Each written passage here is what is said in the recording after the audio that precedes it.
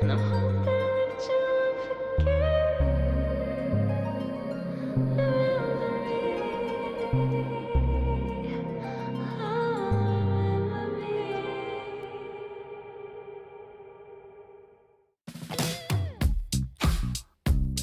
Yeah. It's Q-Head. It's been love since we met. Right from the bar to the bed, all night long, roller coaster. A 5-inch scar on my shoulder. You smile, I'm high. I put my heart on the line. I'm addicted to you, I can't lie. It's whenever you kiss me goodbye. I'm high in your love, high in your love, high in your love, high. It's never enough, never enough, never enough.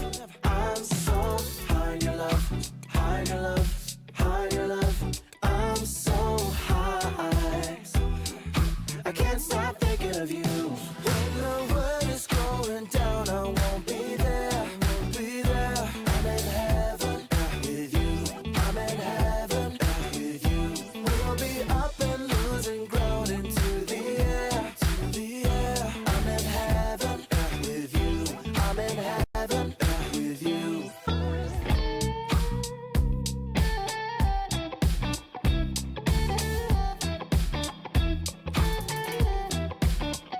And we faced harder times when sweet words turned into lies. We got caught in our nest, yeah.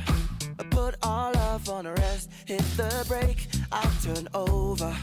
And never ever say that you know her. Got a flame to fuel every night. Keep her safe and hold her tight. High in your love, high in your love, high in your love, high. It's never enough, never enough, never enough. I'm so high in your love, high in your love, high in your love.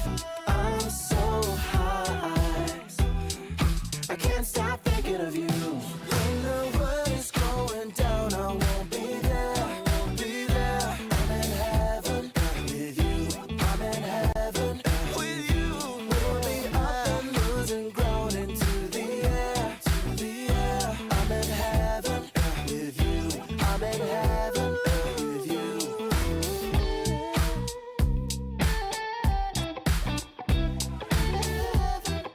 With you.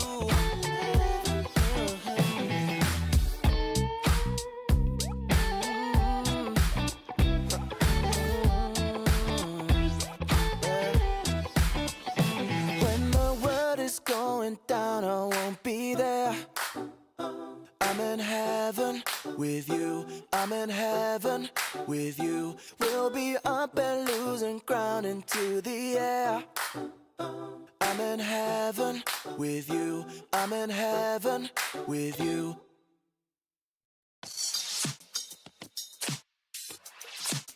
Swing, swing, swing. Ay, ay. 내 눈에 비친 너는 stylish. Baby look me in my eye. 너도 날 원한 것 같아. 하나씩 맞아가는 말. 네 눈 속에서 strong할래. 깊은 눈에 빠진 채 너의 매력에 빠졌어. 헤어날 수가 없는 걸 my heart. 떠올려 시작이 겁나. 너와 난 다를까워. 근데 참을 수가 없어. 네 웃음에 난 친걸. 하나씩 맞춰볼까. 뻔한 자기소개 쉬우고 내 이름은 Tell me baby whatever you like. 다른 부자가 아니지만 너 웃게 해줘 hero. 스케줄이 더 미뤄. 내 속에 너와 가고 싶은 걸 휘둘러. 이런 감성 카페는 넌 어떨까. 혹은 너가 싫어할까봐 난 조금 Real mind 생각을 해 에이. 어김없이 나쁜 생각이 오기 전에 call me 에이. 나쁜 짓 안 해 이제 고개를 끄덕여줘 baby. 너는 stylish. Baby look me in my eye. 너도 날 원한 것 같아. 하나씩 맞아가는 말. 네 눈 속에서 strong할래. 깊은 눈에 빠진 채 너의 매력에 빠졌어. 헤어날 수가 없는 걸 my heart. 떠나보자고 이번 주 weekend. 너와 있으면 내 하루는 비대.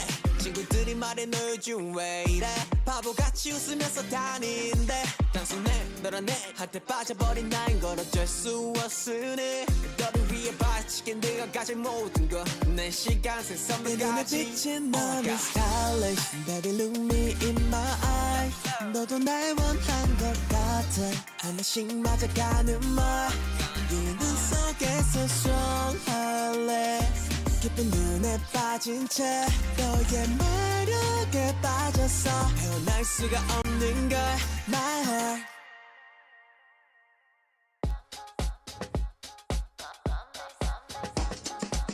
She got sass, she got fast cars, she got everything you wish that you could have. Yes, it's on your fingertips. Close your eyes and you could lick it.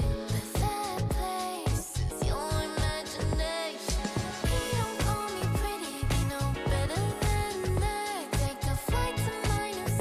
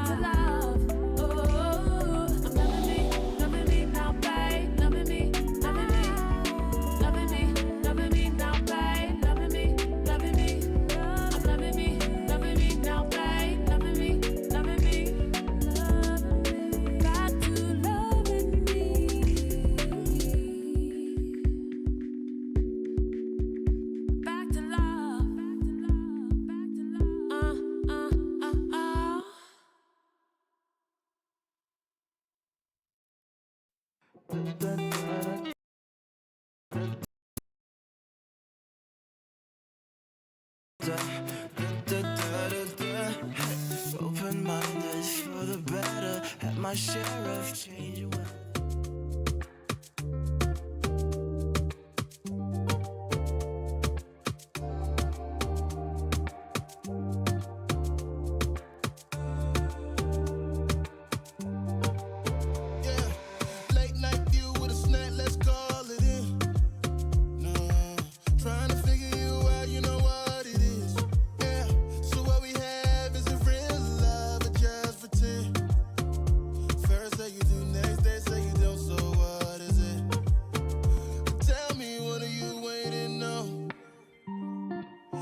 Come now, cause I won't wait too long. Think you know my right don't make you wrong, no. Tell me, what are you waiting on? What are you waiting on? Yeah. Tell me, baby, what are you waiting on? Tell me, baby, what are you waiting on? Knowing true love don't take too long. I'ma go make these songs, knowing that love ain't gone. Baby girl, why you wanna be strong for? Real ones don't need on, cause I'ma be out here once more. You play me, I'm moving on. Tell me, what are you waiting on? Better come now, cause I won't wait too long. Think you know my right don't make you wrong, no. So tell me, what are you waiting on? What are you waiting on? Yeah. Tell me, baby, what are you waiting on? Darling, baby, what are you waiting on? Tell me, baby, what are you waiting on? What are you waiting on? Oh, is it love or is it lust for real? Are you someone I can trust for real? Oh, please tell me. I didn't come to play around for bills, so girl, you tell me, what are you waiting on? What are you waiting on? Oh. The Snapdragon Pro Series is brought to you by Snapdragon Elite Gaming, Monster Energy, and DHL.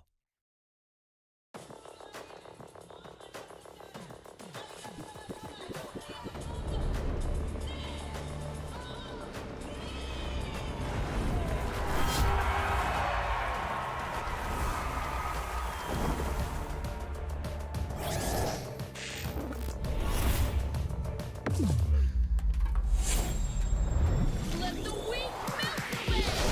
Killing spree!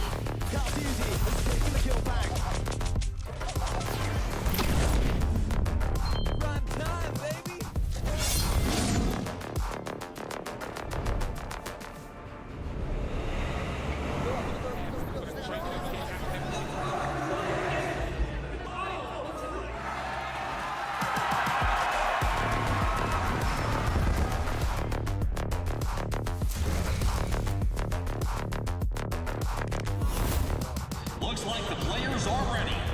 Here we go!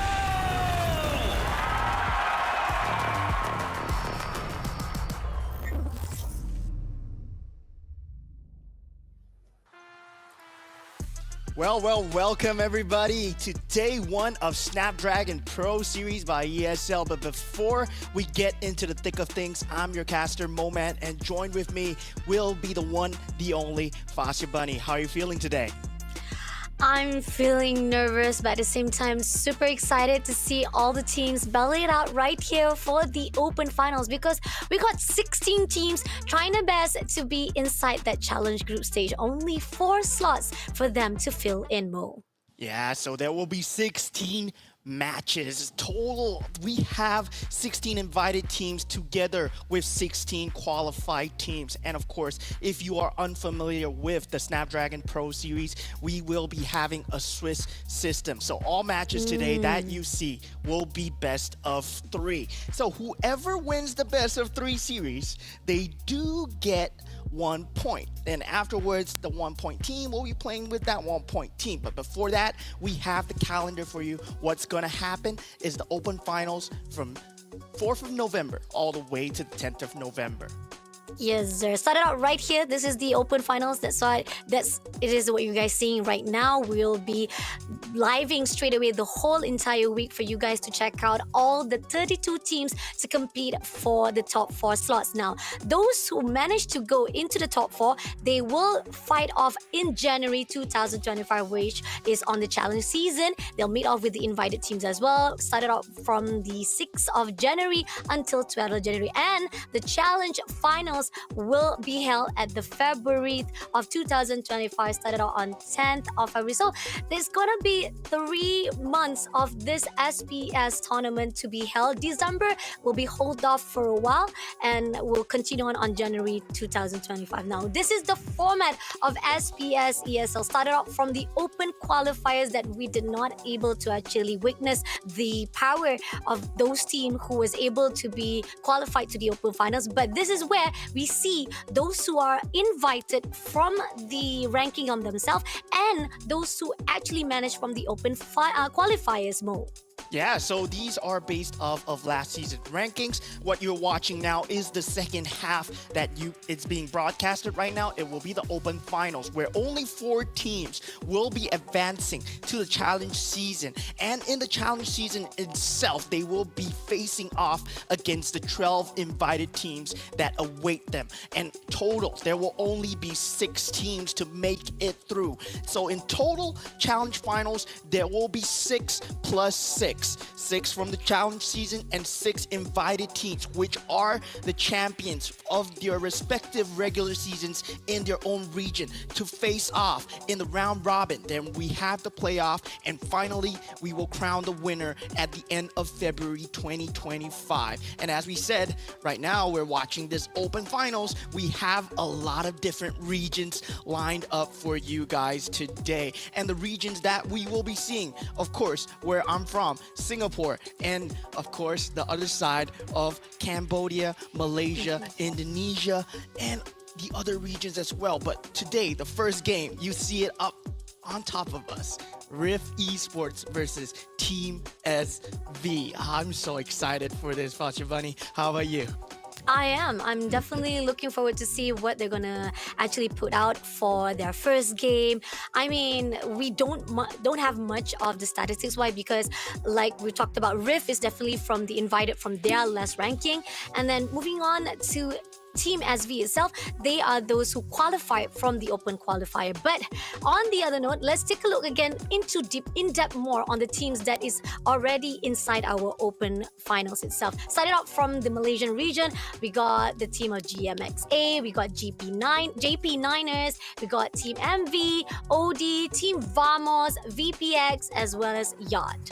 Yeah, and congratulations to Team Vamos for actually representing Malaysia in M6. So they will be one of the teams that will be a top contender. But of course, Monster Vicious, JP9er all played in that playoffs as well, and they are looking spectacular. I feel scared for the other regions because Malaysia, it's the latest playoffs to happen. They are all warm right now. They've been playing day to day. Yeah, and they are really ready to go right now. Agreed, definitely. And going into the next region, I mean, talking about they also had their MPL as well, and the amount of intensity on their games are phenomenal. We got Aurora, we got Team Fnatic Onyx, we got GPA, GPC, Lazy Esports, RRQ Kaito, as well as Smart Omega to be watched out here for the open finals as well. Yeah, Team Aurora, the team that actually eliminated the top team, the champion of M5, Falcons AP Brand. They did get taken out by Team Aurora, so really a very strong contender. And of course, today we will be covering Smart Omega actually and our Game 3. But from the side of Indonesia, we do have Alter Ego, their secondary team Alter Ego X as well, Evo's Holy team. If I'm not wrong, PLES will be covered by us today as well. And Team Rebellion, RRQ Hoshi, and TLID Team Liquid Indonesia, and of course their Academy team from Indonesia as well. Yeah, and we're looking forward to see the Peta Legends because they are one of the matches that will be able to witness their fight off here for the Swiss bracket. So that's going to be interesting here from the participating teams from the Indonesia teams. Yeah, Peta Legends Esports, I believe they've been known as community heroes so far. They haven't actually had a regular season run, but they look like they're about to break through. And of course, the main region that we'll be covering today will be Cambodia with their very interesting playstyles, CFU, Duck Rice, Esports, IQ Phoenix, and of course we got PRO, TSV, also known as Team SV, and of course Team Valhalla as well. And Valhalla, I believe they will be playing against their fellow Cambodian region, CFU today. So it's gonna be top seed versus community heroes. So we get to see whether top seed gets taken down in that similar meta fashion. Agree, definitely. I mean, we're covering 5 of the teams of Cambodia itself, so this is going to be interesting to see what's going to be like for all of the teams. Now, next up from the other region is going to be Myanmar as well as Singapore. We got Team AI Esports, Team Mythic, as well as Evil and Riff Esport. Any thoughts about the Singapore? I mean, you are representing Singapore right now, so any thoughts about it? This is straight up targeted at me because I am from Myanmar and I am from Singapore as well. Okay. So yeah, Mythic Seal and AI Esports. AI Esports, of course, they looked so strong but did not perform as well in the playoff season, could not make it to the grand finals. And Mythic Seal is that super team that was put together to fight against Falcon Esports of Myanmar. But Falcon Esports took away that reverse sweep, getting that representation for M6. Now, Mythic Seal, they have a lot to prove. They are an extremely strong team. Meanwhile, Singapore, Evil, and Riff. Very strong teams, but Riff, I believe they have changed their roster. So we will have 2 different members of Riff Esports. I believe FMM will be on the gold lane and Lucian Cutie on the roam, not Pancake anymore. But now we have the Swiss brackets. This Swiss system is explained best by just winning games, right? Best of 3. If you win 1 game, you are placed in that 1-0 green region. But if you lose the series today, you are in that 0 region where we will proceed with day 2, that round 2. Once if you lose 2 matches, anytime you lose 2 matches, you get eliminated. And right now, it's looking as if you have to win that first series no matter what. You don't want that to be that 0-1. Because if you lose 1 game, you are assured that you will be playing 5 series. So you need 4 series of 4-0 wins to proceed on to the next qualification group. And now as we have it, as we go on with the day and the tournament, we will see teams get thinning out once they reach that 2-loss stage, and eventually we will have that 4-1 tiebreaker where they have to play that 5 series, 5 series of best of 3 and eventually qualify. And if you take a look at the bottom right, yeah, we have 4 qualified teams coming out from this open finals.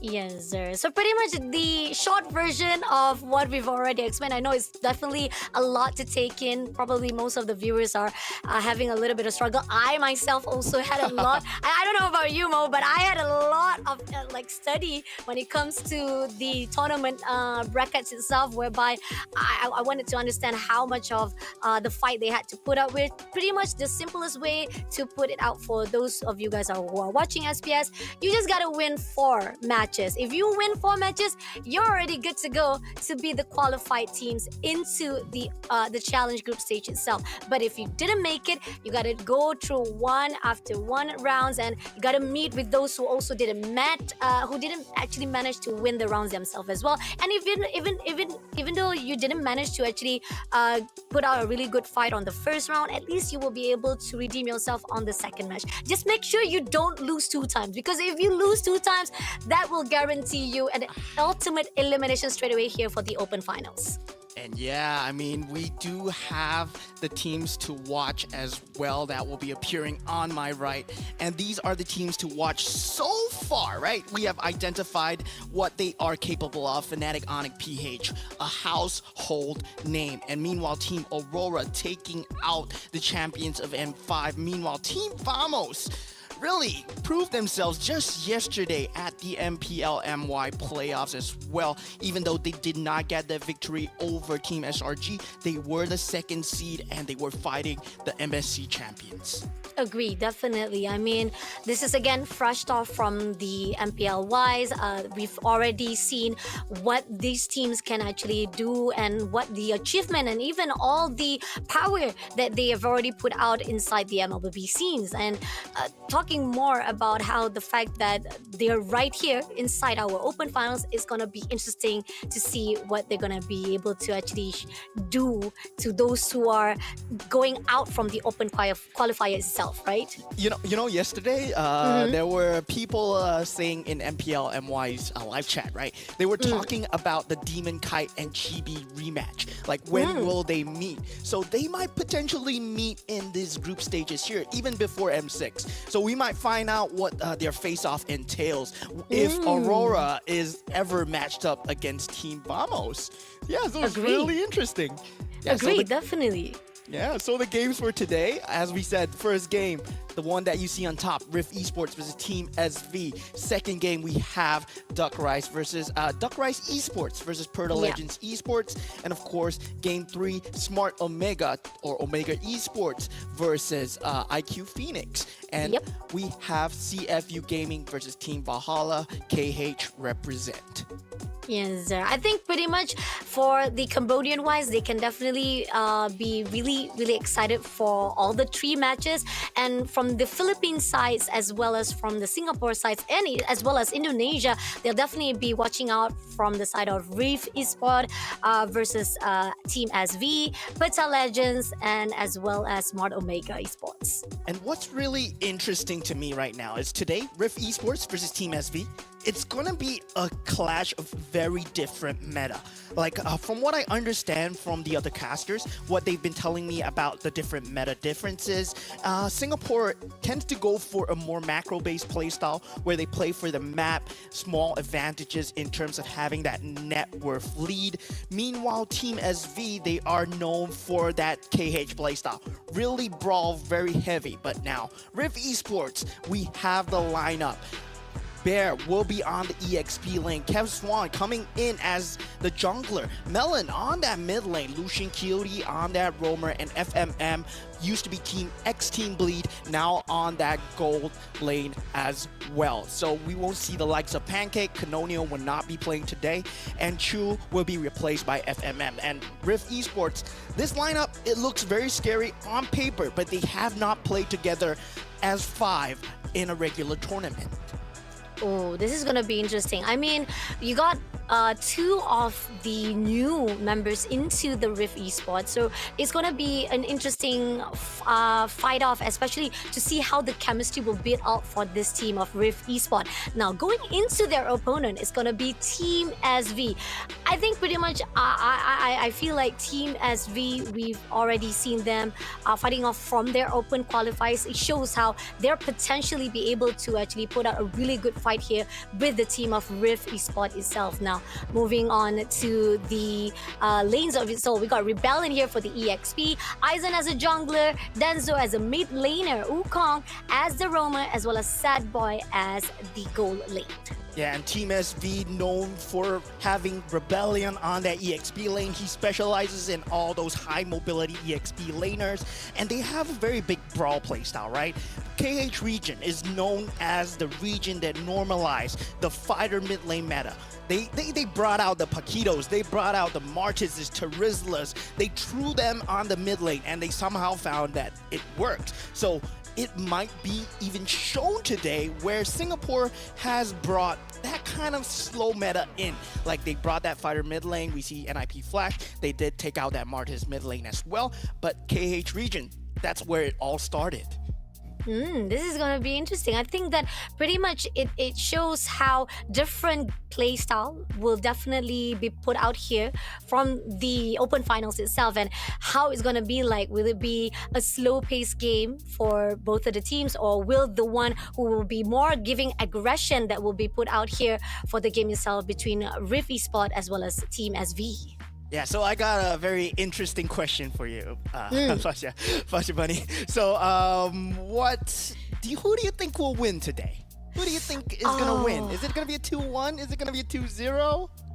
I mean, for me, in my prediction wise, where I put out to the production, I literally put out Riff Esport. I think because I'm more of a fan of my neighbor itself, Singapore. Not to say, I mean, come on, we gotta support each other, right? I mean, not to bring down on KH or anything, but pretty much, I think it's gonna be 2-0, probably. But I like the fact that you put 2-1. There's a possibility of giving a chance that Team SV might be able to steal one match point from Reese Sport. Any reason for that, actually? Yeah, I feel that Riff Esports as a team, they only have 3 members which are ex-Riff Esports. Like, they are still Riff Esports. They have just recently changed their roster. They are facing with new players coming in as well. And meanwhile, for Team SV, they bring a different meta into the table as well. So Riff Esports might struggle to deal with that high-pressure meta coming out from Team SV, which is very prominent in the Malaysia and KH region as well. They go for these team fights. They are not really focused on the macros.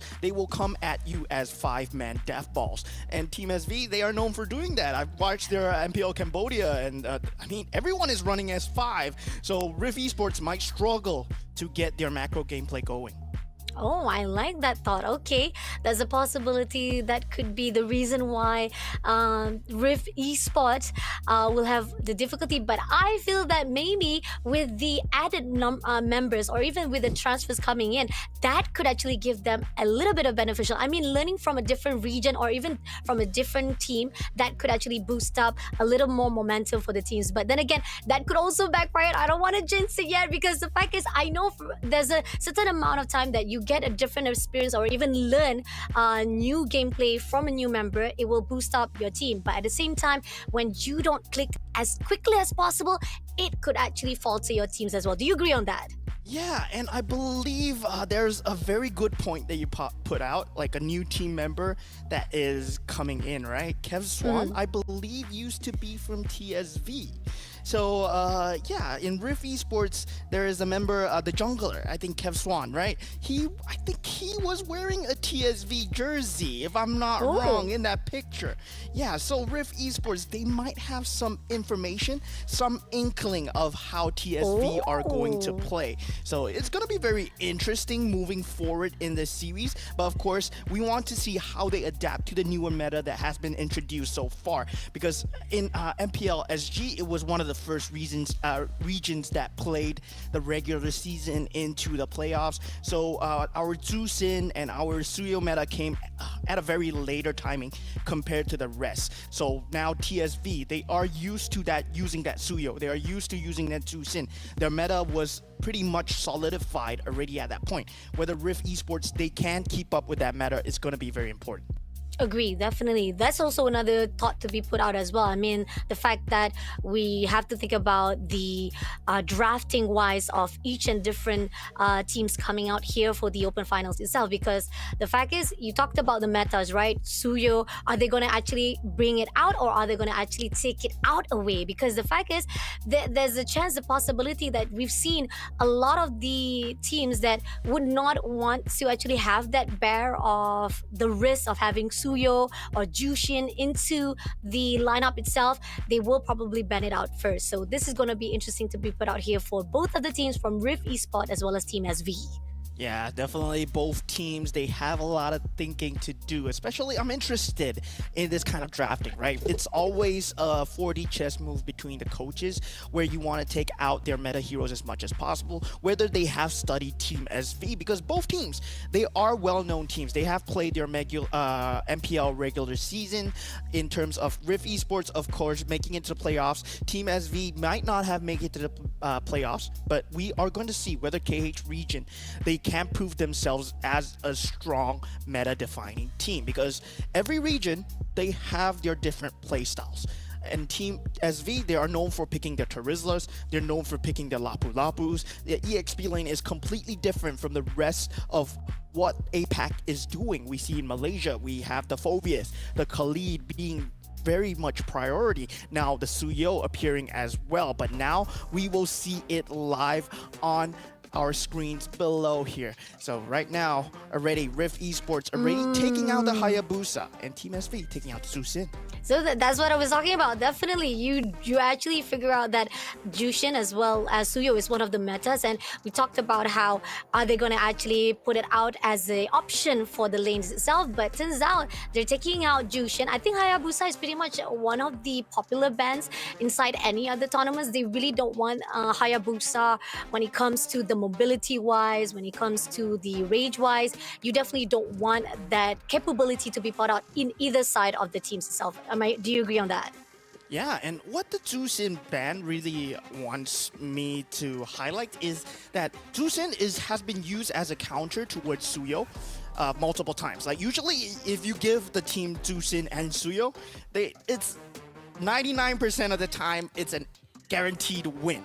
If you give away the Zusin and the Suyo, of course. But now taking out the Zusin and Team SV, they are on that red side, I believe. Oh no, this is Riff Esports below. Not too sure whether the UI is correct, but yeah, Zusin and Suyo will be taken out as a whole together. Now Hayabusa and Alpha, I feel that it might be a read on how Kev Swan likes to play, because if Team SV, they know their own teammate, it would be good for them, right? Agree, definitely. I mean, maybe the possibility they've already known Cav Swan when it comes to becoming a jungler. You try to take out as much of jungler's option to be put out here for Team SV. I mean, again, both of this side of Riff Esport, they're pretty much prioritizing on any kind of heroes that actually use all the ranges, all the mobilities to them to be put out. And these are the two top heroes to be put out. And now we got Chip also been put out as the ban. Yeah, I believe Chip has a 100% win rate in all the MPLs combined so far. Yeah, so Chip is really a strong ban that you had to take out. This hero is just a bit too strong at this point, where teams, as long as you can communicate that shortcut, is going to be just a very pivotal tool to join that team fight. And we see that similar fashion from the Luoyi, but it's just that the shortcut provides a two-way street. You can join the fight and you can exit the fight as well. So that chip mobility, extremely strong to deal with. You have to take it out. But we have a lot of high priority picks in the pool. Like if you think about it, right? There is still that Phoveus. There is still that Khalid. Angela, yes, finally being taken out. Yes, but that still puts Ling in the table. Nolan is still in the pool as well. So in terms of these picks, they have a lot to choose from. The goal laner, you can think about the Harif, the Lunox, the really strong goal laners that are possible to be picked up. And we do see that Team SV, I mean the blue side, would be the first pick, right? How do they open here? Do they go for that Ruby opener that they know for? Or do they prioritize their EXP later? Ah, that's true. That's definitely true. And then pretty much we definitely see the patterns wise, they pretty much definitely prioritize more on EXP as well as mid lane, because they don't want to make sure that, we got Gatot Kacha as the first pick. Yeah, the Gato Kacha really very strong right now because of the fact that you can have the Avatar of the Guardian. It's a pseudo mobility tool where you can join the team fight, as well as that battle spell being that revitalization, right? So you can join in, you can heal up your teammates, get the team fight going. You want that sustained team fight. And Riff Esports, if they are going to answer to this, usually what we see out of these teams to answer towards the Gato Kacha is having a similar control, where whether you pick up that Vexana, whether you pick up that carry to burst the Gato Kacha down. Riff Esports, they will have to think about dealing with this sustained team fights. And they do go for the Hylos and the Eve. Okay, it's a very strong zone control. So Riff Esports, you can see that they are going for a very strong zone control. I really like Melon's usage of the RWM on the Eve, because he has very good discipline to when it is being used. And it's very important, right? When the Avatar of the Guardian is used, then you use the real world manipulation. If it comes out too early, that Avatar of the Guardian is just going to destroy you. Oh, this is very tricky. I like the fact that Riff Esport is like, wow, okay. Just when I was like saying that they responded really well with the Gotta Catch Up, but now Team as you say like, no, we'll bring up Chow as well as. Oh wow, this is amazing. I think the fact that Team SV, they're already prioritizing Garukacha as the one to actually mobilize things. They'll give a lot of the health support wise. Now we got Cho to actually secure controlling wise, crowd control wise, and as well as, this is interesting from the side of Team SV, definitely. Yeah, Cho really good at very much of having that pick-off potential, that high mobility as well. That control immunity helps, especially in that real-world manipulation. But the more interesting pick is also that Valentina. That Valentina already has a buffet, right? He can steal that real-world manipulation. He can steal the glorious pathway as well. And Riff Esports, they will be prioritizing the jungle pick. The Nolan must be picked up right now because from what Team SV they have been doing, their batting patterns, they took away 2 junglers already. They cannot really take away another jungler. We're not too sure what Kev Swan is capable of, whether his hero pool is wide, but having that Nolan in their pockets right now, I mean, with the bans, they can take out more junglers, right? We can see them try to take out potentially the what's it called, the Ling? Yeah, and potentially more of, like, let's just say Hayabusa is out, Alpha is out, Suyo is out. There's so many meta junglers that are out. So Team SV, they will be on that secondary pool, like no longer the tier 1 picks, but they will be on the tier 2 picks. Nolan, of course, still in that tier 1.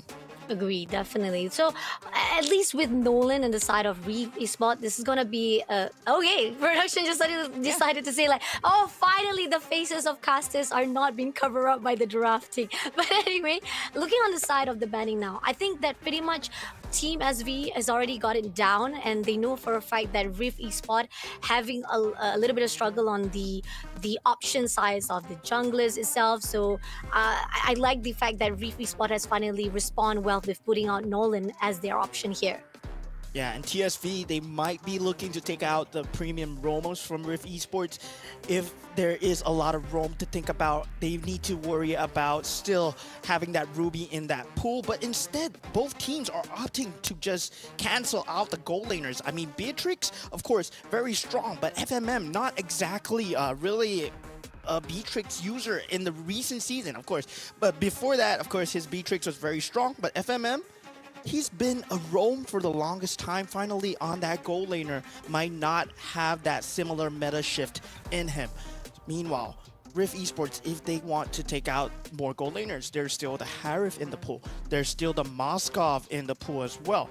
The Claude, of course, being taken out. The carry would be one of the premium picks as well. It deals with both Hylos and Gato Kacha very strongly in terms of having that singular target damage shred. That light wheel is always extremely potent, but the Irithel coming out from Riff Esports, Irithel not really too much in the meta until recently, right? MPLMY, they did bring it out multiple times, and it has shown to be a very potent tool.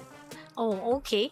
Irithel, I think because the fact that they've already seen how Irithel has been put out as the gameplay, as the strategy-wise, so they don't want to actually have that here for the open finals. It's actually a good thought, and they ban out 1-1 as well from the side of Team SV. Yeah, I'm really surprised because Team SV, if they pick the 1-1 themselves, it's really very strong, right? They might have been thinking that FMM might want to play the 1-1, which is good, but is not really synergistic with their lineup. The Cho 1-1 is really strong, but Riff Esports, they've yet to pick up a gold laner. You can still think of the Harif because Bear having that glorious pathway together with the Zayman's Force, that's just a lot of zones of control that you need to think about, where every moment where you're stepping on that field, you're gonna get slowed down, especially if you have the glorious pathway, the real world manipulation on top of that with the Zayman's Force, but they do opt for the Nathan instead. I mean, again, a questionable choices inside the band itself. I mean, you give a great note there when it comes to Harith, and if they able to actually grab that from themselves, that's going to be a great team up from the side of Riff Esport, unless there's a possibility Team SV picking up themselves the Harith in the hands. Yeah, and this is, I think, might have been a small little blunder. Maybe because Harif having that Zamon's Force, it's also very good on Team SV, right? If you think about it, Valentina, you can steal away the real manipulation. You can steal away the glorious pathway as well. So it's going to be extremely scary. And the Link still in that pool, not being banned out. Yeah, they're going to pick it up for themselves. So Team SV, they look like they got a pretty good draft. Riff Esports left with a roamer. I mean, at this point, do you still go for that Ruby to counter out that Cho?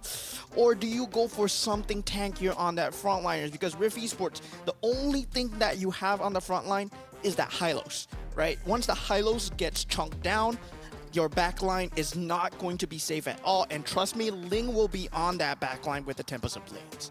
Agree, definitely. So right now, pretty much the back line from the side of Reef Esport can be seen a little bit weak on the side of them, and there's a possibility they need to cover them up, and they picked up the one and only right here. And finally, we got the full drafting for both sides of Team SV as well as Riff Esports.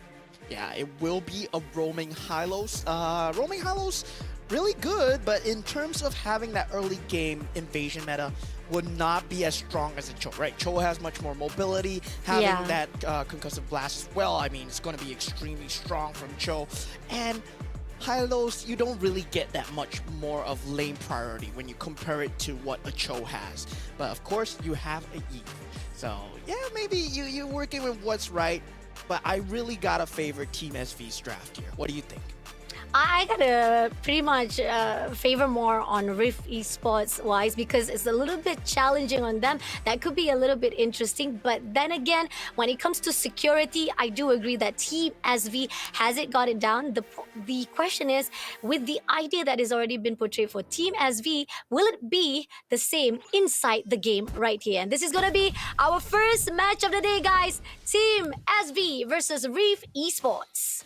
Yeah, both teams. Okay. I mean, we are in technical pause at the moment, so we can continue to talk about who we think is gonna win, right? So definitely in terms of having that late game insurance, that Nathan is gonna be a very strong late game tool as well. And of course, you have that AOE damage to shred through with the entropy and the reverse clone, but it has to be around the 12 to 15 minute mark where you get your power spike going. Nathan. Before that, you're not going to have a similar advantage compared to the Harif, where you can lay down that Zamon's Force for that just team fight control. So it's going to be very important on how TSV do this. They are a very early to mid-game lineup, where if they don't win your lanes, they are pretty much doomed. That's true. I do agree on that note though. And the fact that Reef Esport, they gotta be really careful on the early games itself, and they know for a fact that once they actually be able to buff out, they'll be able to actually stand out most of the early game fights, and they'll be able to actually because we've talked about it, and I think you've already put out on the platter itself saying that Team SV, they prioritize when it comes to team fights. So this is Reef Esport have to be careful when it comes to Team SV, shutting them down instantly earlier games and giving them a lot of the potential when it comes to the goals as well as them buffing themselves up. So Riff Esport, if they can actually mobilize or controlling on that early games, that will be able to help Riff Esport to shut down all the attempts that Team STV can actually do against them throughout the game. Yeah, and in terms of just timings alone, I feel that the Hylos death counter would be very important, right? How much times will the Hylos die early game? That's going to be very important when translating into that mid game, because Hylos, you know that the sustainability just translates very well, scalability into that mid game, into that late game. So Lucian Cutie's death counter, very important. If he does not die too many times before that 8-minute mark, before the first Lord spawns, he might have the sustainability to pull through. Agree, definitely. So far, right now, we are seeing a little bit of scrimmage. They are trying to push in. We got Team SV a little bit more confident trying to push into Lucian T, QT, but then at the same time, they are doing a little bit good space range between each other. So that's a really good potential. Sad boy, right here, giving a lot of damage already to FMM, and FMM had to pull away, knowing for a fact it's too risky with Aizen already giving a lot of the potential side of going to back it up. So FMM pulls away from the fight. Rebellion and Bear just hiding off in the bushes right now, just waiting out for the time being. Yeah, and what I'm really curious about is going to be that goal lane matchup where, of course, Sad Boy is going to destroy FMM. Nathan does not have a good early game at all. But once you can buy time to the level 4, once you have the entropy up, it's going to be a much more even team fight. Once you go in, and whether the roamer, the Cho, he gets the way of the dragon in time before this first turtle fight. That would be going the way of Riff Esports, actually. Team SV, they are not prioritizing turtle at all. And this is one of the vulnerabilities of a link, right? If you do not have the buffs available, you generally do not prioritize the turtle at all. You want that purple buff, you want that orange buff before you go into the team fight at all. But look at the mid lane here. Oh, no, we got seeing here, Kong was almost able to actually stung a little bit of Lucian T, but Lucian T was able to pull through. Gonna actually back out Melon for a while, not allowing Denzo as well as Wukong coming in, trying to tap again to fight it off with Melon, but at the same time, it's just a little bit of the jitters coming in between the two teams.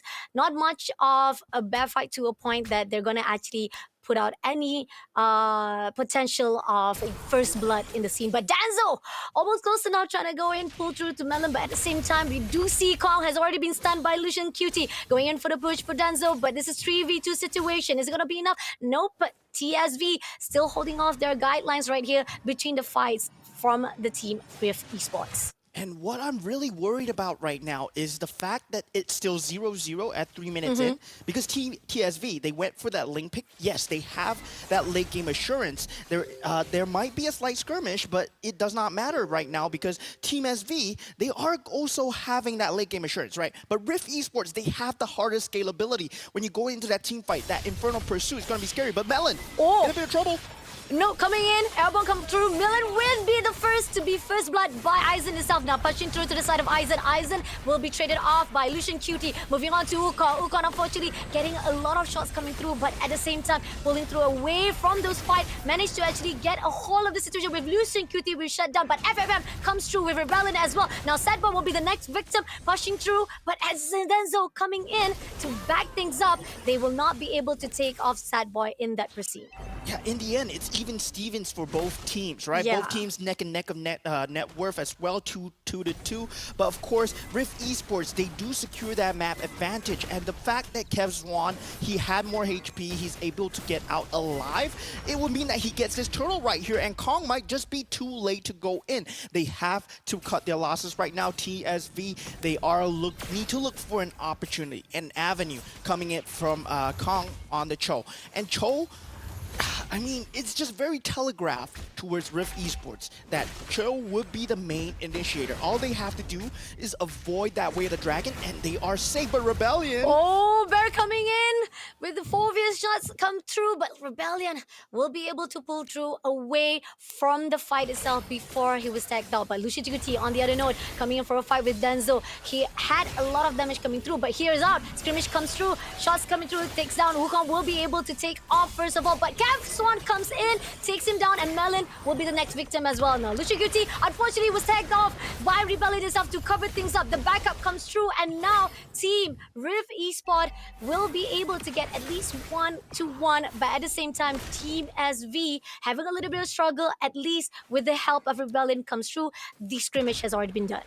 Yeah, and with the macro play going on at the top lane, Sadboy did manage to get that outer tier turret for himself. And this is going to be a slight worry factor when they reach their power timing, where Aizen is slightly ahead of Kev Swan right now in terms of kills, but not in terms of levels. So in terms of farm, he is there to actually join the team fights already with that Tempest of Blades. And once the Harif joins in, Riff Esports, they're going to have a bad time. Glorious Pathway already being used.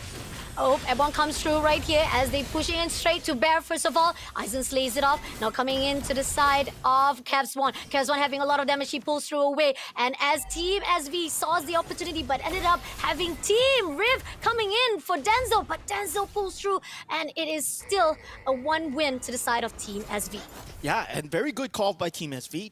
Just identifying that entropy timing coming in from Riff Esports on FMM. Once the entropy comes through, they disengage, did not take that team fight because they could not go for any more objectives. But now this third turtle will be up. Riff Esports with 2 turtles so far, but still having that net worth lost. But they want to keep that net worth advantage going because they have the later game team lineup. So it's going to be extremely scary, especially when Riff Esports managed to get this third turtle. But Team SV. Oh, coming in for skirmish again as they pull through. Oh, farming in all the side right here. Bear coming into the side of Denzel. Almost been able to shut it out, but unfortunately Denzel with Aizen coming up for the backup. Bear pulls through with Rebellion, try to do a lot of damage, and Team Riff had to pull away from the fight again. Yeah, Team Rift, I mean, at this point, they are not at their power timings at all. TSV, they have the Zayman's Force. They will have Denzel with the IMW able to steal that glorious pathway. He's done it multiple times, and they have to be worried about that. Rift Esports, they're still trying to force a turtle. They do get it, though, but look at the back lines. The backlights comes through right here, going in for Aizen, but doesn't manage to go to Bear. Still holding on for the side, but doesn't manage to pull through with the side of Rebellion. Able to pull through and manage to actually shut them down. The attempts was a falter from the side of Team SV. I mean, at least they got the turtle, but then again, they still didn't manage to pull through with the gunfight. And at least the fact that they didn't actually manage to steal away from that fight, I mean, at least the falter from the side, they did manage to actually take down Denzo in the process. Yeah, Riff Esports, they're slowly racking up their advantages, right? They got the turtle, they got the kill, and it's not looking good for TSV. Their item timings are going to be up at this point. Lucian Cutie, we were talking about his kill, his death counter. He only died once as a roaming Hylos. And at this point, he's going to become an unkillable pony with that glorious pathway.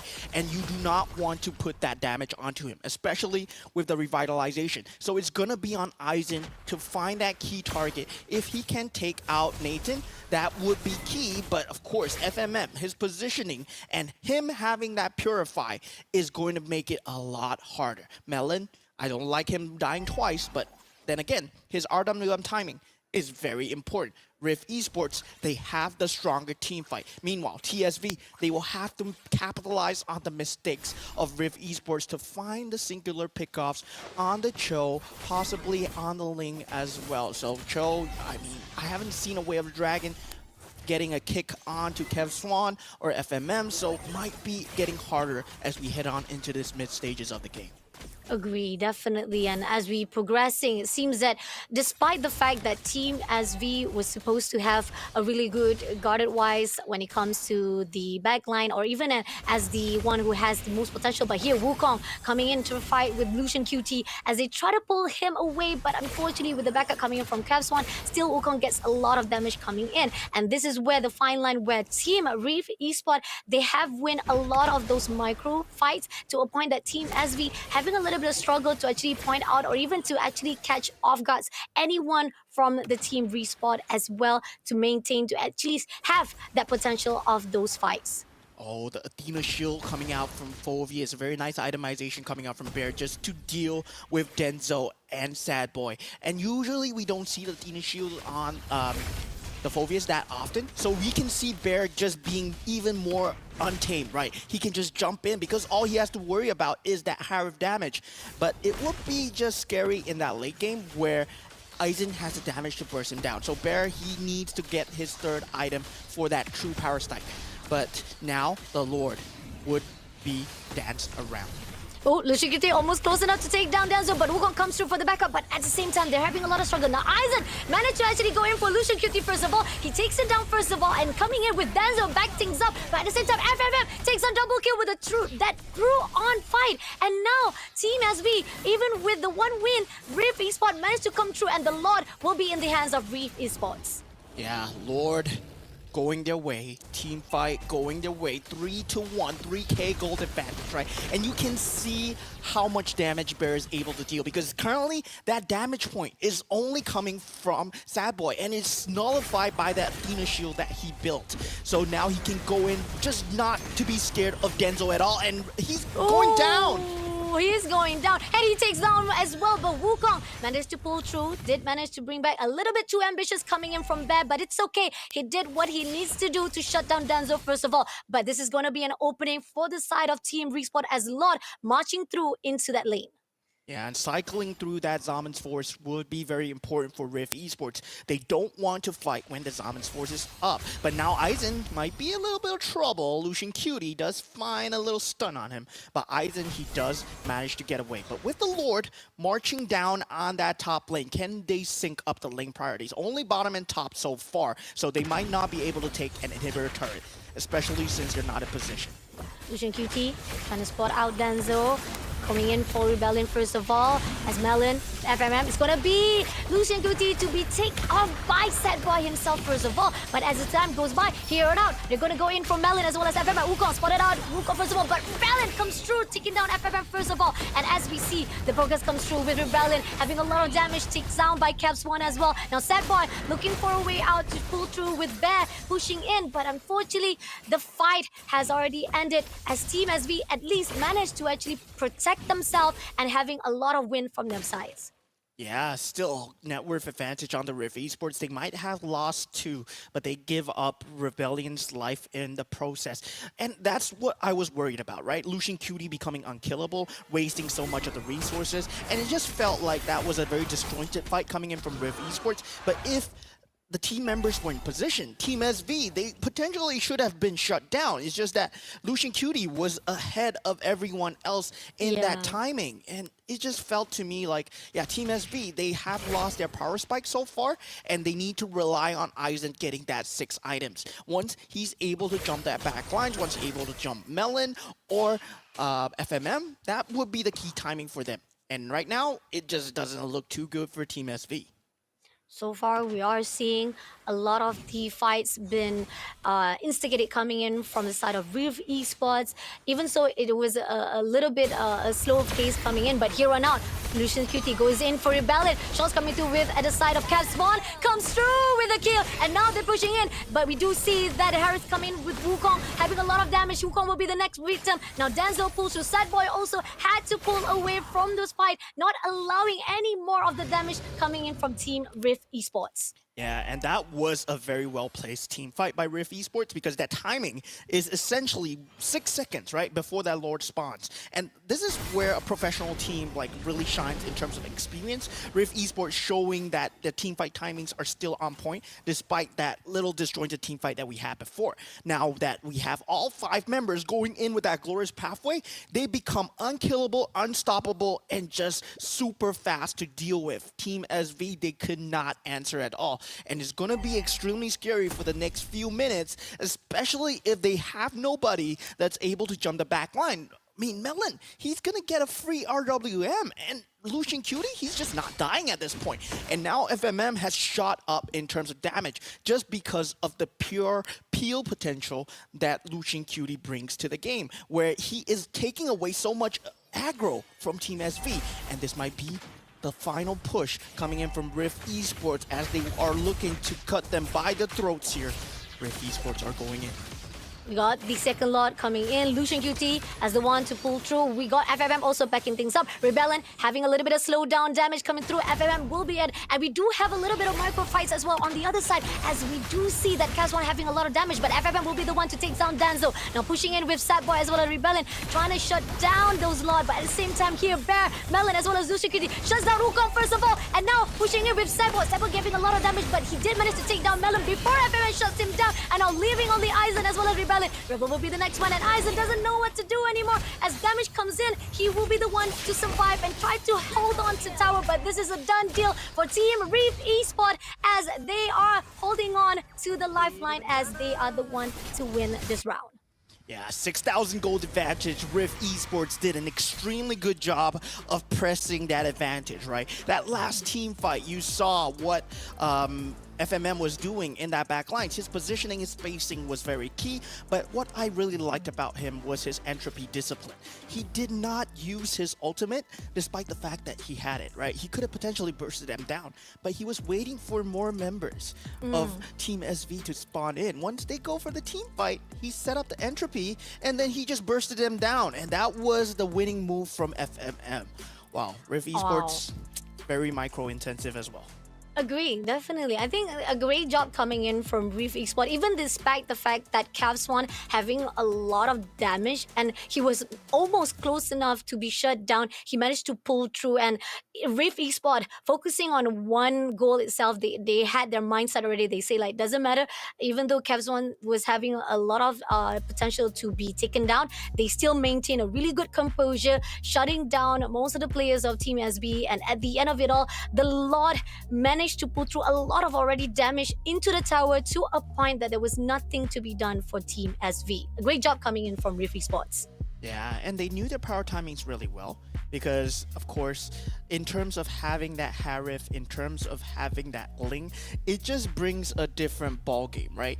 They had that late game assurance in terms of Aizen.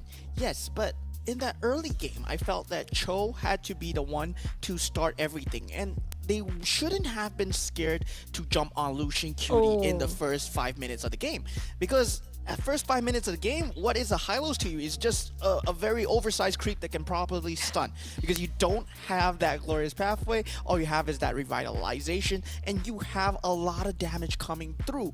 And if you look at the itemization coming out from Bear, his Thunderbelt into Athena shield, that is just plain dirty, right? It's just to play against Sad Boy, it's just to play against Denzo. He does not care about Aizen because he knows that Aizen will not aim him. And Aizen, yeah, true to form, he was trying to take out Melon, he's trying to take out FMM. But if he knew that Bear had the Athena shield, then Bear probably would have died multiple times, but he only died twice. Oh, that's true though. And the fact that we are seeing they were trying to actually shut down Lucian QT a little bit too late, and to a point that even so when Lucian QT was the one to pull through to instigate doing the crowd control, that was when Team SV, they couldn't actually do a lot of the potential of defending wise for their side, and putting out a lot of the sunlights where Wukong could not even be able to actually even capture one of the players coming in from the side of Team Riff Esport. That was a struggle for Team SV itself here for the first game. Yeah, I mean, in terms of having that advantage, Riff Esports, they just never let go the moment they had that third turtle. Once the third turtle fight was taken, he just converted it all the way, and just really well done coming in from the side of Riff Esports and using Bear as that initiation tool, right? We expected Lucian Cutie with that glorious pathway to go in first, but no, Bear was that initiation tool, and the fact that they can just pull that 1-2, I like that. Lucian Cutie is playing very well with FMM right now. They were on that bottom lane having that separated team fights in terms of having that macro decisions in that late game. Riff Esports, they still got it despite being a different team. Oh, agree, definitely. I mean, again, this is where the fine line saying that despite they are coming out as a new lineup, as a new roster, somehow those experience-wise coming from Lucian QT himself, as well as FMM, is pulling through for Team Riff Esports. From the side of Team SV, I think they pretty much thought a really good idea. We've even talked about this when it comes to drafting wise. They had a really good idea probably on the start of the game itself, where they had the crowd control on their side. They had at least Valentina as well as the side of Harith. I mean, we know for a fact that they could actually pick up a different hero to back things up, but then again with Harith they might be able to change things. But unfortunately with Team Riff Esport is just in a better position, as well as in a better way of going in for those teams fight. That's where Team SV falters for this first round. Yeah, and really, I just felt that TSV, they did not capitalize on their draft. Because yes, they had that power timing, where Zayman's force was available. They actually went in, they took the team fight. Yes, but they should have pushed the issue because they had that mobility. They had the Avatar of the Guardian coming in from Rebellion. They had Denzo with the glorious pathway, similar to what Riff did in later game. They can actually do it in that early to mid game, but it felt like Aizen was not together with the team. Of course, he was on the link, but he's just a late game assurance. If he had fought with his team just a bit earlier, he had enabled Wukong a bit earlier as well, that would have been great for TSV's momentum going into that later stages of the game, and Riff Esports would have been kept on a leash. But we got here the MVP of the round itself. It's gonna be TFFM. I mean, I know that you guys are probably confused with the graphic wise. Don't worry, it's still FMM from Team Riff Esport himself. Just a little bit minor technical issues there. But with the KDA of 9-1-4 as well as 81% of kill participation, I mean, he was able to actually hold down his own lane all by himself, and he managed to pull through and giving a lot of the team fight for the team of Riff Esports. Yeah, Riff Esports, they did a very good job of holding that advantage. In terms of knowing their win conditions, they're very strong as well. And in terms of using that Nathan Hylos combo, I just really didn't like that Hylos didn't die, right? Hylos is so scary if he does not die, and that's what makes him strong in the first place. And to counter that Hylos, what we usually see teams doing, if the Hylos is on the EXP lane, usually you play something like a lane dominator, like a CC, like a Yuzong, where the Hylos is kept out of the lane, where you put a glue we see in the recent meta as well. But now that it's going into the newer meta, Hylos in that roamer, he has been controlled by Cho. Yes, he has indeed been controlled by Cho, but only in the early stages of the game. That's where you need to capitalize on the Hylos' weakness. In that early 8 minutes of the game, before the first Lord spawns, you gotta kill the Hylos as much as possible so that his farm is not there, revitalization cannot be used, and in terms of your own farm, you're up there because you're killing that Hylos so many times. Agree, definitely. So again, why when it comes to the defense-wise of Team Riff Esport, or not just defense-wise, when it comes to the team fight itself, they've already got it down, and to a point that I like the note that you talked about how Team SV was a little bit too afraid to actually go in first of all, because they should have the potential started off first. But then, even so, we did saw they try to pick one after another. They even try to go in for a fight with Lucian Kitty. I like the fact that Melon was always there to back things up, and no matter how they try to actually pull away Lucian Kitty, they still couldn't manage to do so. And that could be one of the key points, the reason why Riff Esport managed to pull through, and even so, even from the first success of the title itself, managed to have an idea or even a prediction of wise of how Riff Esport was just in a better formation. Yeah, and TSV, I mean, yeah, you see from the first few team fights, Lucian Cutie already taking out Aizen. This was not a very good look because they secured their first turtle off of this, right?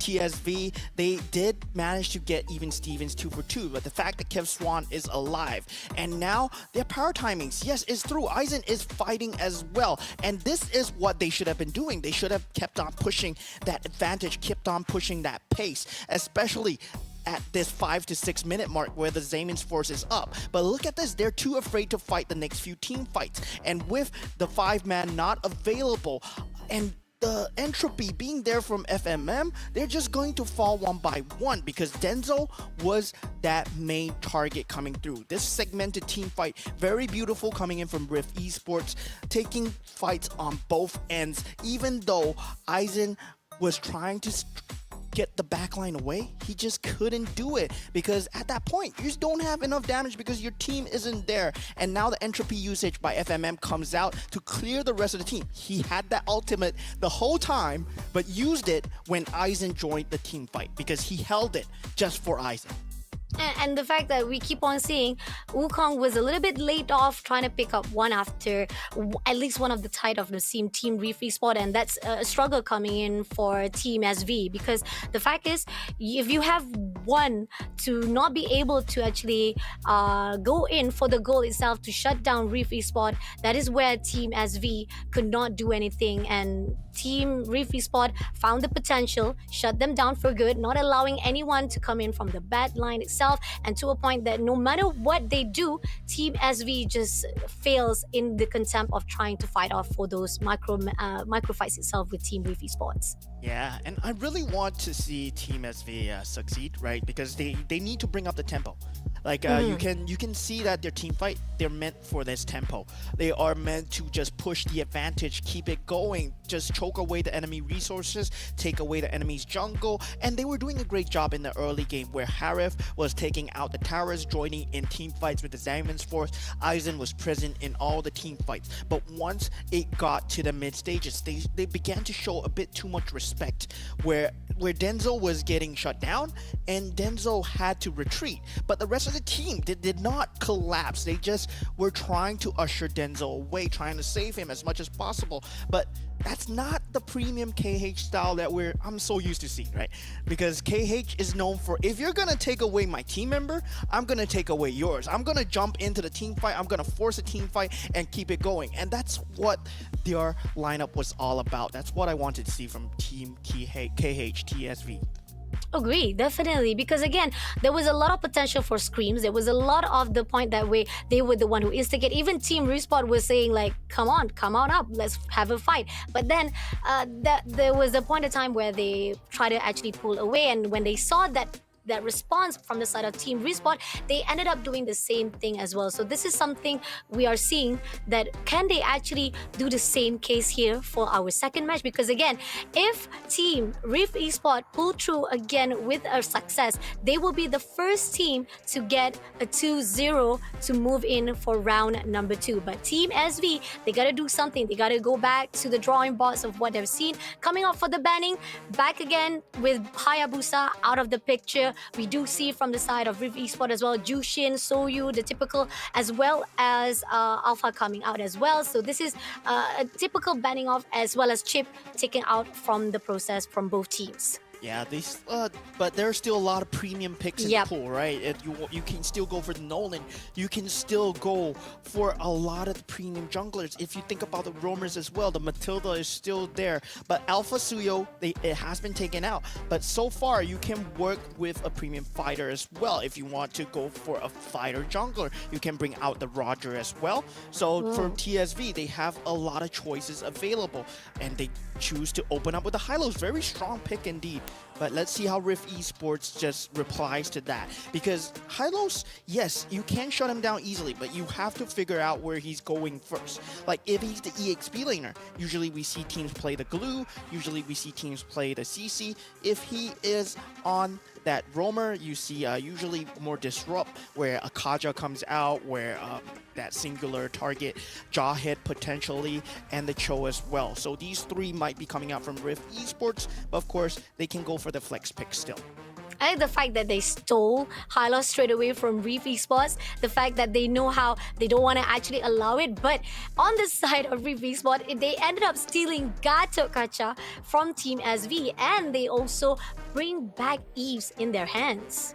Yeah, I mean, the Eve looks like Melon is really comfortable on Eve so far, but it's not the only hero that he plays, right? So yeah, there's a lot more tricks up their sleeve. They're potentially not trying to show too many things in this current current best of 3 series. But yes, Eve Gato Kacha, very strong combo.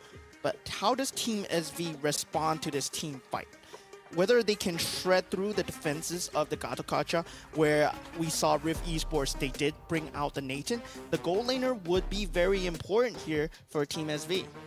Agree, and they got Harith again on the side of Team SB. There's as well as Fovius been stolen away from Reef Esport. I think that Team SV has got it going down, saying that they're not going to allow any of the potential been put out by Reef Esport after their success, and they're going to actually use it against Team Reef Esports. Yeah, with the Khalid banned out, that Fovius pick is something that I should have seen coming, right? Because the two premium EXP laners, the Fovius and the Khalid, you pick either one, but now that one is gone, you pick up the other, and Team SV, they just picked up one for themselves. And TSV, they have a very strong opening draft, but Riff Esports, they can potentially try and stop the Harif as much as possible. If they want, they can still pick up the Lunox for Riff Esports to destroy that Harif, make sure that he does not have a team fight going. But they go for the Matilda instead. Matilda, very strong at repositioning the Eve. The Gato Kacha can potentially be saved as well with the Avatar Guardian going in. So yeah, very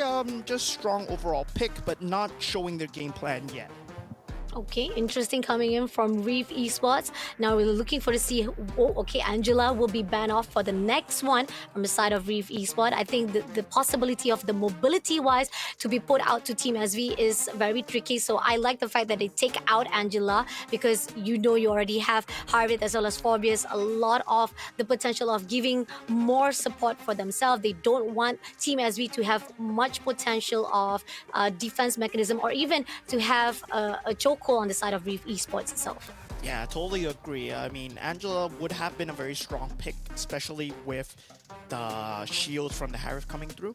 So yeah, really strong pick. But the TSV, I mean, on the other hand, they do take out the Bane, which is kind of niche pick, I feel. It is very strong. It is very strong. Riff Esports are known for doing that, known for picking the Bane, but not on Kev Swan. They're known for picking the Bane on Canonio, and he's not playing today, so I might have done the homework on the wrong player today, TSV. Okay, interesting. I mean, again, this is a questionable choices made from Team SV. There's a possibility the coach knows the players coming out from Riff Esports, but then Ling being banned as well. This is going to be a bit tough from the side of Team SV, but we do see Nathan being banned. So Riff Esports, they have a lot of things to be going out right here for their own team.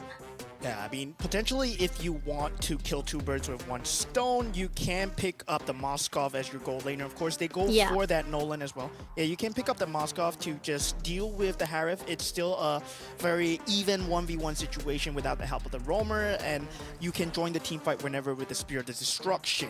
So Riff Esports, they still have a lot of choices in terms of the gold laners. But meanwhile, for Team SV, they have yet to pick up their mage, right? To deal with the Eve, I mean, usually we see the Zhu Xin being used, but Zhu Xin is being banned out, so you will not have that available. The Aurora is really strong choice as well. We see teams pick up that Vexana as well, so potentially they can go for that Vexana or the Aurora if they choose to do so. Agree, definitely. I mean, if you have someone to card controls, and we are seeing Vexana been picked up, as well as Fanny. Okay, all right. I like the fact that they already, again, Team SV wise, when it comes to drafting, I have to admit, this is, you've already talked about even from the first drafting itself, they love to cover every single ground. It just, when it comes to persecution, this is a question if they be able to pull through. I mean, you already have Eisen with Ling previously, but they didn't manage to pull through now. Can Fanny be able to change things around for Team SV? The good thing about Riff Esports, right? I mean, about Team SV, right? Is that Riff Esports does not have any form of lockdown right now. That Fanny pick completely threw them off guard. They have nothing to catch the Fanny. So it's a very strong pick coming out from TSV. In terms of draft itself, very solid. And they do go for the Lunox. Lunox is a very strong pick for survivability and trying to fight the Harif, right? You win, you instantly win the Harif in terms of a 1v1 matchup. You have the power of Order Brilliance to avoid the Fanny, but it's not the end-all solution for Riff Esports. I mean, Fanny itself, it's a very hard hero to catch, and they don't have any lockdown. So it's potentially a free game for TSV if they play their cards right.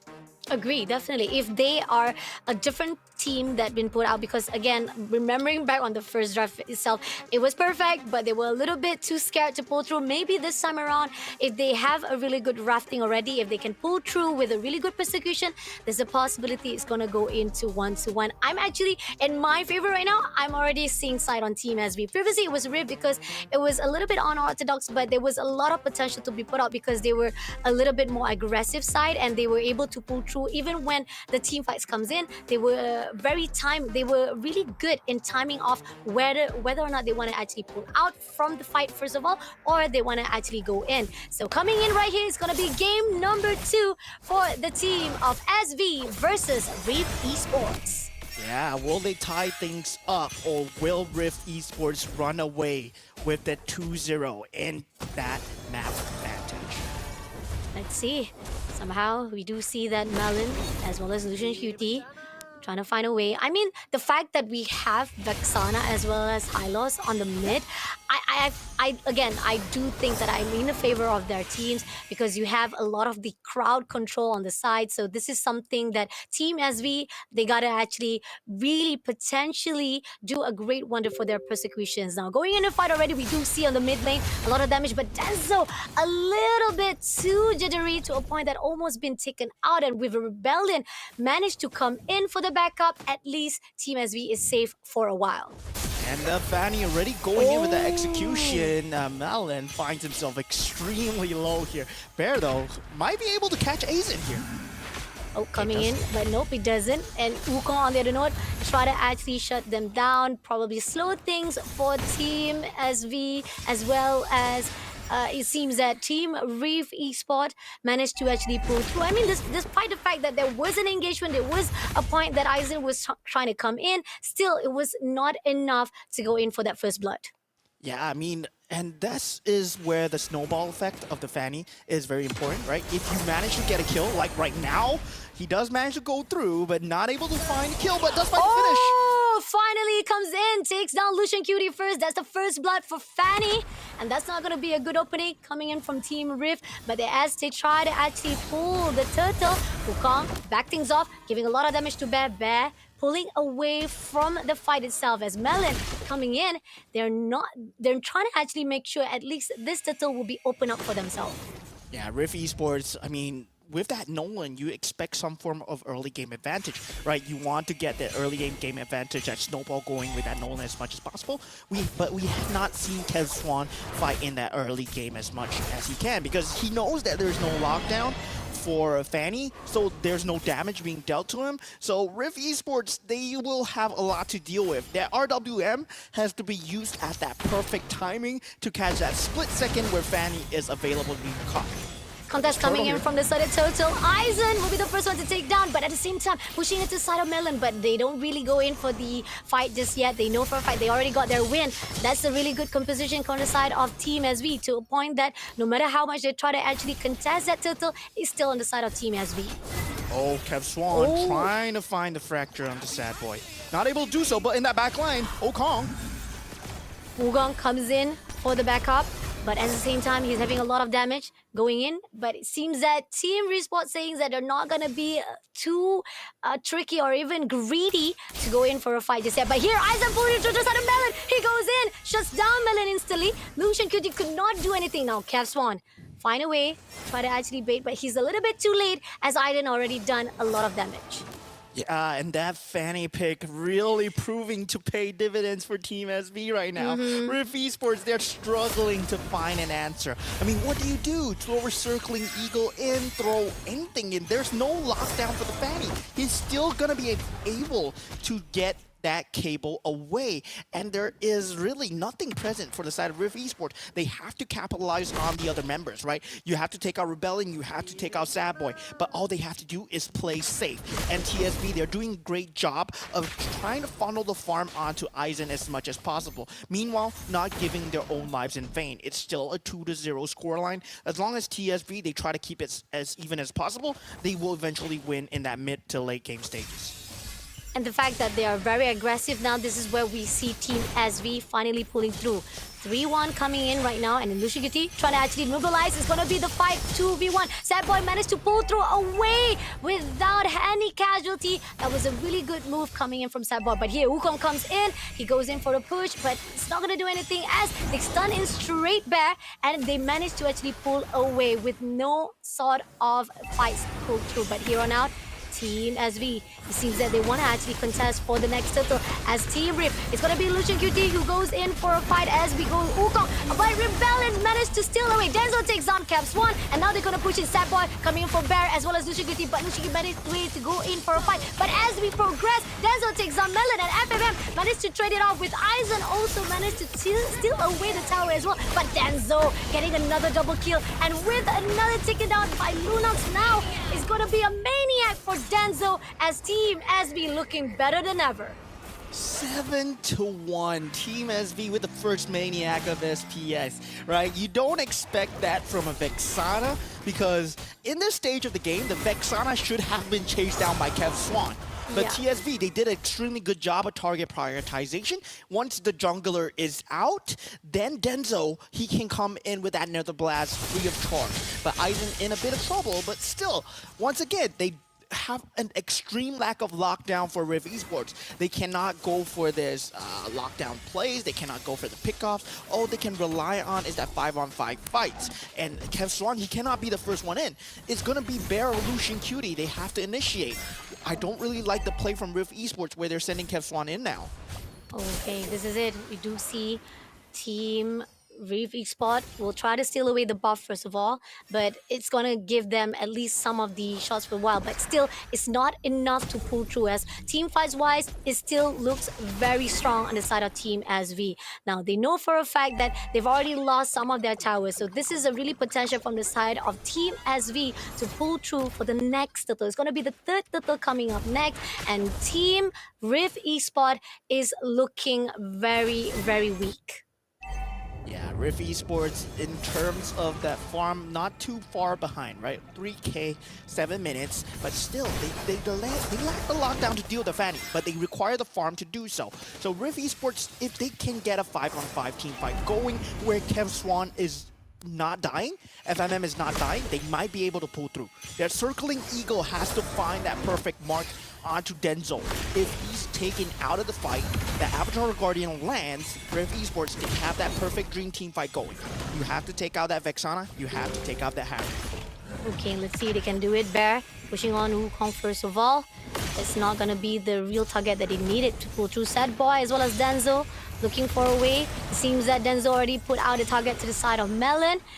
It seems that Melon had to pull away, and Team SV doing a really good strategy-wise on the side of target. It seems that they do some damage right here, and Team SV going in for the pull right now as Wukong comes in. They books in for the side of Rebellion, but Rebellion already putting out a start for the side of Melon. Melon having a lot of damage right here. He's going out right here, but Melon managed to actually survive it out, and as they pull it away from the fight, Team SV did manage to pull in to the side of that turtle, but now pushing into the side of Melon, just close enough to shut down, but Rebellion a little bit too overextension to a point. He was taken out, but still it's a win for Team SV with the currency-wise in their hands. Yeah, Rebellion was doing the dirty work, right? Trying to keep the team away while Team SV was taking that turtle in that front ground. And the back lines, Riff Esports, they were unable to lock him down. And it's just so scary to watch because it's only a Fulvius, right? It's only the Fulvius in the back line. He's able to chase away 3 members. He was 1v3 at the point. And Fanny is jumping. No, shuts down straight away to Kev's one, and that was a really beautiful, perfect shot coming in. And now Sad Boy looking for a way to the side of FMM as well as Lucian QT. They know they need to actually pull in, clears out all the minions straight away from the mid, and now pushing on to the 4 remaining players as Rebellion will be the one to open out straight away, coming off for the side of Melon. Melon having a lot of damage. He pulls away as fast as possible before becoming another casualty in the hands of Team SV. Too close to tell, but yet it was a really good composure coming in from Team SV. Yeah, I mean, Riff Esports, they struggling to find an answer right now. They try to throw in everything with the rule of manipulation. They still could not get an advantage going. That was their 5-on-5 team fight, right? And they have no form of viability for pickoff. Lucian Cutie, I mean, that circling eagle needs to find a crazy mark. But Denzo's not going to show himself there. He's trying right now. He's trying as the god of Kacha, and we see a team fight. Finally comes in for the fight. FFM having a lot of damage, but doesn't manage to pull through. Now Bear will be the one to having a lot of damage. He pulls away from those fights, and as we see, Exit comes in. Wukong takes on Melon with the help, and as if to pull in, Bear had to back things off. Aizen making a lot of damage, giving a good help to the side of Team SV to a point that Team Riff Esport could not respond back. And this is what I was looking forward to see out of the KH region, right? That brawl mentality. Like, if you're gonna go in for that team fight, yeah, I'm jumping your back lines. And Aizen tried to do that multiple times on the link, but it shows that now his Fanny is performing to the highest degree. Already a 5k gold advantage going in from Team SV. This is a bit too far gone now. They will secure this Lord for free. And Riff Esports, they have no late game assurance, right? Only Nolan, who might be able to get that 6th item and burst things down, but that Lunox is not going to be enough. Glorious Pathway already being used here, trying to force them away from this purple buff here. TSV, they secure so much of the map for themselves. And Aizen, he has a Rose Gold Meteor already. I mean, they cover up everything. They got 3 turtles. They already got the Lord in their hands as well. Marching in already to the bottom lane. And now, gonna go in for the scrimmage for the mid lane. And he's going in for a fight. Danzo will be the first to be taken out by Melon. Finally pulls in. And there's gonna be an opening. FMN takes down Wukong as well. And shuts down Rebellion in an instant. But here, Aizen coming in for the pull. But doesn't manage to pull anyone from Team Riff Esport. A little bit late, but finally, Riff Esport find their answers. And that was just perfect timing coming up for Riff Esports. They identified that Team SV, they were pushing at the worst possible timing, where Fanny was at the top lane and they had no lane priority. All they had to do was cut the creeps out. But there we have extended team fight. Aizen might be coming in from the back, but Sapboy gets taken out. Cyborg takes it out. Now Bear trying to push into Aizen. Doesn't manage to get a lock. I mean, Aizen a little bit slippery here. Trying to find a way to actually fight off with those who are still surviving. The Wukong comes back alive and he's trying to find an opening. If they can actually find an opening, that could be the case here for Team SV. They know for a fact that Lord has already been shut down. Great respawn-wise from Brief Spot, but still, this is still a game for Team SV to win. Yeah, that was a mistake coming out from Team SV to try and push that secondary tier turret. They underestimated the power of the real world manipulation, the ultimate coming in from Melon. Eve still has that control, right? He still has that small zone of control, and if you all walk into it, you're gonna die. So Team SV, I mean, I know you like to fight, but don't fight in that enemy turret.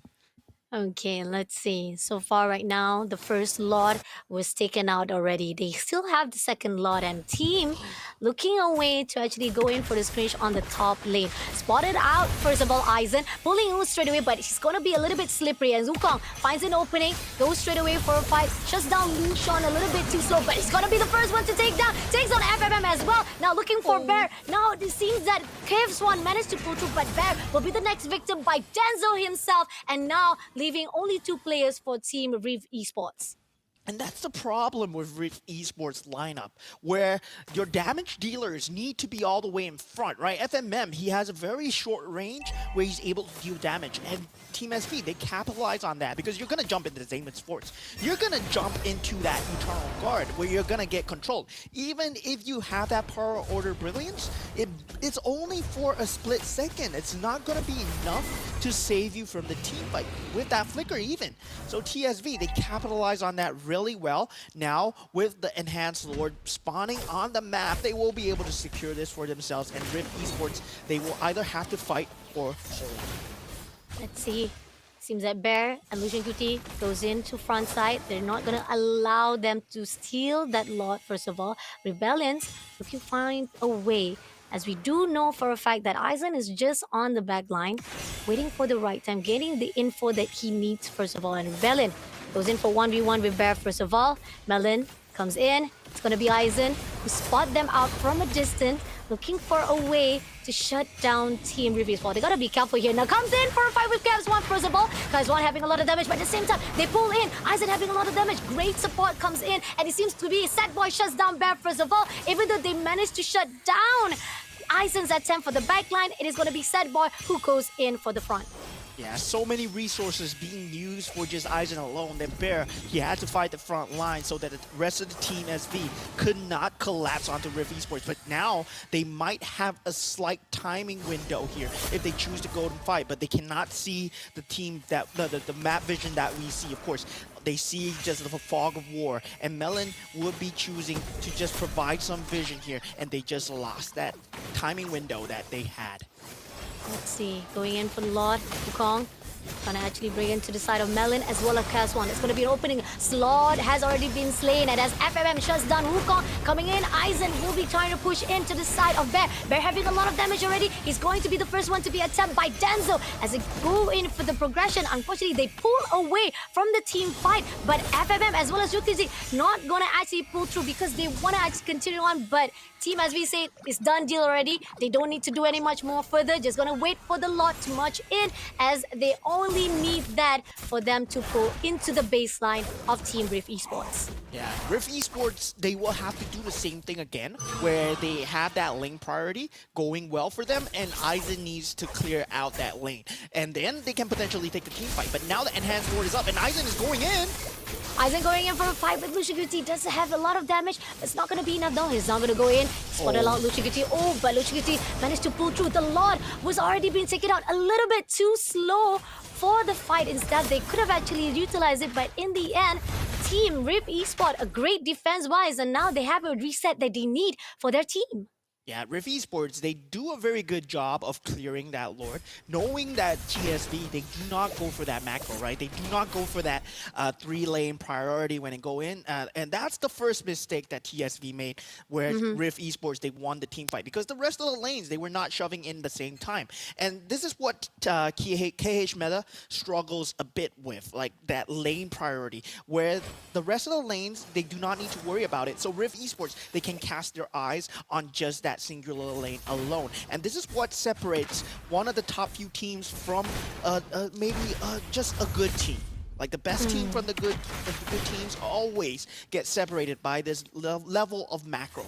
And Riff Esports, they've been using it to their advantage. So far, even though it's 14-7, they've been keeping the net worth equal. But teamfight's still not gonna go their way because their lineup isn't just it. I don't think it's it, man. Agree, definitely. I mean, 14-7. I mean, the great fights already been put out by Team SV itself. But here on out, we're gonna actually try to steal away the buff from the side of Team Riff Esport. Again, this is just pretty much a cover for Team SV, controlling each and every single angle of the map itself for themselves. Team Riff Esport, I know they have been doing well, but they're pushing out to the Aizen. Aizen getting a lot of damage. He pulls away from fight, but at the same time, Bear having a lot of damage, and they managed to back things up. By the same here, Lucian Cutie trying to pull into the side of Wukong, doesn't manage to pull through, and in the end, that scrimmage ended off before Team Riff Esport could do anything. Oh, and Riff Esports, they've been trying to catch Aizen, right? That taunt coming through from Bear, being used as the only control tool, not being able to catch Aizen, that's just bad news because he still has that immortality up. And not getting rid of that immortality, this Lord fight is all for SV here. As Rift Esports, they will have to deal with the pressure that Aizen brings. Kevzwan already been spotted out. 1v1. Aizen comes through. Kevzwan, gotta be careful here. Pushing in, but Aizen doesn't go in for a fight just yet. Leaving Kevzwan just a little bit, but we do have a team fight right here at the Lord side. Sad Boy coming in for a side. Wukong also pulls through to Bear. Bear will be taken out first of all, as Lucian Kuti looking for a way out. No, unfortunately couldn't manage to do so. And Aizen, it seems that Kevzwan had to actually join in. Rebellion, unfortunately still surviving out. Gonna go in, Lucian Kuti spotted it out. And Wukong almost been taken out, but Kevzwan managed to take him down as well. And now it's gonna be one more fight to be put out as they pull into the side of Denzo. Kevzwan and Sad Boy also managed to shut down Melon. There's gonna be a trade, but Kevzwan doesn't manage to go in. He did! He shuts down Sandboy, and this is gonna be a good win from Riff Esport, and they need to get this lot immediately before Aizen comes in. But Aizen pushing into FMM. FMM having a lot of damage here. He still survived it out, but no, one more shot to go. Aizen didn't manage to survive. Yes. And shuts down full through from FMM and Team Riff Esport.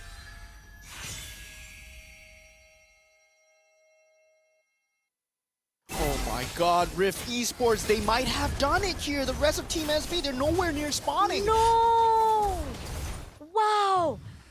As we see it right here, the one who secured their first round, it is gonna be Riff Esport for the first match of the day. 2-0 in their hands. Yeah, 2-0 in their hands. They were dealing with a Fanny that was unanswered for. And Riff Esports, they show great tenacity in overcoming these obstacles, right?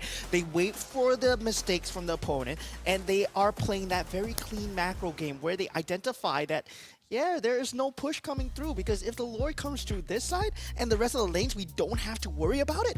We can just clear the Lord one at a time, because there is no bigger gameplay coming in from TSV. All they want to do is fight. And Riff Esports, they just slowly adapt so well. The way that they are able to use Bear to use that taunt, the way that they are able to just segment the team fights. In the last team fight, you saw that there were fights on both ends of the map, and they somehow still managed to come through.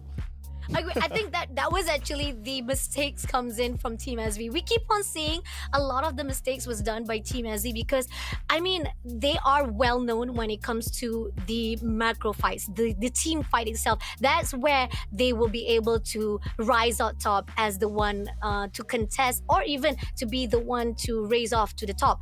But then when we saw that Team Riff Esports spotted out Aizen all over the map, and they know the right time, and Kevswan, I like the fact that he played out with the time. He knows Aizen was already eyeing him, and he just shut it off. It doesn't matter. He will be the one to give that opening for a side of 4 of the players of Riff Esports to make it through on that Lord side. And Aizen was a little bit too slow, but as they come in, they shut down Danzo, they shut down Sadboy, and even with Aizen try to pull away the players of Riff Esports is still not enough. And Riff Esports, they surprise us off really, really hard here for the second game. Yeah, Kev Swan, I was gonna say, right? Really, he managed to keep Aizen at the top lane. Yeah, all the time. He was playing with those rocks. This is how you play against a Fanny, right? If the Fanny is going to jump you and you are in that isolated area and you have that ability to jump over rocks, this is how you do it. Like, you gotta play with the obstacles as much as possible because she's hindered by the obstacles. And the fact that Kev Swan did that, he did not have enough energy to join the team fight later on. He had to join it a bit later because he had to recall back to base. And that's just amazing timing coming in from Riff Esports. I'm pretty sure they were just screaming like, yeah, this guy's no energy, fight, keep fighting. And then that's apparently what they did. Crazy, seriously, really, really crazy. Started out on the early games as well as to the mid game itself, and even on the late game itself, it was Team SV all the way.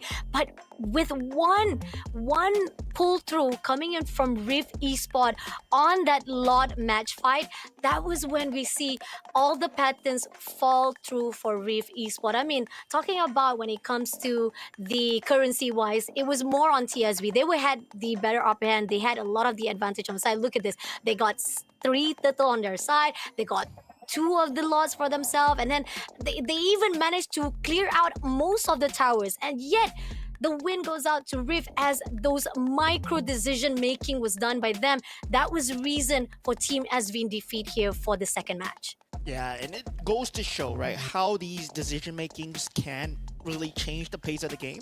Like, if you don't have a full grasp of the win conditions, it really comes to bite you in the back. The fact that TSV, they pushed multiple times without having the rest of the lanes pushed out, that really comes to show where the macro gameplays comes through. And this is the difference of meta between the KH and the Singapore region, right? Singapore, they really like to play this kind of macro gameplay where, yeah, if your lanes are not pushed out, we can focus on one area of the map. And we see TSV, they keep trying to force the team fights again.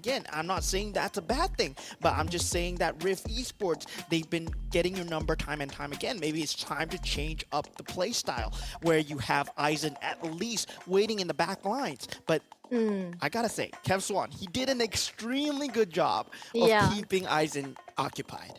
Yeah, and not only that, going into the team fight itself, look at this. FMM still the one who raised it off for those fight itself. I mean, with Luna's covering up the line, picking off one player after another, that's the reason why they had a really good run, a really good success on that Lord fight itself. And Lucian Cutie to back things off with Matilda was just perfect with 12 assists itself. And this is where we are seeing, despite Rift's drafting was a little bit questionable, there was a little bit of unorthodox, but it still pulled through here to fight with Team SV. Yeah, and the fact that I feel that a lot of times Rebellion didn't die because of that Winter's Crown. He did such a great job into peeling the team fight, right? You saw him 1v3 everyone on that Phoveus, but still, it wasn't enough to kill the members of Riff SG. And now we see that almost is not enough. As we see FMM, he did manage to get the MVP with those 7 kills coming through by the damage dealt.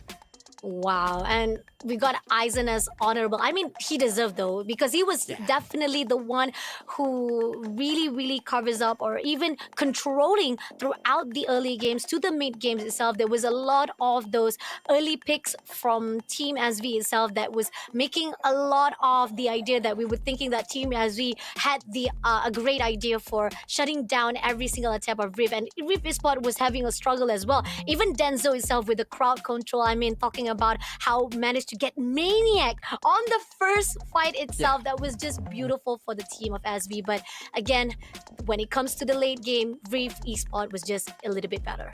Yeah, and I really like the fact that Riff Esports, they made use of all the space that was given, right? TSV, I feel that, you had so much map advantage. You should be pushing and you should be choking out the map advantage.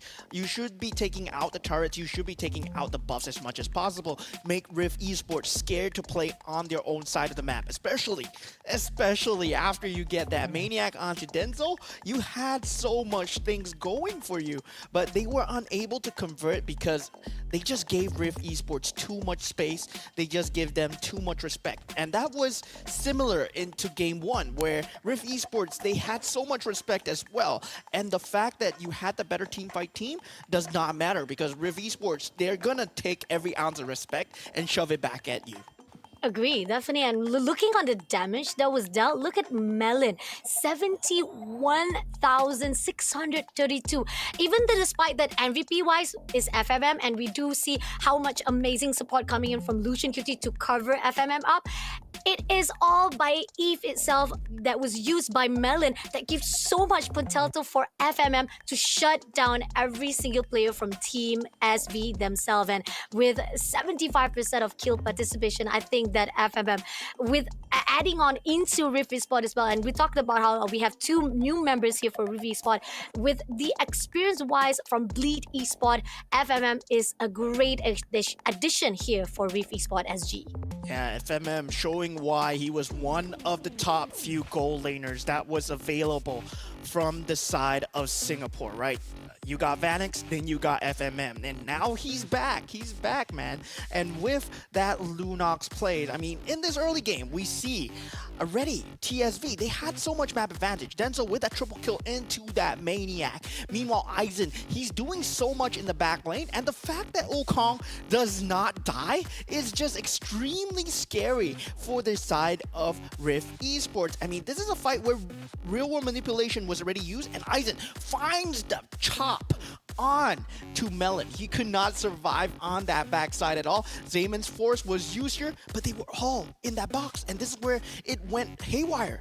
Agree. Eisen was not in the team fight.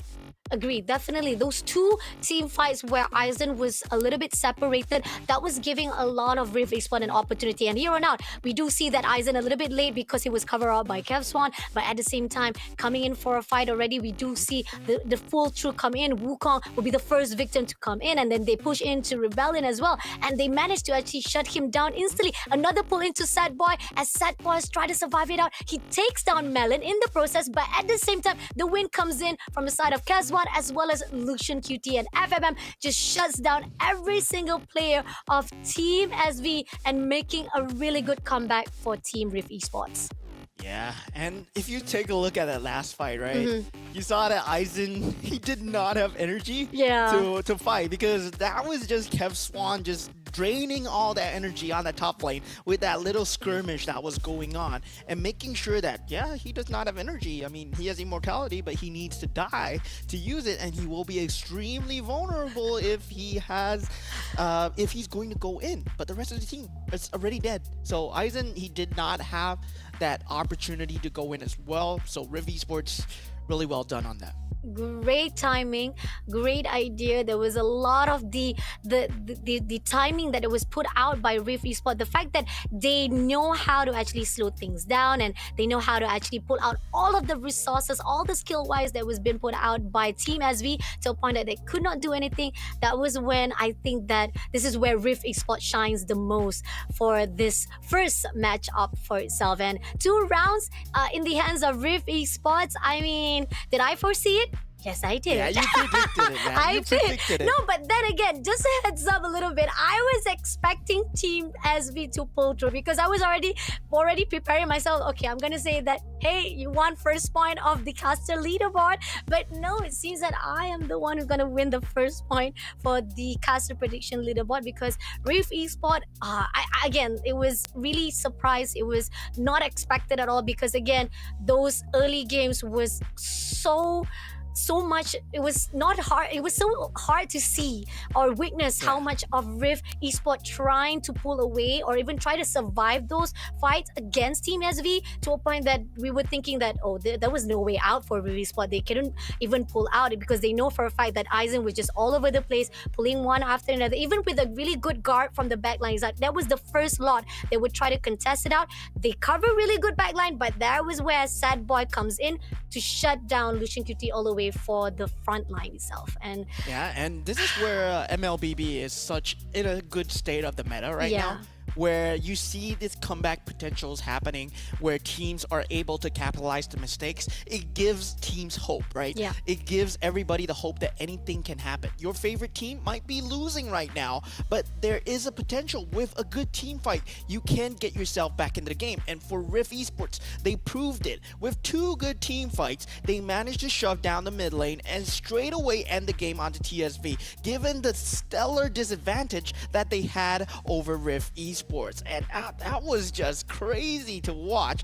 And this is getting me so excited for the rest of the games that will be coming through for today. So you just saw Riff Esports versus Team SV, but the next series that we have lined up for you guys, I believe, will be Duck Rice Esports versus Peta Legends as well. So it will be KH versus Indonesia, if I'm not wrong. yes, agreed, definitely. So now we've already seen what the potential of Singaporean teams fighting off with the Cambodia teams. Now, can Cambodia shut down the Indonesia team for the next match? I mean, Peta Legends from the Open qualifiers itself, they managed to actually get 2-0, twice 2-0 from their upper brackets itself to be the one to actually qualified on their own brackets itself here to the Open finals. Can they actually continue that momentum here into the Open finals with the team invited, which is Duck Rice Esports?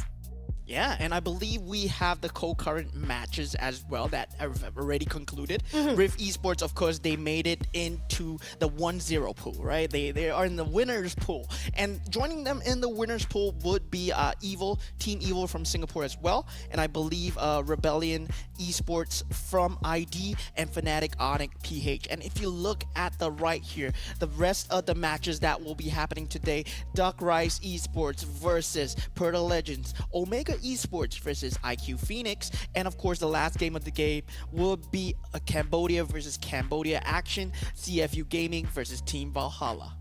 Interesting, definitely going to be a great matches lineup. I mean, if we already saw the first match, very exciting. I mean, looking from the drafting wise, and the potential comes back from Riff Esport as well.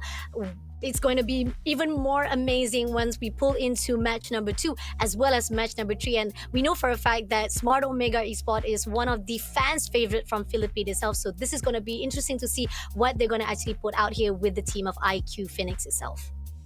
Yeah, and I believe, with that, right, the rest of the teams that will be going through. I mean, if you look at the schedule right here, it looks like Cambodia versus everybody in our groups, right? Yeah. Yeah, it's Cambodia versus Singapore first. Then it's going to be Indonesia. Cambodia versus Indonesia. Then Cambodia versus Philippines. Yeah. Then Cambodia versus Cambodia. So we're going to have a Cambodia special today. Today you will see the true test of the KH region, whether the matter stands the test of time here, whether they can survive the group stages. Agree. Or do they have to actually try and just change up the meta just a little bit? Maybe, who knows? We'll find out the answers right after this because we have match number 2. Before we actually go in, we have a short break. So stay tuned, guys. We'll see you guys after this.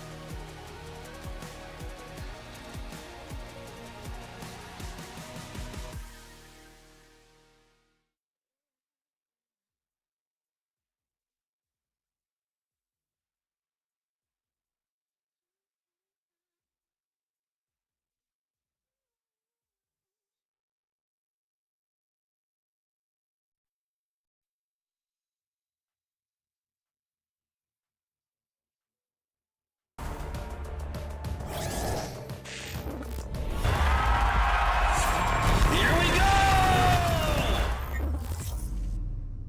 The Snapdragon Pro Series is brought to you by Snapdragon Elite Gaming, Monster Energy, and DHL.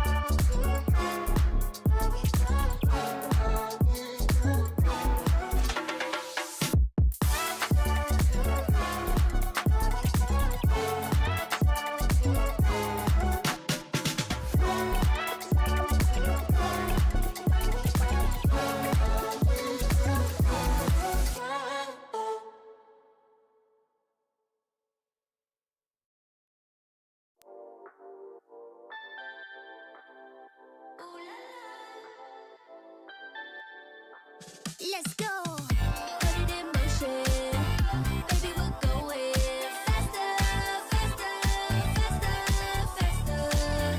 Seizing the moment. Baby, keep going faster, faster, faster, faster. Speed on, make that thing rough. Foot on the gas till you got nothing left. Let's drive to the top of the mountain and see the view. Let's vibe, looking back on the journey, just me and you. Ain't nobody wanna go slow. Yeah, I was chilling in the past, I was solo. Now that I got you in my life, I'm like, go, go. I be living for the thrill of it, whoa, whoa. I hear you like to gamble. Let's take the road, let's travel. No, I'm a lot to handle, but I wanna go fast with you. Think we can go the distance, although I know we're different. Together we both fit it, so I wanna go fast with you. Put it in motion. Baby, we're going faster, faster, faster, faster. Seizing the moment.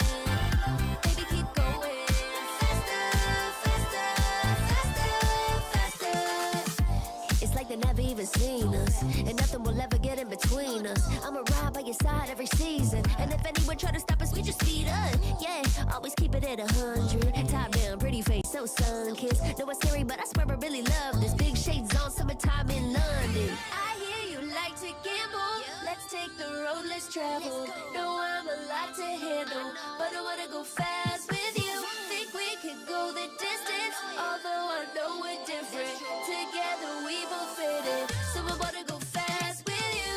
Put it in motion. Baby, we're going faster, faster, faster, faster. Seizing the moment. Baby, keep going faster, faster, faster, faster. Put it in motion. Baby, we're going faster,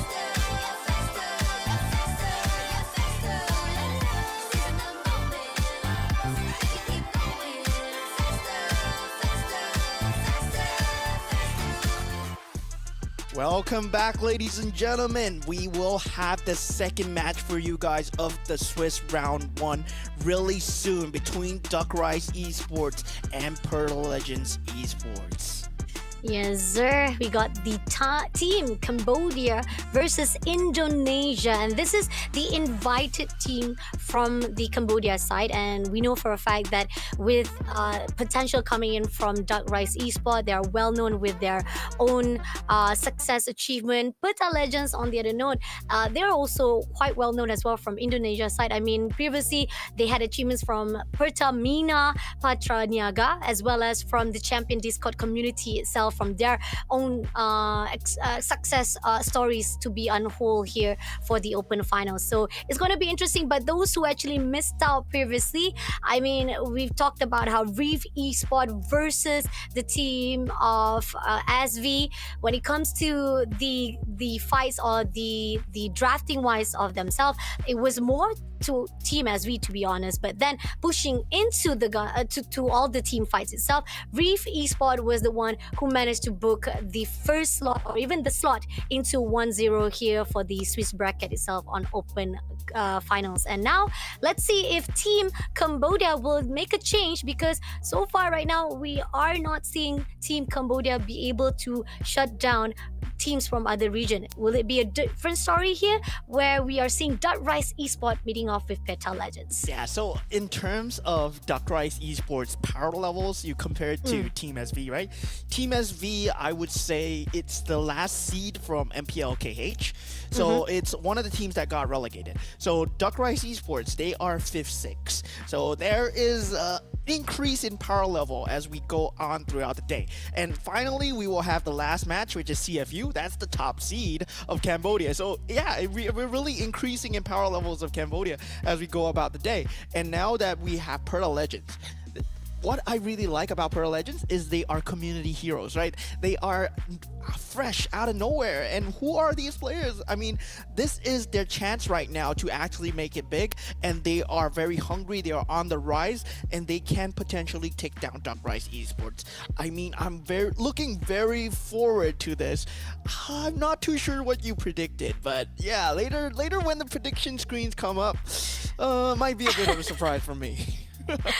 Do you want me to actually not surprise you and give you a heads up? I mean, no, like, let's just see on the graphic. Oh, you want to later. say? Okay, fine, all right. Yeah. I mean, just to give you a hint, I mean, like, you've actually give the note already, whereby we're talking about Team Cambodia, who is fresh off on their own rankings itself, and then they have already a little bit far off better gameplay compared to Team SV. And here on out, we got community heroes, and this could be a Cinderella story. And this is where the fine line of, can the Cinderella story unveil to a point that they can have the success, or will be a Cinderella story where the underdogs still have more to learn from the experienced team? Now, going back here, this is the introduction for our match number 2.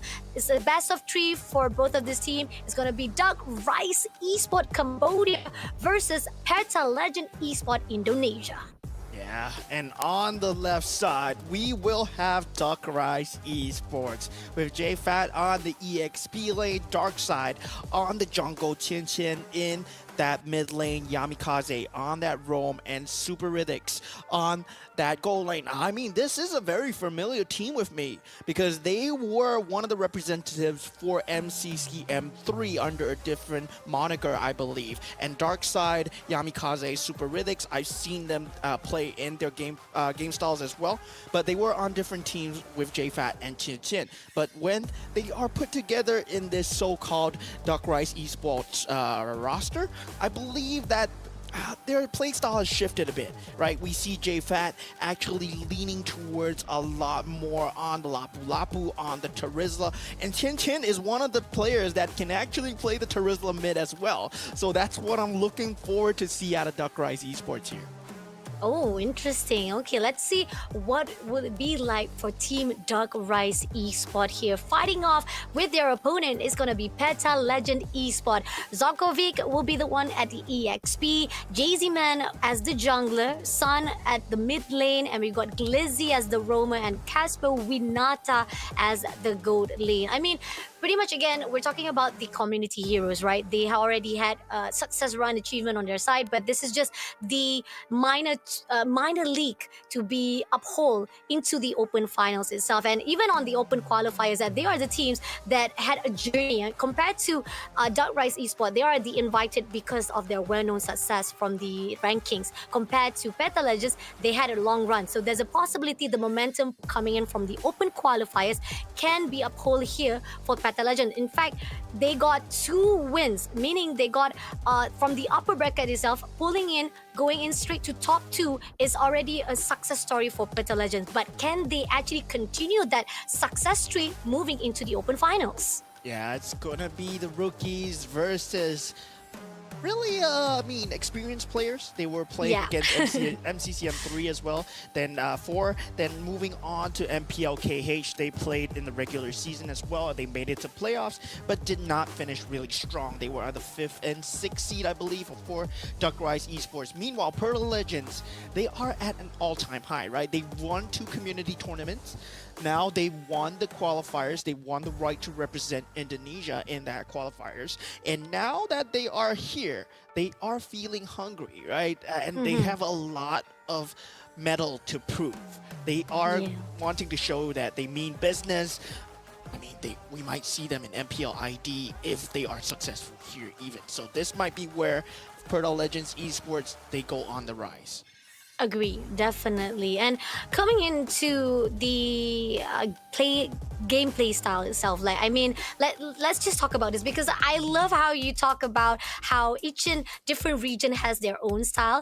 Like you talked about how Cambodia is much more major on the metas, whereby they go all out on team fights.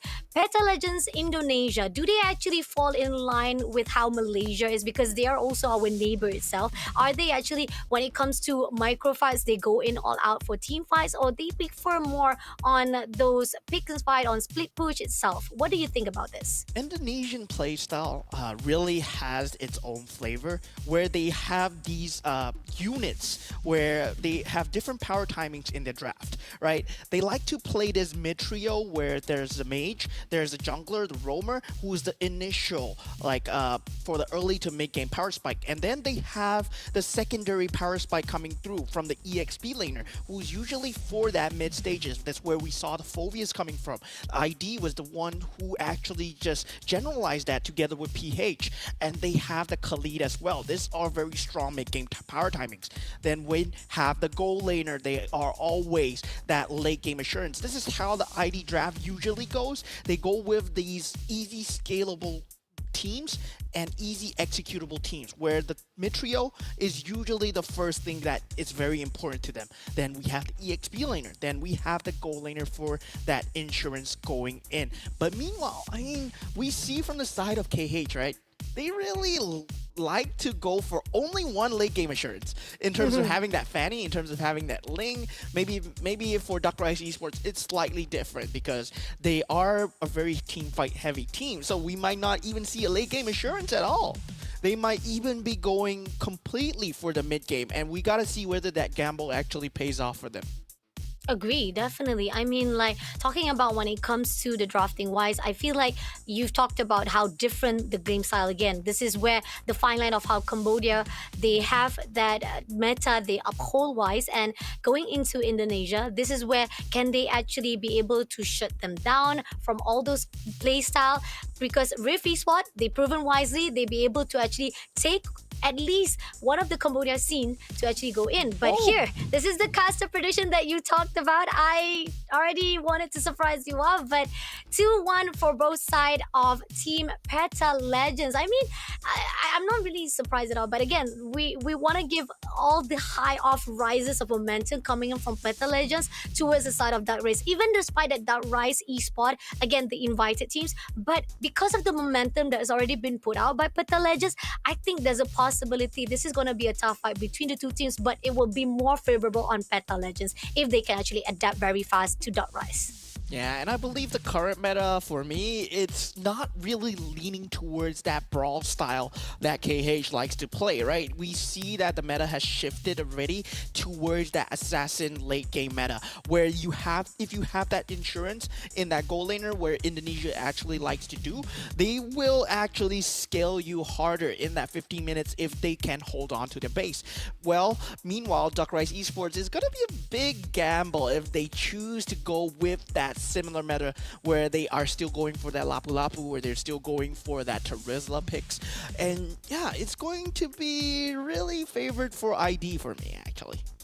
Yeah, same with me. So we're now on the same page, at least a little bit. I mean, yes, like last match itself, like we were on the same page, but more of you giving at least an advantage to the side of Team SB winning one for the take for themselves, at least still one. But here on out, I think so close. It was so close. I think there was almost a possibility that you could have actually come up top for that prediction, though. But I think this is gonna be at least a long fight of best of three between these two teams, unless they actually surprise us off just like Riff Esport did. It could be a case as well. But coming off to Cambodia side, if they come in with the Rizla, which we haven't seen yet here on our first match itself, Lapu Lapu haven't been put out as well. I mean, we keep on seeing a lot of our metas that have been banned is still the same. Jushin, Suyo, as well as Chip, and we do see that Khalid already been put out as well. So this is the same similar metas that has already been banned already. The popular bans out. Is it possible that maybe that because they've seen maybe they've seen how Riff Esport as well as, because I know how it is when it comes to the teams, right? They learn from the previous team and then they will try to actually imitate, or they will actually try to counter it wise. So this is, what are your thoughts? What do you think? What are you going to be predicting on this side? I mean, currently at this meta, it's always the power trio, right? You talk about the Jushin, the Suyo, the Chip. The Chip has to be banned. So there's already three potential bans being taken out of the pool.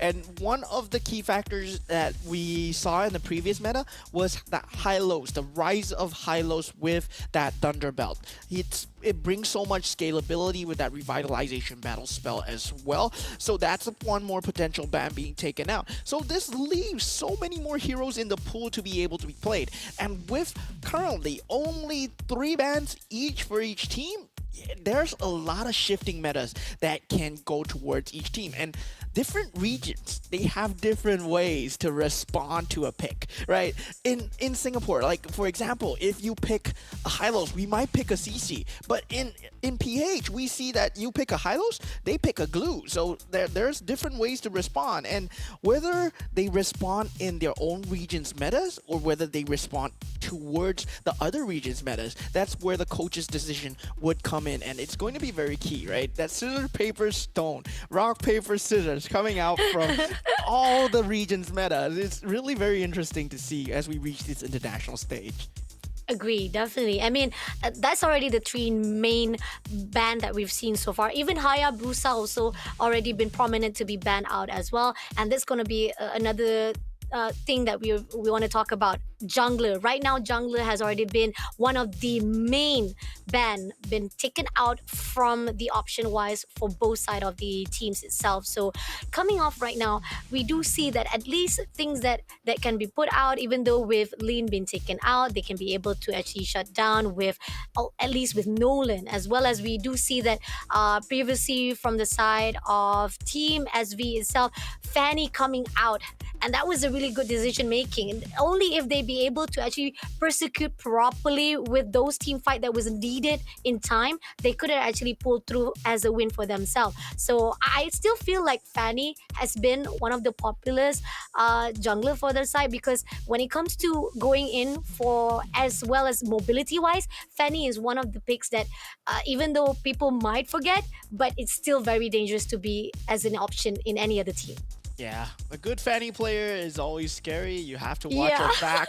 You have to watch for a potential backdoor. There's a lot of macro plays that can happen with Fanny. But the good thing is, like, Fanny has been in the meta for so long that teams are used to dealing with Fanny, right? When you compare a Fanny with the novelty of a Suyo, because Suyo is so new when you talk about time in MLBB, Fanny has been around for a while. Meanwhile, Yeah. Suyo just came out possibly 2 months ago. Yeah, Yes. 2 months ago. It came out in September 21st. So there's not a lot of answers that we see for Suyo so far. Like we saw the first answer already, like where we see teams using a lot of Zusin. That's why we see a resurgence of that Zusin in that previous meta. So we saw Zusin being used against Suyo, but now that once Suyo and Zusin get taken out, do we see the old meta coming out once again? The Fannies, the Lings, and they are easy to deal with, right? I want to see more of the old meta coming out. If let's say you have a Fanny, you have a Ling, why don't you pick up something like a Kaja? Why don't you pick up something like a Kufra? Why don't you pick up something like a Cho or a Jawhead where you have so much singular targeted control? But we will see for ourselves right here as we head on into the drafting phase. Okay, Eves and Phoveus will be banned out by Dark Rise Esports as Fanny been taken out by Peta Legends. Looking like they are seeing like this is the popular meta has been put out already. Even with Fanny, I think there's a possibility, again, this is what we talked about. Teams from the upcoming matches already foresee the previous match and they know for a fact that they don't want to have the same effects coming in for their own team itself. So I think Peta Legend says that no, we're not gonna allow Fanny to shut them down as well in the process. Yeah, and I mean, with this, right, Zusin, Suyo, Chip still on that pool, Yep. right? That power trio is going to be, I think, a potential ban here. Like, if you True. put a Legends Esports, right, you got to take away the Suyo, either Zusin or the Chip, and we do see them taking out the Suyo. Okay, let's see if it's either going to be Ling or is it going to be Jushin. Definitely Jushin would be the prioritized, but no, it's Hilda. Hilda Okay. been taken out. Okay, this is interesting. I mean, yeah, Hilda is amazing when it comes to crowd control wise. I mean, you can go in for the 1v1 fight, pushing in straight away to shut down movement of the players itself. But I mean, again, this is where the fine line is. Are you gonna give that Jushin? Are you gonna allow it? And this is where also another meta's come through. Hayabusa is open. Ling is also open. So this is gonna be interesting to see what is the next ban from Peta Legends. Yeah, very important to see, right? There's still that 100% win rate character in the pool, which is the Chip, Yeah. right? It's Oh, a trap. yeah. It's a trap, right? Oh. They ban out the Hilda, so you either need to ban out the Zusin or the Chip right now, because Yeah. Duck Rice is gonna get one of them. And they ban out the Zusin. I mean, if Duck Rice don't pick up the Chip here, I got nothing to say because Pearl Legends is gonna snap it up for themselves. Oh no, Jushin is the one to be banned out. So okay, let's see. Will Dog Rice actually pick up that chip? Will they? I don't think so. I think they went for the Gato. No. Yeah. They took Gatot Gacha instead, and this is gonna be open for Peta Legends. Now, Peta Legends, let's see if they will be taking out Chip for themselves. Please do not surprise us even more because Chip is already open, and that's already a great success on your side if you have that hero on the line. So Chip hasn't it's- been nerfed. Chip hasn't been nerfed, and it's still 100% win rate across all MPLs. They do pick up the Khalid, yes, very strong priority okay. pick, but they still have that that secondary pick on Yeah. that red side. Okay, let's see. The secondary. It has on. to be Chip. Come on, it has to be a Chip. It's gotta be the Chip. No, a Matilda. It's Matilda. Both teams are. Do they not realize it? It hasn't been so long that Chip has been banned out in every single game that they're like, yeah. We don't even recognize its existence. And they do go for the denial pick on the Alpha and the Aurora. Okay, so Pearl Legends, right? They won't pick up the Chip anymore because Matilda is on that roaming trio together with the Khalid on possibly on the EXP lane. So they will have to think about the mid laner to fight against the Aurora, or they can prioritize the jungler right now. Agree, definitely. And the fact that Alpha hasn't been banned, so now we're seeing Alpha as the option here for the side of Dark Rise Esports. I'm already loving the drafting wise of Dark Rise. You already got Gato Kacha as the CC. We got Aurora also to back things up as well. And then Alpha coming in as well for the long range mobility wise. I think Dark Rise Esports has already got it down, at least for the backlines and as for the cover of any team fights for themselves. Yeah, and now they go for that mid lane Vexana to deal with that Aurora. Yes, in terms of lane priority, really very good in that early game. But in terms of mid game to late game, you don't really have that survivability compared to the immortality passive that Aurora has. So that Matilda, it's gonna be a lot of work on the Matilda. The positioning of the Matilda, whether you're going to be for offense or defense, you're always going to be one step behind. But Dark Rise Esports, I mean, their draft is looking really solid right now. And now with the secondary bans coming through, Peta Legends, they got to know that the chip is available, right? And I think there's a possibility now they're finally going to ban out Chip. Possibility. If not, that's going to be another opening. But they actually take out Cho. Okay. And now it's going to be Dark Rise Esports instead to ban it out. They take out Nolan instead. And now coming off for the last one. Is it possible that we're going to actually see Chip? Only Dark Rise Esports can pick it up right now, right? So Peta Legends, they have to ban it if they want to. But it seems to me like they are going with those single target CC roamers. So Ruby might be a potential as well for that CC. I believe we still have Kaja in the pool. And Tigreal is an extremely strong pickup as well, or the Minotaur for the side of Peta Legends, because if they want to actually run that Bounty Castles lineup, but they already have a Matilda, so they don't really need to think about the roam. They can just ban it out. They can ban out the Tigreal, they can ban out the Minotaur, but they choose to ban out the Moskov. Okay. Surprising. Surprisingly, again, this is really unorthodox, and Hayabusa been banned out. I think the fact that they know most of their heroes that have been picked out right now is pretty much a little bit less on mobility wise. They are more prioritizing on one-on-one CC wise. I mean, Aurora definitely be picked off if Peta Legends take off Hayabusa. So that was a really good decision coming in from the side of Dark Rise Esports. But again, Chip is still in the open for Dark Rise Esports, and that's the question coming in for the team. Yeah, Peta Legends, this is their pick here, right? So they will want to double down on that team fight. They've yet to pick up on the goal laner. They've yet to pick up that team fight jungler as well. So jungler, I mean, they can go for that fighter utility jungle. Suyo is gone.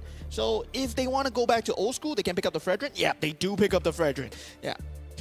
There we go. They pick up the Fredrin for jungler. I mean, okay, that's a really good idea coming in from the side of Peta Legends. Now Dark Rise Esports. Chip is in the open. They can still be using it for themselves, and it can actually give a lot of potential already. And despite the fact that Dark Rise Esports already potentially wise covering up all of the CC as well as their long range mobility moving in for a fight, Chip can give a lot of boost for themselves as well. Yeah, they can potentially pick up a Chip, or if they want to double down on the Gato Kacha and the Alpha, they still have Angela in the pool, right? Angela is a very strong presence on the map as well with that hard guard. You can put him on the roam, and Angela would be able to help at level 4. But of course, it will have a hard time dealing with the Matilda. So, I mean, they can go for... Oh, Hylos. Yeah, Hylos is still in the pool. We forgot about that. Yeah. Nobody picking the Chip, though. It's really driving me crazy here. I know. I mean, the fact that this is way bizarre from all the fights that we've already witnessed. Chip is one of the metas that has always been trying to be avoided by any teams. But so far, Team Dark Rise and Peta Legends says like, throw out the metas. We make our own meta here for our match itself. And Casper Winata will be the last one to be put out. I mean, right here, the only thing that they need right now is pretty much gold lane. And I mean... There's the Claw, there's the Carry. Yeah. I mean, Carry would be a very good pick, but doesn't deal so well with Nathan. In terms of mobility, you really want that Claude, and they do have the damage to pull through. So Peta Legends with that last pick, I'm not sure whether, okay, the Chang'e goal lane. Changi as the goal lane. I mean, I know for a fact that it's really tricky. I love the fact that mobility-wise coming in from Peta Legends, it's needed at the moment. It's quite tricky actually. It's really unorthodox for both teams, to be honest, because it was not as we expected. And then looking at your face, you're also like, what are they thinking right now? I'm so confused. This is nothing we've ever seen in any MPL, right? This is not normal. So this is definitely in the dark web, something that they pulled out, yeah, from out of meta, out of nowhere. But it might be a debut, right? Chang'e goal lane, we've seen it before. In terms of having that team fight, Indonesia, you think about it, they have the Fredrin, they have the Vexana, Matilda, a lot of mobility to work with, but they are really on the clock here with Nathan on the other side. Agree, definitely. I mean, like, you got Nathan already, so this is going to be interesting to see. This is match number 2, Dark Rise Esport versus Peta Legends Indonesia versus Cambodia. Let's see who will get the first win. Yeah, it's gonna be very interesting for both teams. Really going for this very unorthodox picks here. And we do see, like, that alpha pick coming out to deny away the alpha coming out from Peta Legends, and they have that Fredrin instead. Matilda Fredrin still extremely strong because you have that taunt factor. You're able to peel, and it's one of the few heroes that has a taunt. So you have to worry about that. Agree, definitely. And the fact that I feel like more to the side of Peta Legends, they're actually having a lot of squishy heroes. That's the one thing that I'm worried about them when it comes to team fights. And Dark Rise Esport, a lot, not just a lot of CC, a lot of the support-wise when it comes to holding off the health, insurance-wise, they definitely have what it takes to cover things up. So Team Peta Legends, they gotta be careful now. Pushing in straight all the way to Darkside. It's gonna be Darkside who pulls in straight away Zarkor Vic. I mean, again, like I said, you picked up and you easily push in straight away for the team fights. Oh, Dark Rise Esport, they just get it done immediately. That's not where Peta Legends want to play, right? Yeah. They were expecting that they had a guiding win. Gamma Cheesy could pull away GZ-Man with that guiding win, but there was no chance available. That Spear of Alpha into the lockdown coming in from Tian Tian, that was a great positioning. That flicker use for that first blood might have really put things of the early game into motion for them. But this turtle fight right here, first 2 minutes in, Avatar the Guardian being used. Rick coming in for a fight. Oh, Darkside managed to steal away the turtle and they're crushing it straight away. Moving on, we got JZ-Man will be taken out by Darkside as well. And now, Peta Legends having a little bit more difficulty. They had to go away from those fights. But it seems that the team of Dark Rise Esport wants more. They're trying to actually steal away the buff as they pull in. Genma trying to actually goes in for a fight as well. They try to actually steal away. Did it manage to do so? Yup, they did steal away the buff before the team of Peta Legends could do anything. Yeah, but the purple buff not as important on the Fredrin as it is on that Fanny. So Peta Legends, they still have a chance to go for this team fight that they want to. They have yet to use the Eternal Guard for the team fight. They have yet to use the Raging Sandstorm, that full wombo combo yet to come out from Peta Legends, right? And they are gonna have to do it sooner or later because they are on a clock. They are working with that nascent late game. And in terms of having that late game, it doesn't look like Peta Legends has anything to scale beyond 12 to 15 minutes. Agree. I mean, with the currency wise, 9-1, 9.1 to 8-1, definitely Dark Rise Esport is in the lead. And as they pull in straight into the compound of Team Peta Legends, more and more of the creeps coming in into every single area to be stolen away. This is another opportunity for Dark Rise to just cover every single angle of the map itself. But now, pushing into Yamikaze. Yamikaze trying to find an opening, but doesn't manage to actually go in. Doesn't find the right positioning for Team Peta Legends to be put out. But here on out, Peta Legends goes in for Yamikaze. It's gonna be Sun who makes it come back, and coming in through right now, it's gonna be Darkside who takes down Winata. And now JZ-Man also getting the shot as well. And now Peta Legends only getting one win for Dark Rise to trade it off with 2. And the spacing is so important when you're playing a Chang'e, right? The way that Casper Winata is playing, I don't think he is used to playing Chang'e. It might have been a very weird pick, but now Gematizi being jumped in that tier 1 turret, Duck Rise Esports, they want to push their advantage as much as possible. And I was expecting this kind of playstyle when you have a Matilda, when you have that Fredrin, you want to be in their faces as much as possible. But it seems like Duck Rise Esports, they are turning the momentum aside. And Darkside, he's been the main initiator coming in from Duck Rise Esports. They've never been answered for, and I'm very worried for Peta Legends Esports right here because they won't have that damage going into that mid game at all. Duck Rise Esports, they are looking all but to win. Right, let's see. Yamikaze will try to find a way. It's going to be Genma pushing in to Yamikaze. Super Ridix trying to pull through. It's going to be Genma to try to cover the tracks, but they're going to push in straight away. Yamikaze pull through, goes in for the long, but it's JFAT coming in as well, and they had managed to actually take down Genma Z away from the team. They push in, shuts him down, but at the same time, they try to move away, pull away from the team fights. It seems that Peta Legends still have what it takes, but they're now trying to stun away Darkside. Darkside having a lot of damage, but with a really good backup coming in from Chen Chen as well as JFAT, they could not take him out. Yeah, and I like how Duck Rise Esports, they try to stagger the team fight going in. They want to take a segmented team fight as much as possible because Peta Legends, their team fight is based off of these big AoE ultimates where once it is used, once it is cycled through, they can go for the team fight. And Duck Rise Esports, they're waiting for that moment, right? First they threw Yamikaze, second they threw someone else, then lastly the Spear of Alpha went in. So I like the timing that they're doing. Duck Rise Esports, they have the win condition set, but look at this. Oh, Gemazi almost closed it up. Oh, Darkside made it through. Takes him down immediately, but Casper Winata will be the next victim. He pulls away from the turret, but at the same time, stuns comes through. He was frozen. He immediately shuts down. But at the same time, Sakovic tried to break it off, and he's coming in with JZ Man coming in. Sun takes down Darkside immediately, and they try to put it out to Yamikaze as well as JFET, but they pull away immediately. But that's a win. At least the minical win that is needed by Peta Legends for now.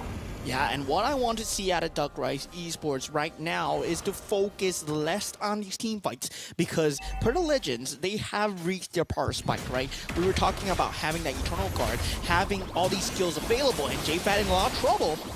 Oh, takes down immediately JFAT. A great composition coming in from Casper Winata as well as Gematizi. And now, as they pull in, they're going to finally get the first turtle in their hands. Despite the fact they're now pushing into the side of the mid, Yamikaze and Chen Chen does not allow them to pull along for that the first turret of that mid lane. Yeah, this is where the pace of the game will be decided here. Duck Rise Esports, they have to look for a different avenue. They have to get the farm up. They have the late game assured. So they cannot keep forcing these team fights because Peta Legends, they have the stronger team fight control, especially in this mid game right now. Okay, let's see.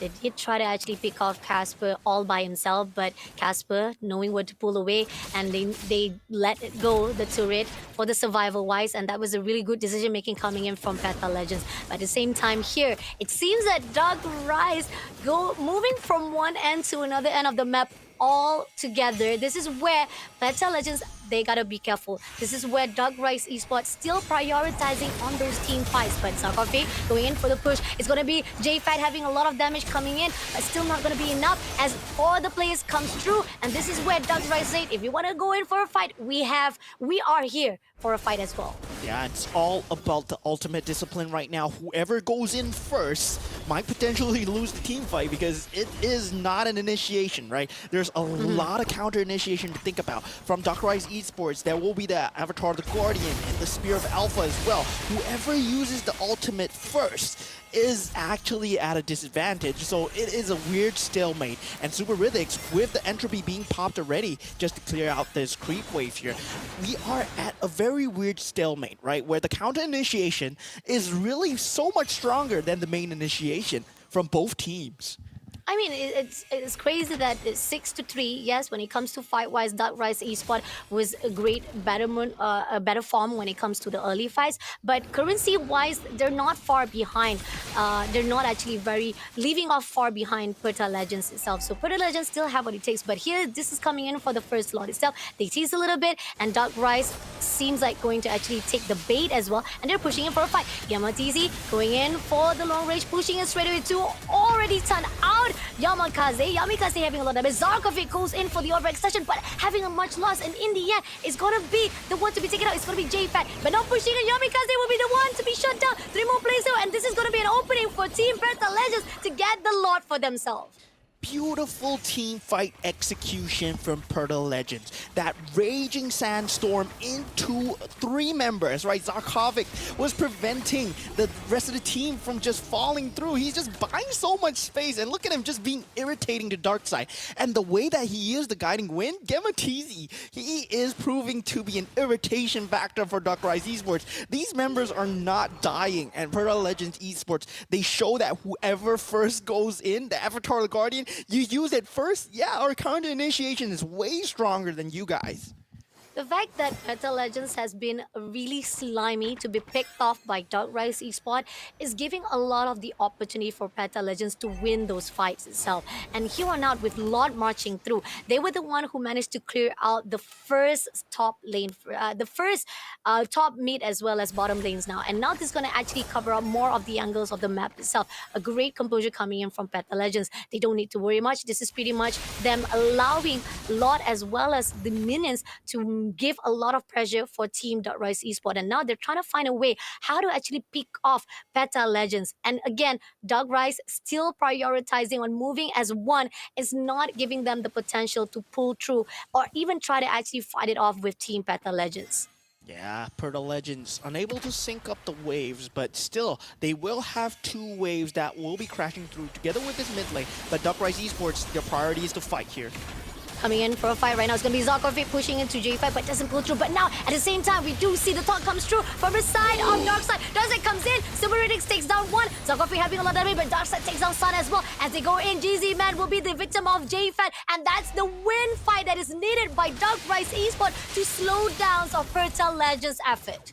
Yeah, and that was a huge Avatar of the Guardian coming in from JFAT, right? Catching 4 members of Peta Legends Esports, they were left with nothing to defend with. Now 3 members down, only 2 members left to defend, but Spear of Alpha used onto Casper Winata, and he gets instantly taken out. All 5 members of Dark Rise Esports stay strong, and they manage to get a similar advantage for themselves. But in the meantime, right, Peta Legends, they did have the lane priority, so they got 2 turrets off it.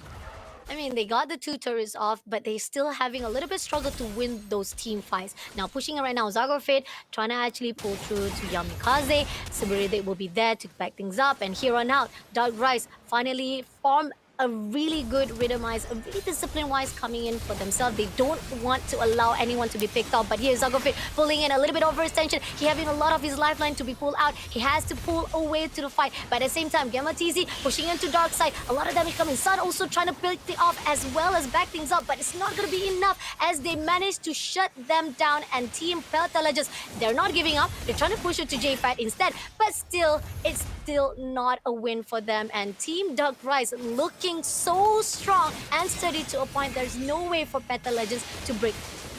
Yeah, this is the point where I'm worried for Peta Legend Esports, because we saw the ultimate out of Chang'e and it was not dealing enough damage to the Alpha. And this is where Dark Rise Esports can say that, yeah, your goal laner is not dealing enough damage to our jungler. And it's supposed to be at this 12-minute point, but now we see the Glorious Pathway being used. Darkside takes down the Lord as well as shutting down Gematizi. Now they're gonna push into the side Sun as well as Casper Winata. Sun try to flicker away, survived out before he would became the casualty instead. But that's already a win for Dark Rise, getting the Lord and getting 1 win as well on their side. This is gonna be an easy breezy for them to clear out the rest of the turret for the last lifeline. Yeah, amazing team fight coming in from Dark Rise Esports, knowing full well of their power timings, right? The Alpha is not dying in that front line. You have no damage right now. Sun is supposed to be dealing damage together with Chang'e, but they are all magic damage. And now, with the inhibitor turret being taken out, with the Lord in their base, can they do this? Can they defend the Crystal?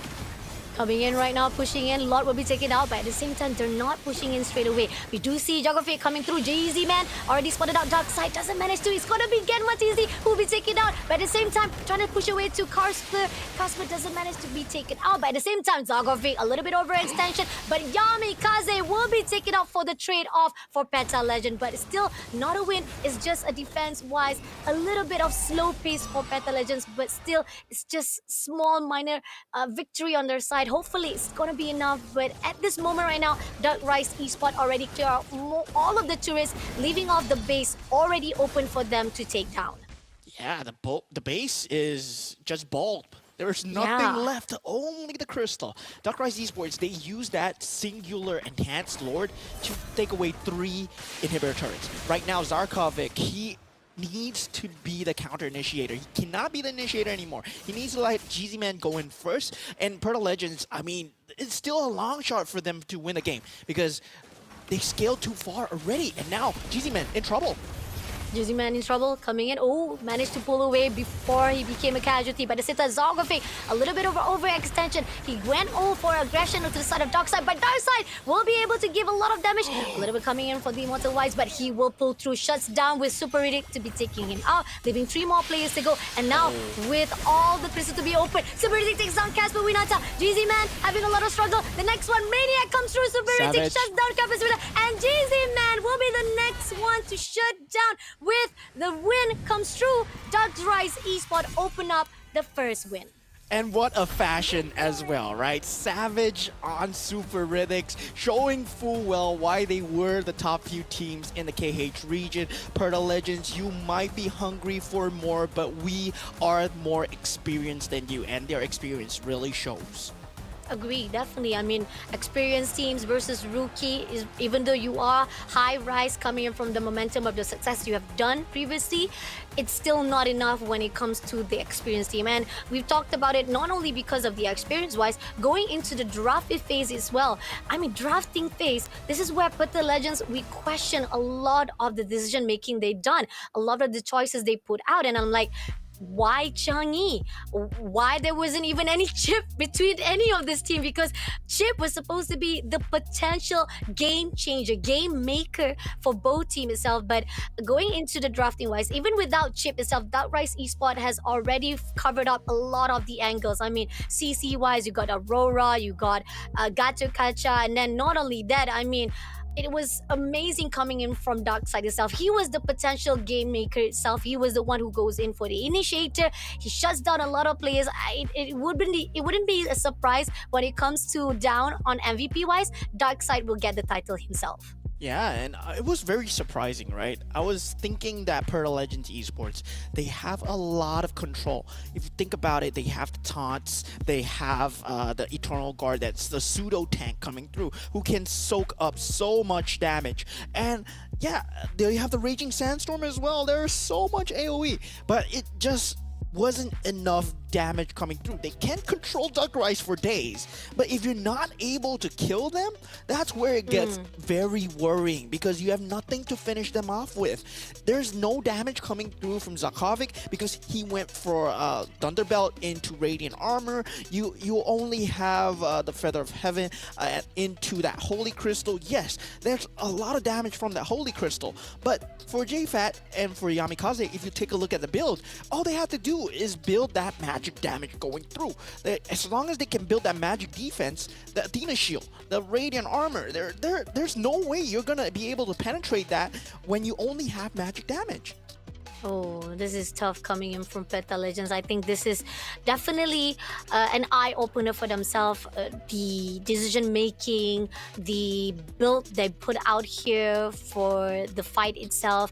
I mean, coming off, I mean, we do see on the mid game, there was where Peta Legends had the potential to defend very wisely, but then when it comes to all the mobility wise, or even on the mortality wise of Dark Rise, it was too much to bear to a point that Peta Legends could not do anything. And look at this, I mean, like, we got 16 assists coming in from Yamikaze, Super Riddick as well as Darkseid getting 9 and 8 kills for themselves. That shows how much profound, amazing damage will be given out, was given out by both of these players itself, and it shows how Dark Rise Esport is just in a better form compared to Team Peta Legends. Yeah, and it's very surprising from Duck Rise Esports to go for this kind of really strong meta plays, because I was really thinking that they would fall into that KH meta trap, right, where you want to keep brawling, but they were playing for the macros, they were playing for that late game. Duck Rise Esports came to Snapdragon Pro Series prepared, right? They know what the other regions are going to play, they know what's strong in the meta currently, and they have adapted, and that's what I like to see out of Duck Rise Esports, because when you compare that to the other teams, it's very similar to how the other teams have been winning as well. What's going on in MPL MY, what's going on in MPL ID. It's very strong to have that international relevance when you draft as well, because you will be playing against similar play styles, and whether or not you can adapt to the meta is very important. And Duck Rise Esports, they showed it today. Agree, definitely. I mean, priority-wise, on the side of the tower from the early games, well, they didn't actually matter much because they pretty much focusing on the team fights. They were sticking together, which made it a little bit difficult for Peta Legends to actually pick at least one of the players from at least one side. I mean, they did try to do it on the mid game, and there was a great success coming in from Sun as well as GZ Man when they pull in for those fights. But then coming into the late game, it was just too much to bear. Again, you talked about this when it comes to Casper Winata. There was not much of a goal that was taken out that was enough to go in, and with the magic damage that was put out by Changi, still not enough to fight off with Dark Rise Esports. Yeah, you require something that buys that Demon Hunter sword, right? DHS, so that you can deal HP based off the max HP percentage. And that channel pick is really very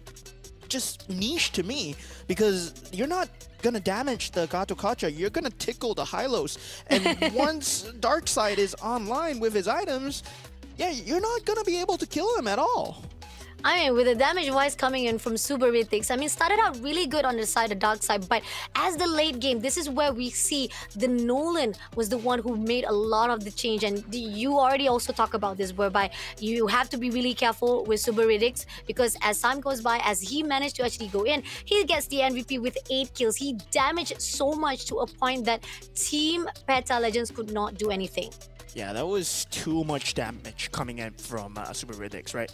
We were expecting, like, you have that Matilda, you have that Fredrin.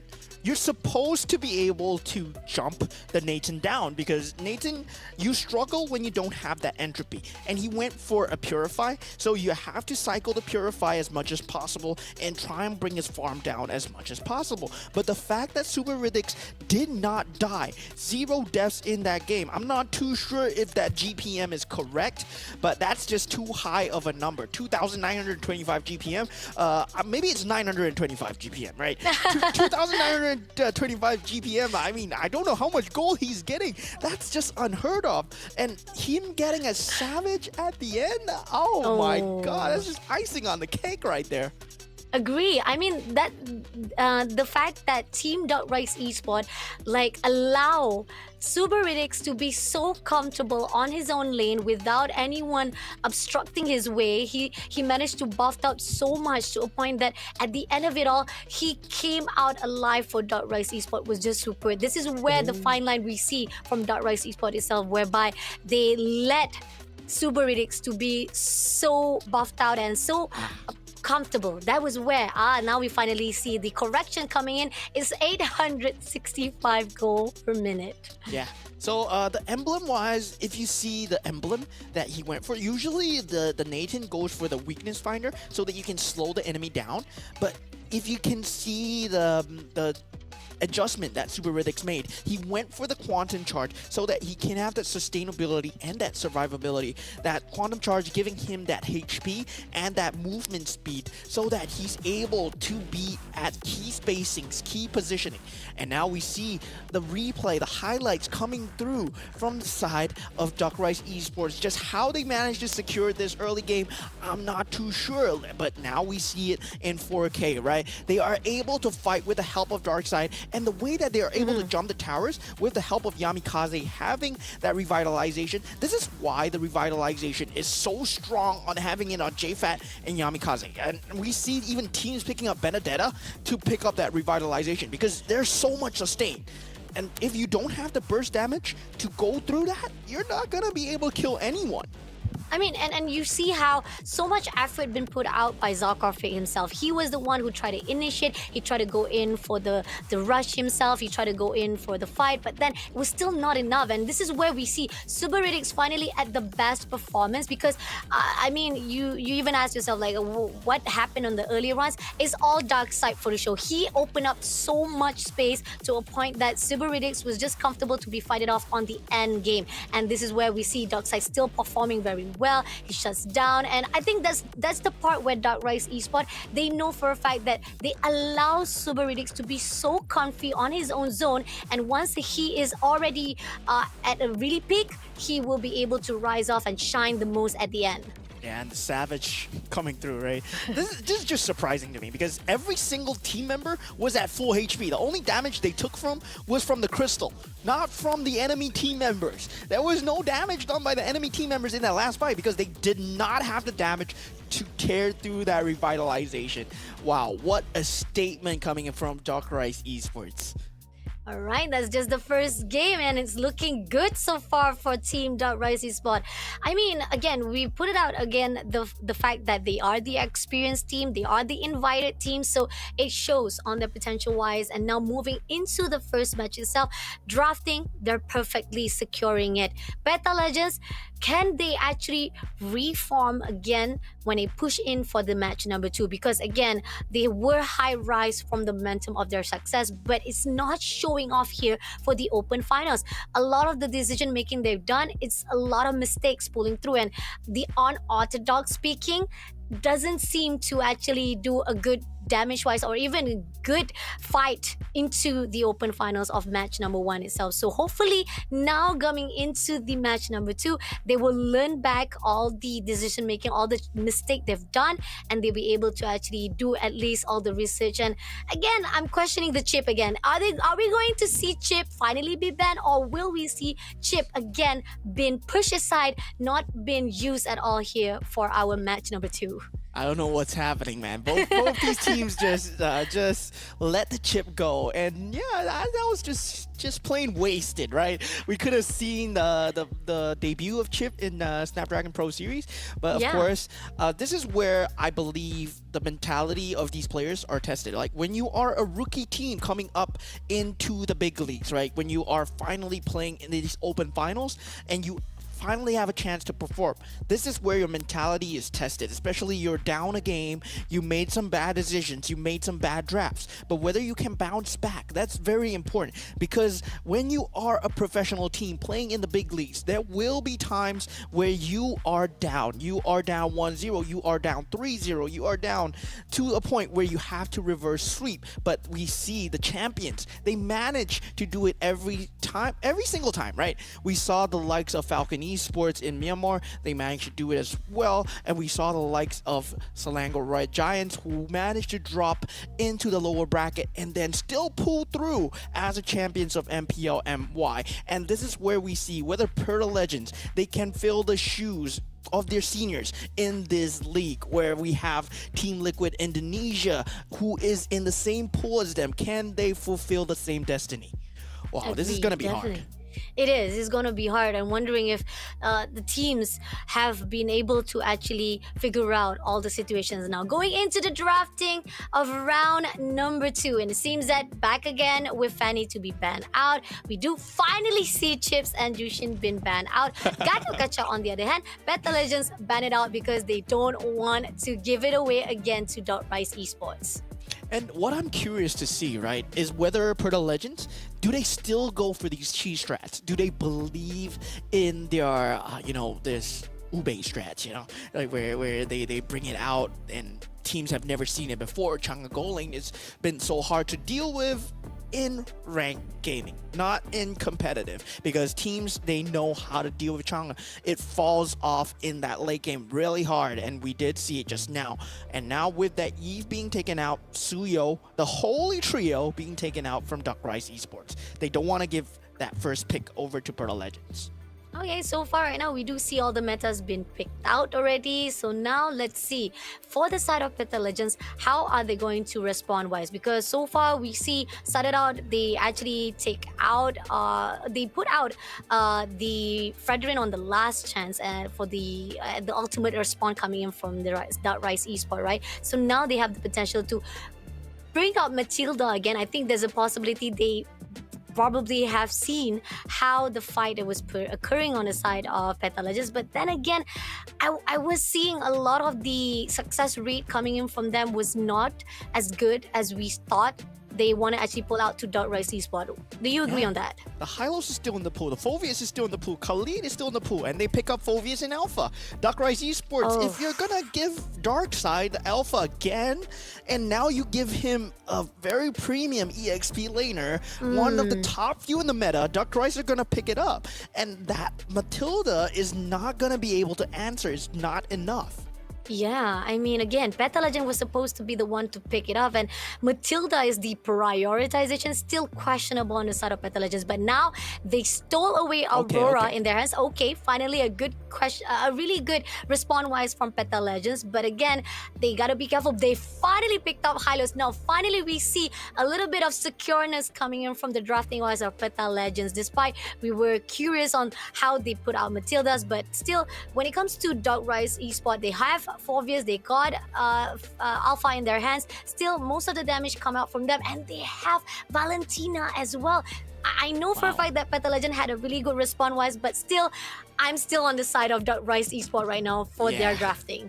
Duck Rise Esports, they're showing that, I mean, in terms of drafting itself, it's really very calculated, well calculated, right?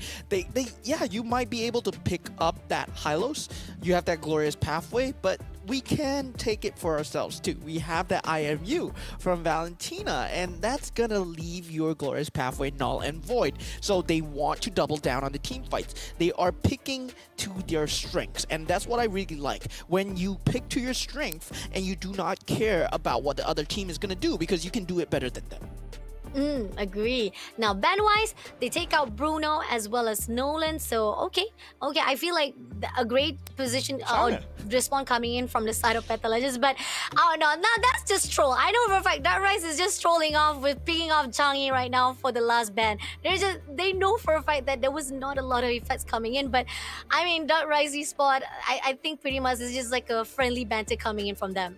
Yeah, in terms of the goal laners, if you still want to think about the premium goal laners, right? Having that Hylos in that position, it would be better for Duck Rise to ban out that Harif.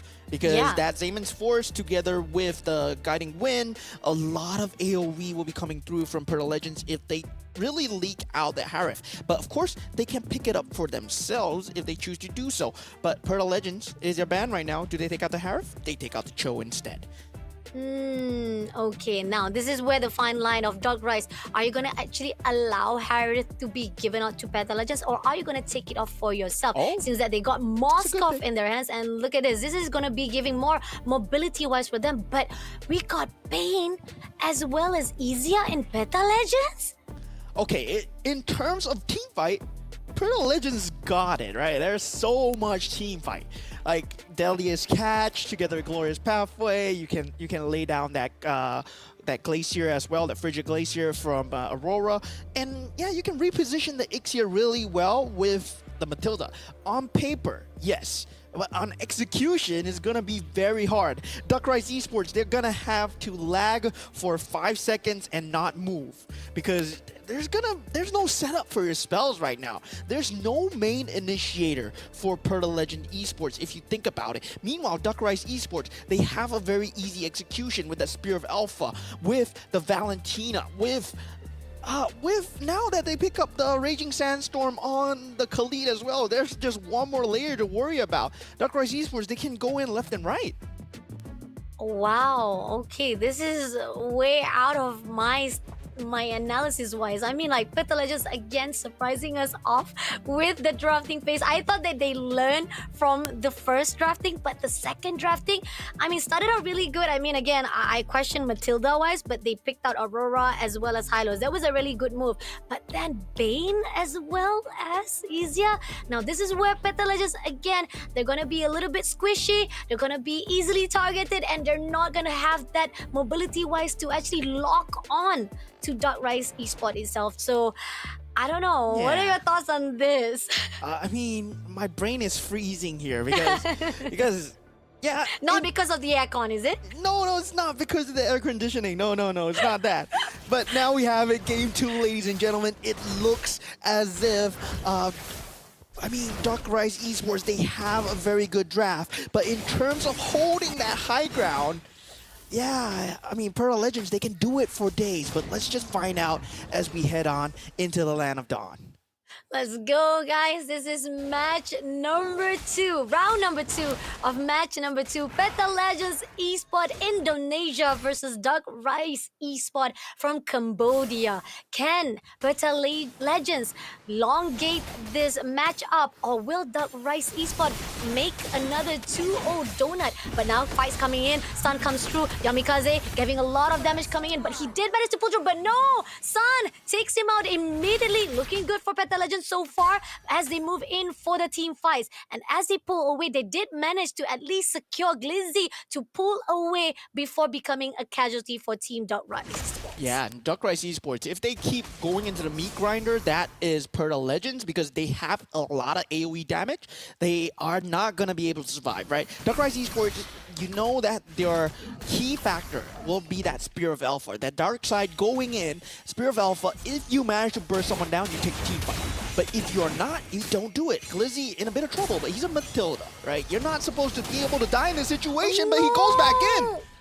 What's he doing? Why did you go back in? You're already half line. Now, this is the micro decision making coming in for Peta Legends Esport, where they are actually giving bodies straight away to Team Dark Rise Esport. They already got a win, but then that overextension was just not needed at all. Dark Rise Esport, Chan as well as J-Fat right at the top as they're trying to actually contest for the turtle. GZ Man baiting out. It seems that J-Fat will try to actually steal away. Can they actually make it? It's gonna be Glizzy who make it through, but at the same time, Yamikaze takes down GZ Man. Then try to pull into Sun as well as Glizzy. Almost barely close it out. They can actually survive it out, but no, Yamikaze, oh, barely making it alive. But still, that turtle still in the hands of Peta Legend Esport. Close enough with the casualty of 1 in the hands of Dark Rise Esports. Yeah, but Dark Rise Esports, they make them pay, right? They get that blue, they get that purple buff going for them as well. And the fact that Yamikaze is able to jump in and out of fights is going to be very scary, right? He is a roaming Khalid. Just take note of that, right? It's not as if he has a lot of farm, but he's able to already do so much at these early stages of the game. Oh, looking for another casualty to be uphold here. Glizzy will try to help things out. Capsper Winata as they progress. They're trying to actually go in for the crab.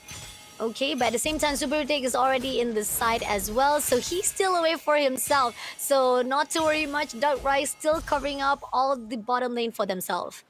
Yeah, in terms of Moscow versus Ixia, right? Ixia does have that full barrage where it's able to lay down an area of damage.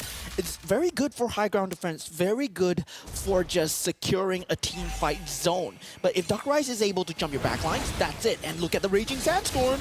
Coming in, Yamikaze pulls her to Casper Winata, but as Chan backline comes in, it's going to be J-Fat who takes him down as they pull into Sun as well. They pull away, but Sun unfortunately managed to shoot away. But Darkseid on the verge of being taken down by Sun, and now there's going to be a 1-to-1 boss fight itself. But J-Fat also pulled through to Zagovic. Zagovic having a lot of damage, but managed to pull through away from Dark Rise. It's still a trade-off, but still a win for Team Dark Rise Esport to shut down the players of Peta Legends. Yeah, and they are able to just secure themselves the space for the turtle just in time. GZ-Man, he does get a lot of macro advantages on top lane, takes out that takes out that turret, the outer turret as the Bane, and yeah, you do need a lot of farm on the Bane to get through. And if he does get the farm going, that mid game might be secured for Peta Legends Esports because they have a lot of AoE damage, but they have to manage the resource a lot better.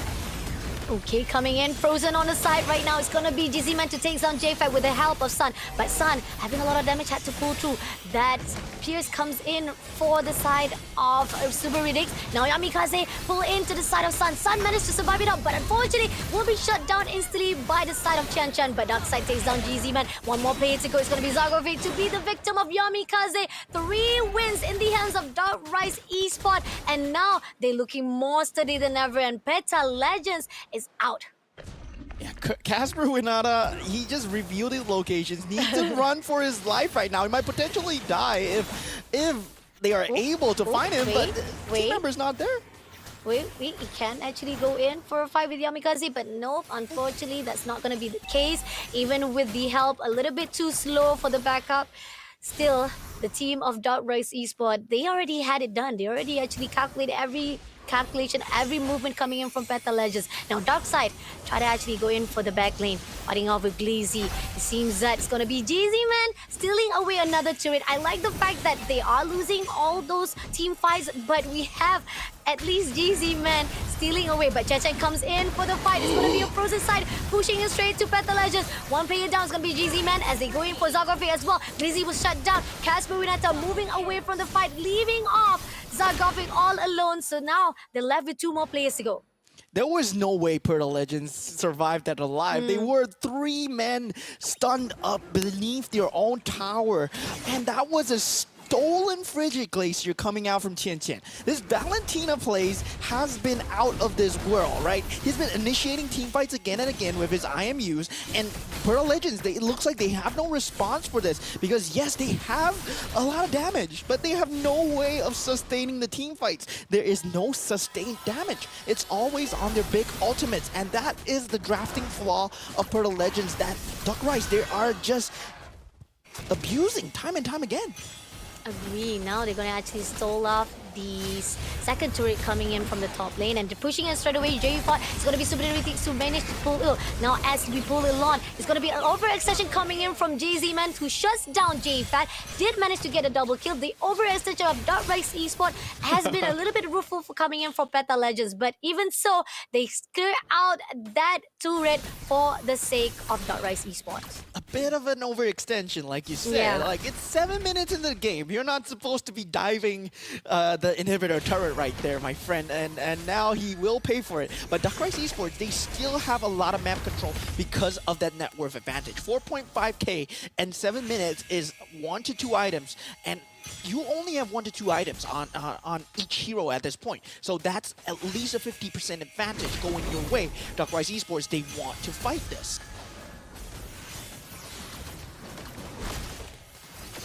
It's already Glizzy trying to find an opening.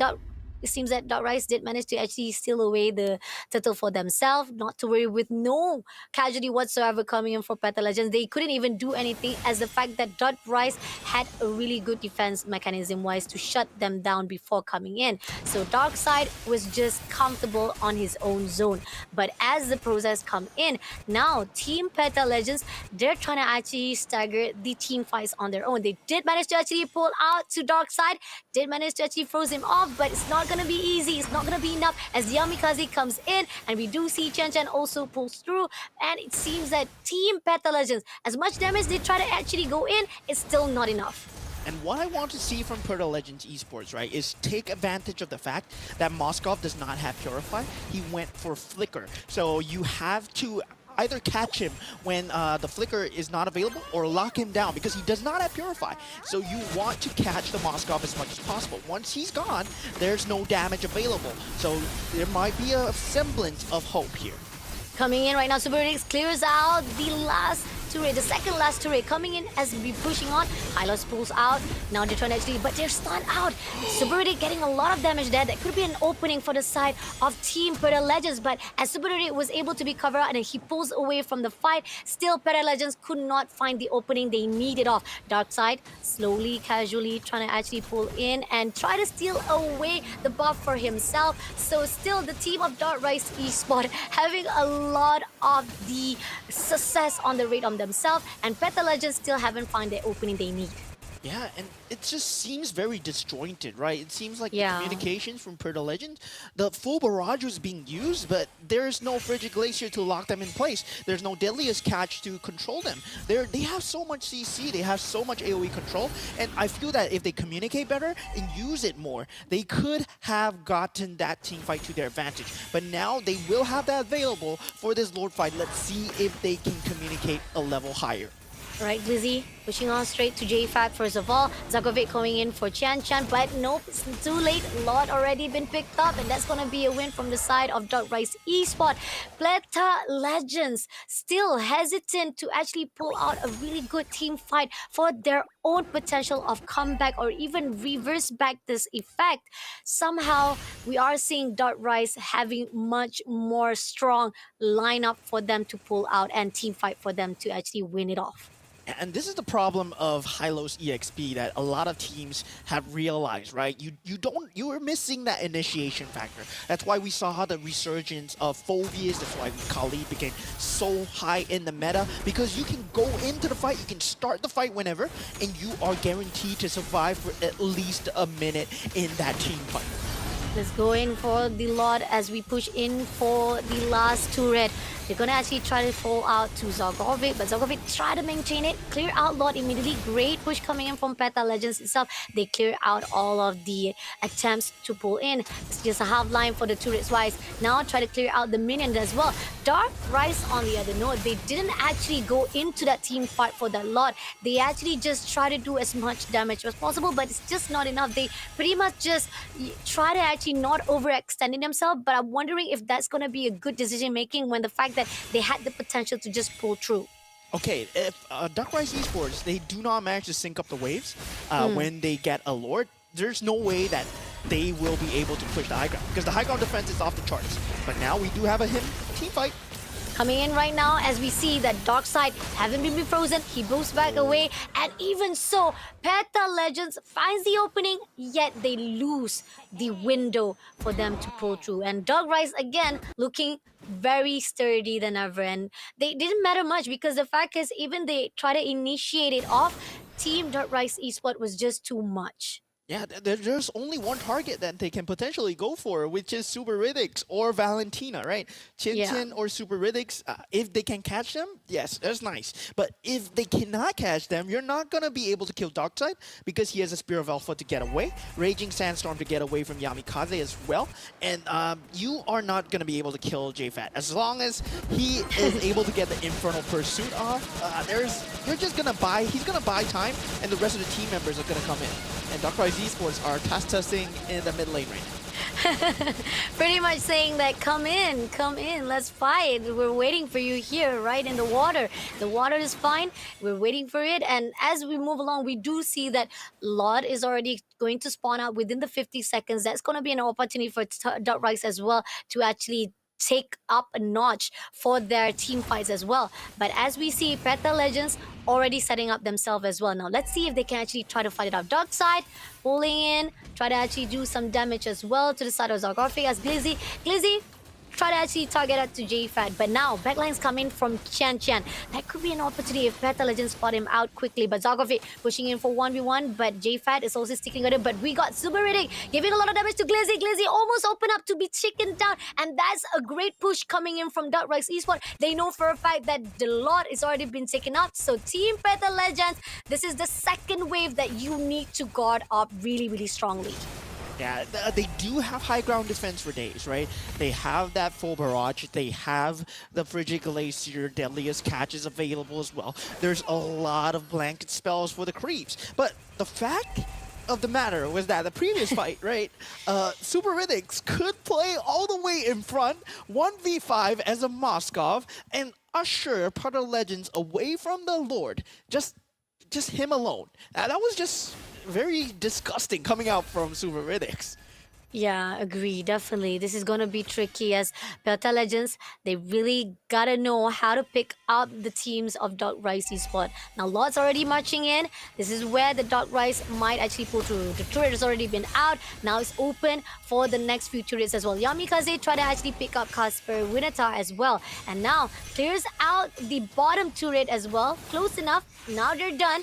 Middle lane will be the next victim for themselves as well, clearing out most of the minions as well as shutting down the Lord. Right this instant, Peta Legends have a lot to cover up their grounds. They try to push in. Zagovic will be fighting off with Darkseid as they're pushing into Yamikaze, but this is where we say Chan pushing in through. Darkseid having a lot of damage, but now the turret is open. The crystal is open for the take for the side of Dark Rise. They're pushing in straight away to fight. They spotted out Glizzy. A lot of damage coming in. Sun still surviving out, still trying to re-heal himself, but Darkseid having a lot of damage. Great composure coming in from Peta Legend. They still survive all those fights, and yet Dark Rise didn't manage to get any casualty pushing in, but it's done already. Crystal is open, half of the line already depleted, and Dark Rise Esport is just waiting for the right time.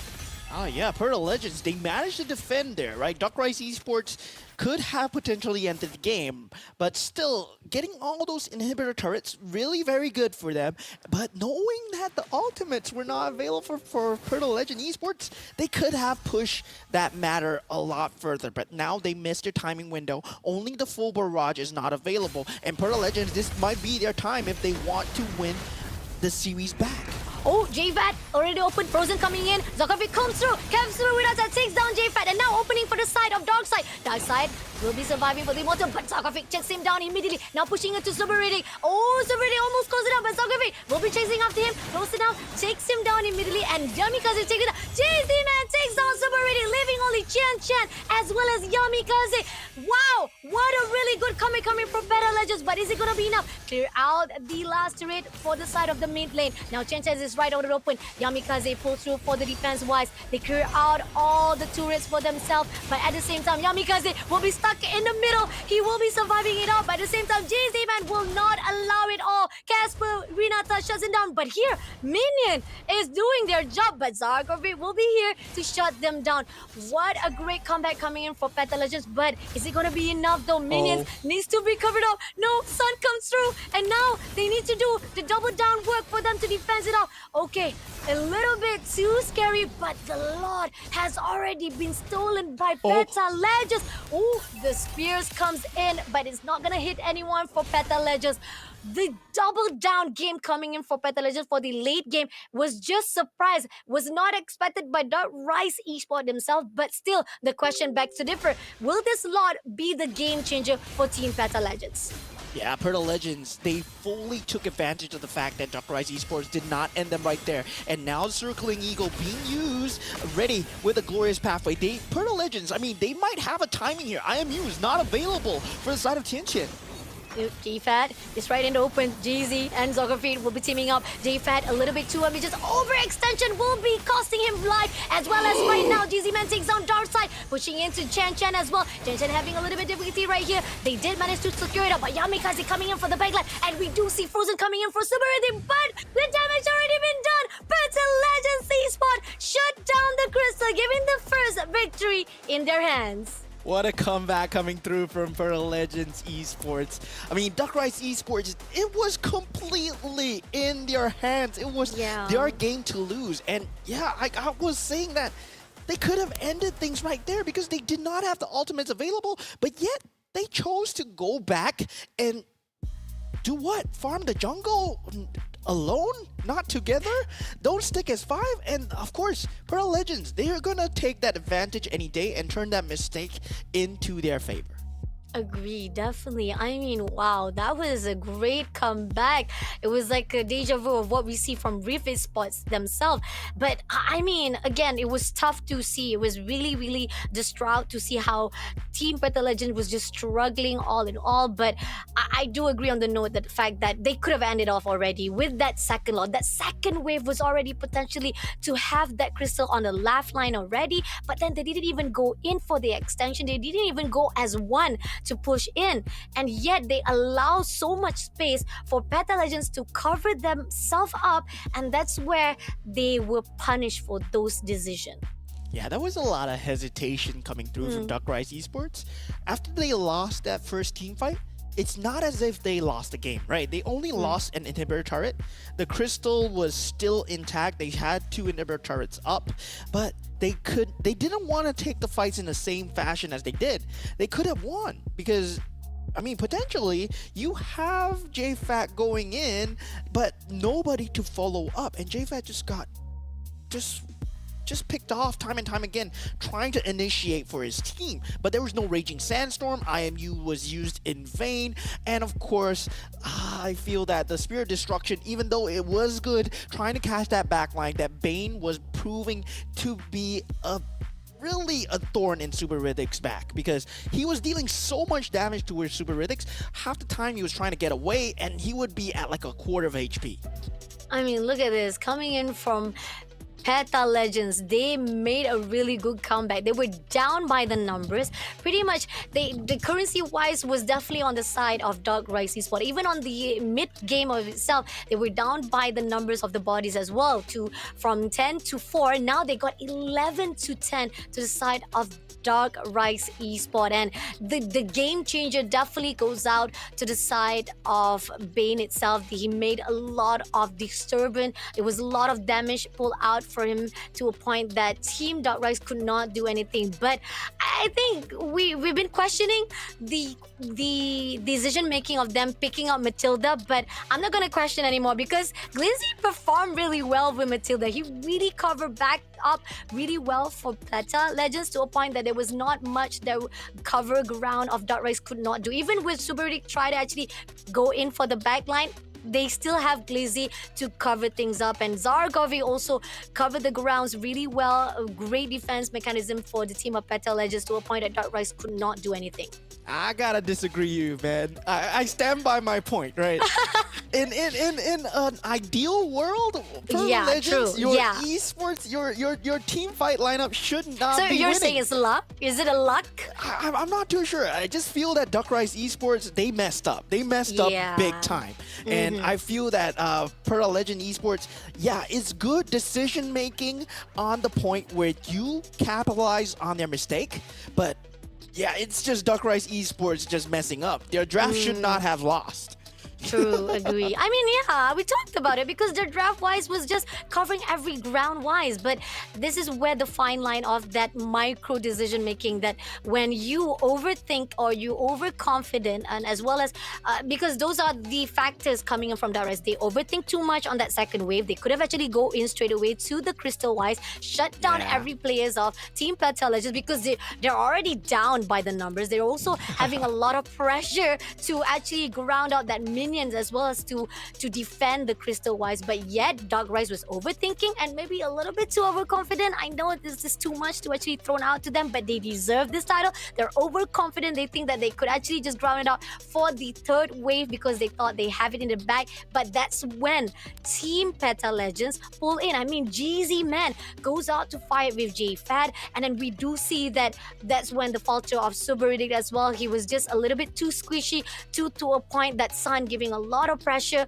for him to shut down. They froze out all the movement of Super Riddick. That's when Team Peta Legends just pulled through that win for that end game. Yeah, they did a great job of holding on despite the fact that they lost all 3 inhibitor turrets, right? All 3 inhibitor turrets were lost, and Duck Rise Esports, they didn't capitalize anything of all because they backed off in the worst way possible, where they backed off not as 5, not in terms to help each other out. They were not of equal spacing, and I mean, I feel that Pearl Legends, they just capitalized on that. They did such a good job of knowing Duck Rise mistakes, right? Zarkovic and GZ Man, they knew the amount of damage that they could deal at this point. And GZ Man, I gotta say, the amount of damage he dealt must have been crazy. Yeah, I mean, it was just superbly amazing. I mean, you did saw to a point that he did the skill 3, and that's when Super Riddick was already down to 20% of his lifeline, and even he tried to run away for his life. he did that last damage, and that was just needed. With the retribution, you're done for good, Superity. And that was it. That was needed by GZ Man to shut down all the damage that was supposed to be the cover up for Rise Esports. Once you have Superitics away from the fight, you don't have any more of your defense mechanism or even the offense line to boost up or even to shut down any attempts coming in from Peta Legends. Yeah, and I really like the itemization coming in from Casper Winata. Not going for that standard itemizations, right? He's going for the impairment, right? Wanting to slow the enemies down with the corrosive scythe. That Sky Piercer, I believe he bought at the end because I don't believe he's gonna buy that when he's behind. So that Sea Halberd being used to slow down that healing. Malefic Roar for that amplification, right? Having that AP damage, the pierce damage coming through, and Zarkovic getting the MVP of the match. 100% kill participation. I believe his glorious pathways at the start, yeah, it was never off the mark, right? His glorious pathways always served a purpose, whether he wanted to save his teammates or initiate a team fight. It was never wasted, and I feel that he did an extremely good job of being the peel needed to hold on to the base. They were so behind, they nearly lost the entire crystal, but still they held on so well. Agree, definitely. And this is where the fine line of the first wave. This is where they didn't need to actually overextend themselves to a point actually, but yet Team.Rise did it, and it gives a lot of potential for Peta Legends itself. And that's where JFAT, even with the help of Superitix to cover things up, he was taken out already. And this is where Zography shuts down Darkside as well and pushing into Superity as they move along. Just needed one more push, and Zography just shuts down instantly Superity with the help of GZ Man. And Yami Kaze as well as Chen Chen had no way to run, because as they push along for that mid lane of the turret itself, that's where all the Peta Legends just pull all their weights into Rise Esports. Yeah, and you saw that during the fight. JFAT was in, but if you look at the green dots, they're all up. Yami Kaze only used it at the last possible second for that team fight, and that was just a bit too late. The Lord is already straight in your crystal, and the damage is being dealt to your base. So eventually it was just a slight little timing error that cost them the entire game. And this is where the fine lines of, all right, you've already got your drafting, so we've already questioned it on the side of Peta Legends on the first match, because Peta Legends, they lost because of the drafting wise, and even on those team fights. Going into Rise Esports, pushing into this match or round number 3 itself, you got the drafting. The question is, can you time it right properly for the next match? Because this is where the decision making was questionable whenever they push into the team fights or even into the baseline of the enemy territory, because you didn't actually time it properly. You were hesitant, you were overconfident, and you were overthinking every movement you did. Even the overextension was giving a lot of the sacrifice that was not necessary, that Peta Legends takes advantage of that situation. Yeah, and this is where your clarity of mind is very important as a professional player, because it's very hard, right? And in this kind of decision making, it's very hard to always keep track of the ultimates of your opponents. Knowing when the full barrage is up, and just being having that communication to say that, yeah, they don't have the full barrage. Maybe it's time for us to go in. And that's what defines the best teams from the better teams, right? It's always that part where you are keeping track of the enemy utility. That's when you know that you could be a potential champion. But before we head on into the final game, we will be going for a short break. These teams have to rest, and so do we, and we'll be seeing you guys after a short while.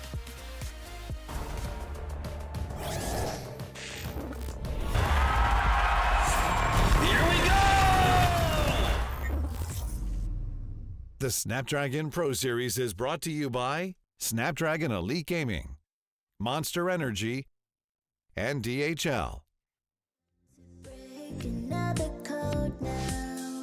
Pretty in disguise. Fucking up your life.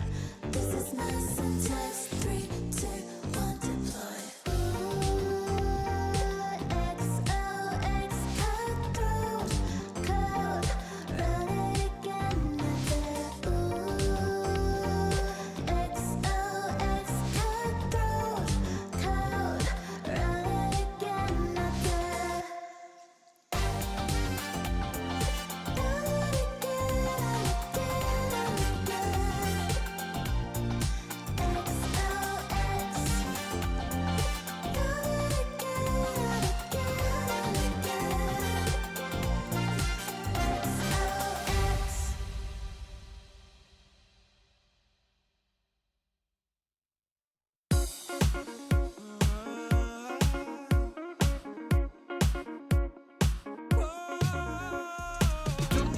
Welcome back, ladies and gentlemen. That was a short break indeed. We still are on the same series, Duck Rise Esports versus Peta Legends Esports. And for those of you that don't know, I'm your caster, Moman, and join with me will be Fasya Bunny to cover the rest of the day's games. And of course, for the Game 3 itself, right? We talked about the Day 1 being so important for both teams.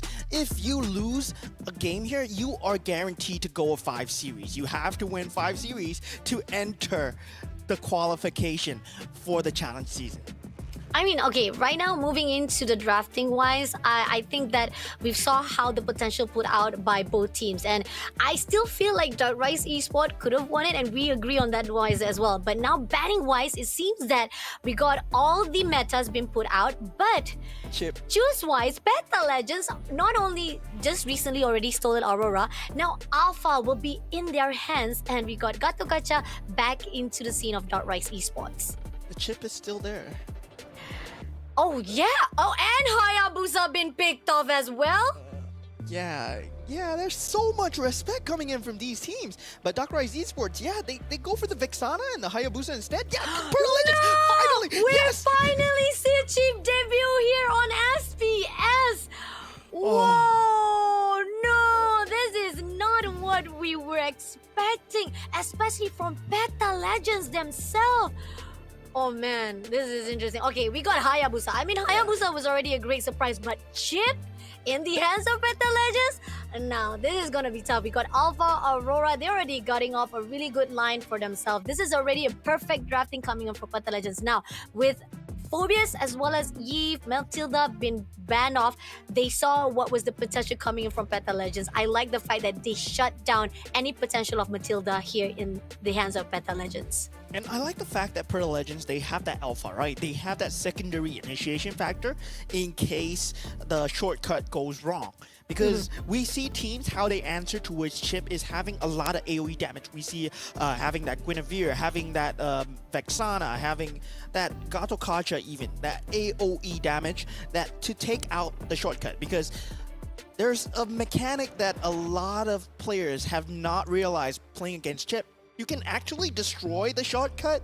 You can actually deal damage to the point where you cannot teleport anymore. So yeah, there's a possibility where you can do that. So Okay. yeah, I mean, with Chip as a meta, we still see that there's a possibility for that meta to be control-wise to be at least honed down most of the possible wins on the side of Peta Legends. Now, Khalid on the side of Dark Rise to be banned off. I think the fact that they know the potential of Khalid to be picked up by Peta Legends and they don't want to have that potential to be used up against them. So I like the fact that, again, they pretty much have already all the AoE for their side. They already got CC on their side. So this is a great move coming in from Dark Rise Esports. But then we got the Nolan also been picked off to be banned off by Peta Legends. Yeah, and what I would like to see from Peta Legends right now is just go for the Harif goal lane.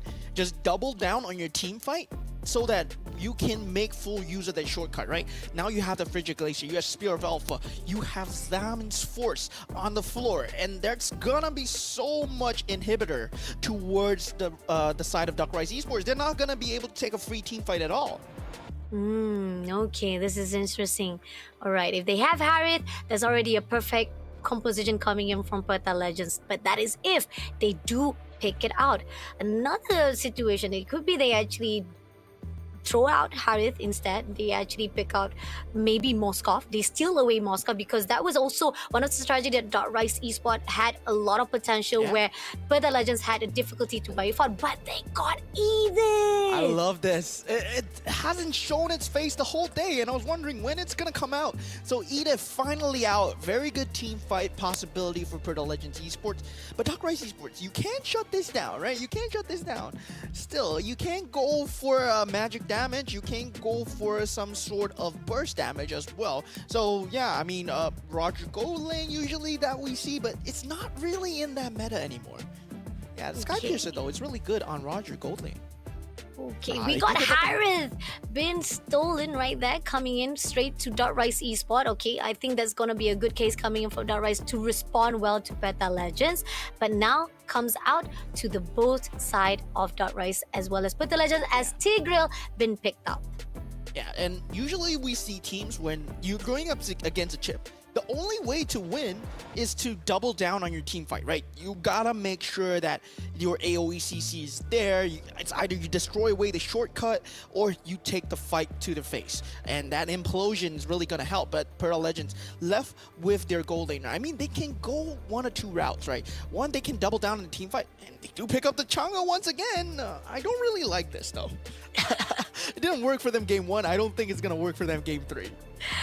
Peta Legends again with the surprise factor at the end of it all. I mean, are we surprised? I mean, I don't think so. I was already expecting they're gonna actually do something silly, and they did. They put out Chang'e right again into the hands of Peta Legends. So yeah, let's see how it's gonna be like here for the second match. Again, we predicted it was gonna be on the side of Peta Legends 2-1, but it started out really good for Dot Rice Esports. Only in the matter of fact on that round number 2, that's when they actually throw away. I mean, not to say they throw away, but there was a lot of the mistakes that was done by them to a point that Peta Legend was able to punish them for that.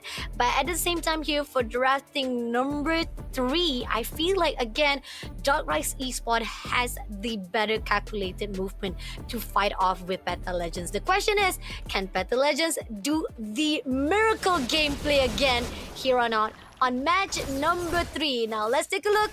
Dot Rice Esports Cambodia versus the team of Peta Legends Esports Indonesia. Yeah, it's going to be a very key game. Both teams tied up 1-1 right now. Winner takes all, right? Winner becomes a best of 1 again. The winner, the winner will go to the 1-0 bracket, and it will be a golden road for the winner. But whoever loses this match will have to play 4 more series to get in. Okay, let's see. Do see them stacking right on the mid lane, and Yamikaze trying to find a way. Does it actually trying to go in for the first one? Nope. I think they're just going to clear out minions for a while. They're just going to see what they can actually do for now.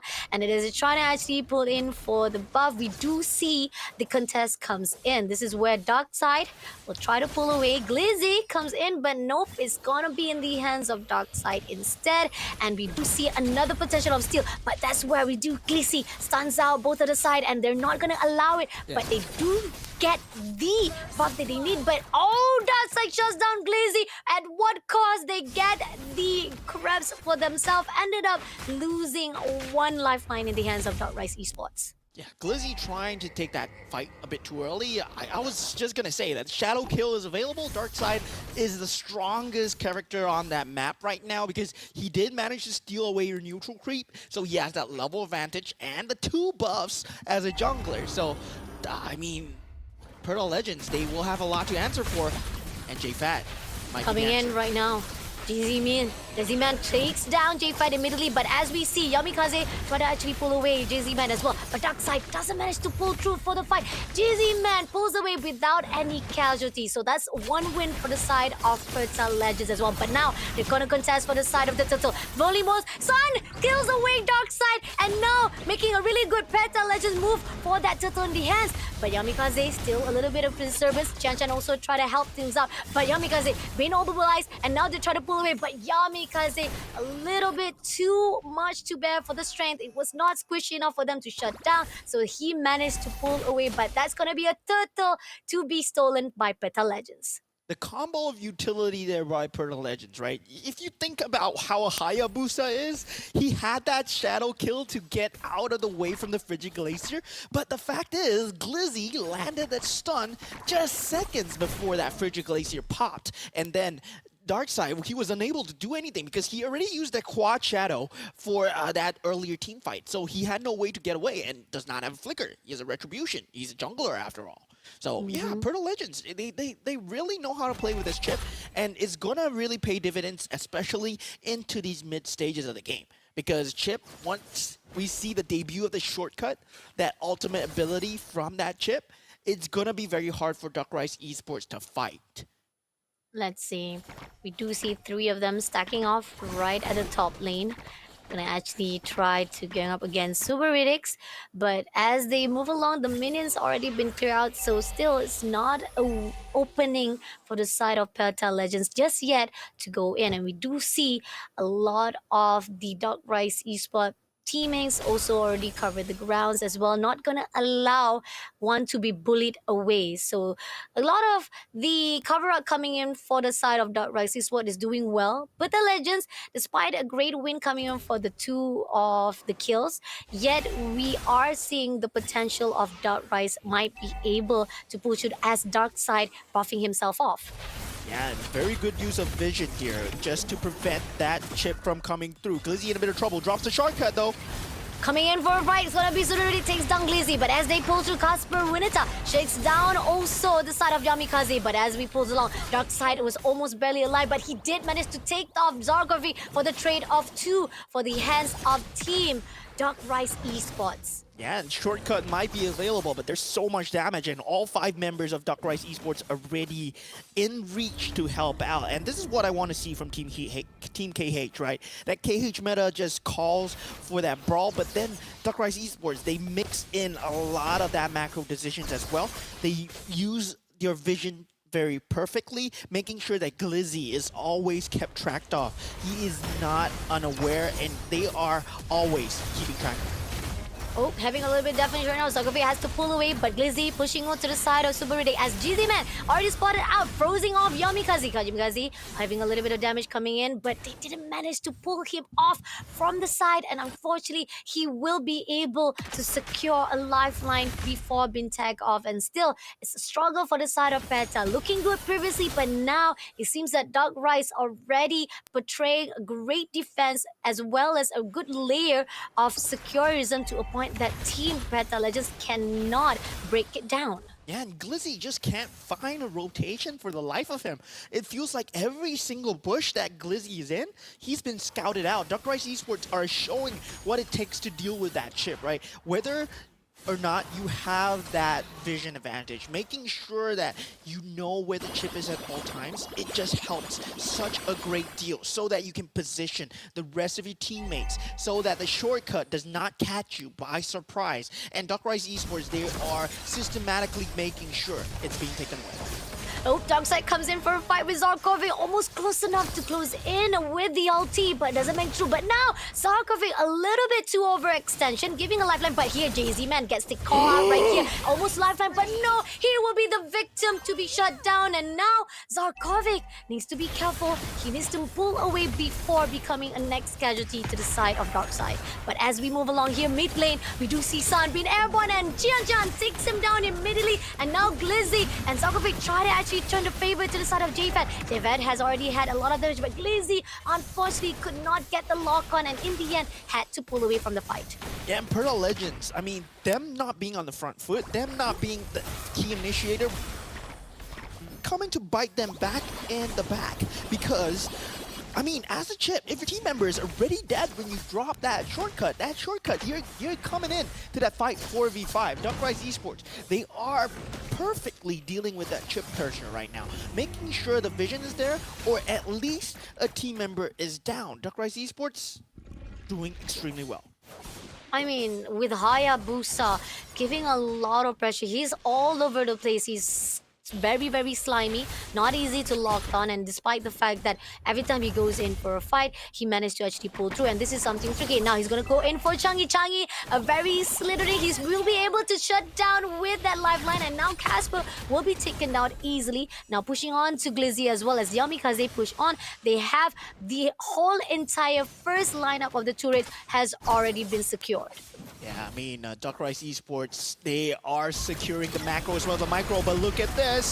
This is going in for a fight. They airborne straight away. 3 of the players of Peta Legends pushing, and JZ managed to take down JFAT for the overextension. But then again, it's just a minor win for Peta Legends for now. It was just enough for them to just bear off away the team of Dark Rise Esports. Yeah, what's surprising to me is that they forced that team fight underneath that turret, right? They did not have the creep wave to work with. And yeah, Dark Rise Esports, I mean, mistakes have come to bite them back in that game too, as we've seen before. But Dark Rise Esports, they will have breathing space, because Peta Legends, they don't have that similar late game as they had. They have a Chang'e now.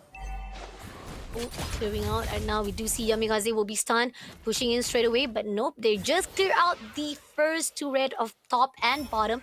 A great opening, at least a clearing off for the side of Peta, but it seems that Yamikaze will try to find an opening. Dark side pushing on for the flank. Doesn't seem that he doesn't want to actually overextend himself. He will be prioritizing to just try to find a way on the front line.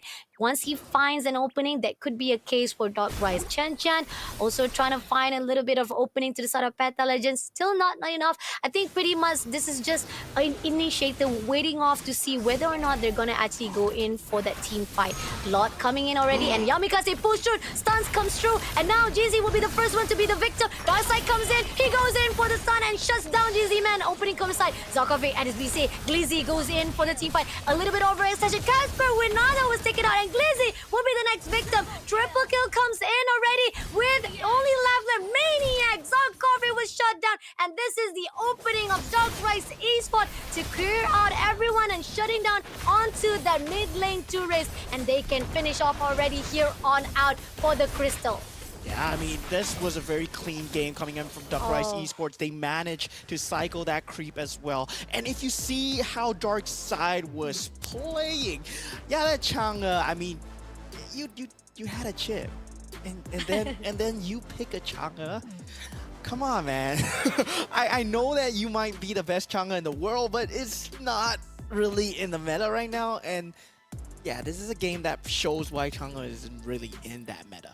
Because you don't have enough damage to deal with. You don't have survivability as you can compare to other gold laners. What makes Riff so good? What makes Roger so good? What makes Claude, Moskov, Carry so good? They have that jump survivability, right? The ability to jump away or into that team fight, to close that distance that Chang'e does not have. All Chang'e have is a movement speed.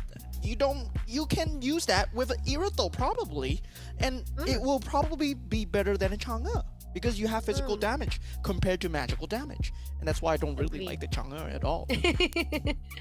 Questionable decision making coming on from Peta Legends. I mean, again, if it wasn't for that decision making, I think that with any other gold lane heroes, it could have gone a little bit better for this fight itself. I mean, it could have been at least a better gun, a really good team fight to a point that the team Peta Legends can actually elongate more of this match number 3, and there's a possibility of them to turn things around as well, as they managed to win that match number 2. But then again, when you go back to the drafting wise, Dark Rise Esports was just better off, was just securing, and that Hayabusa was just, he was just a menace, and it was a struggle for Team Peta Legends to hold it down. Even for a while, they did manage to shut down Darkseid, but yet as we go into the end game, Darkseid was just untouchable. He made it so hard for any of Peta Legends to come true, and he was just waiting for the right time.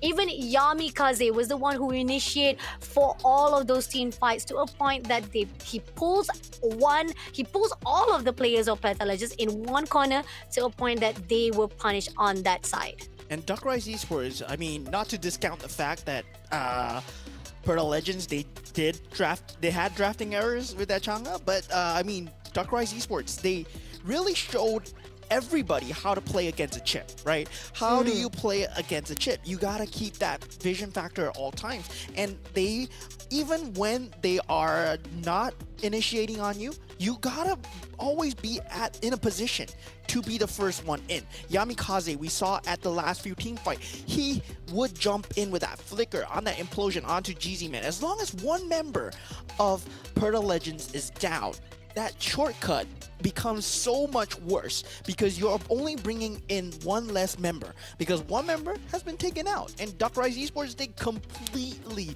capitalize on that weakness. The fact that Peta Legends picked the chip and are unable to be the first initiation factor, that just proved to be their undoing right there.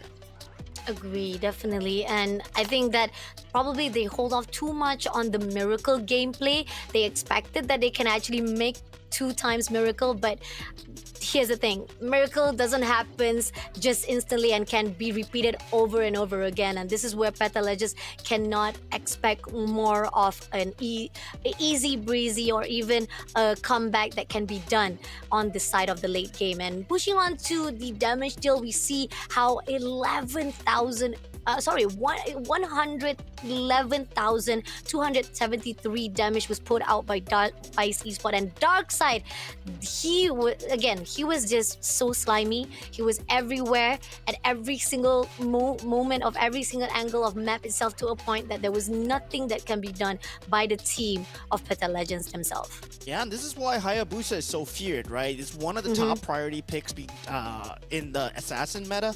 Hayabusa has the fastest clear rate of all the assassins combined, and if you put it in the hands of one of the best few assassins, which is Darkside, he's gonna clear and get that level 4 way ahead of everyone. And he already showed, right, 1 minute 30 seconds into the game, he was level 4 and he was in the enemy jungle taking away the creep and got that first blood on Glizzy.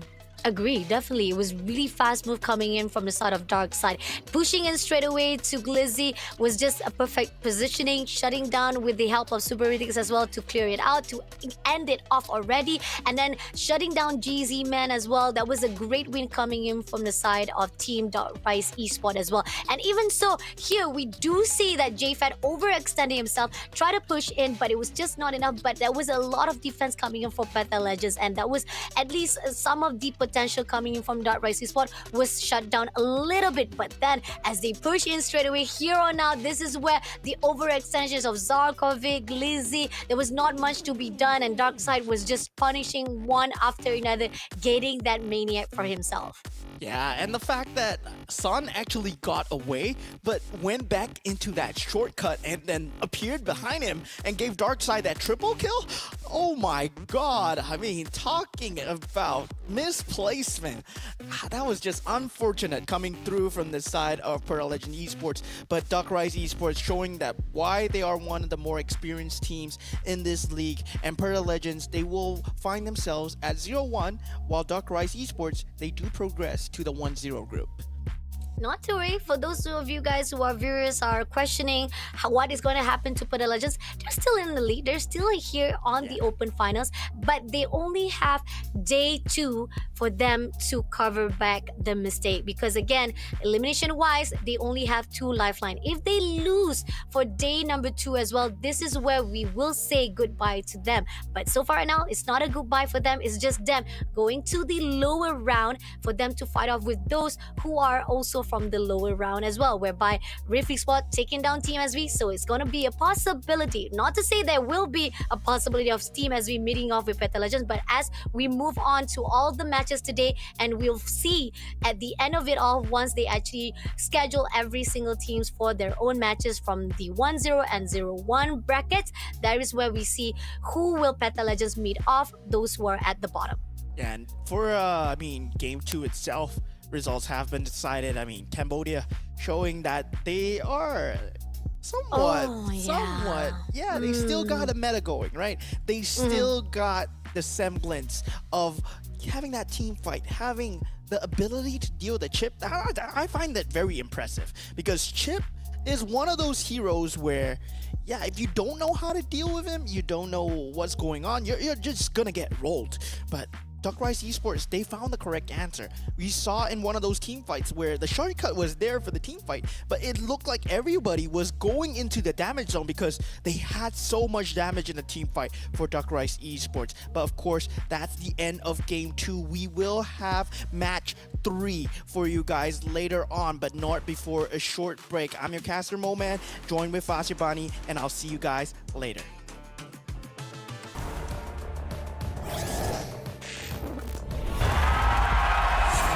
Here we go!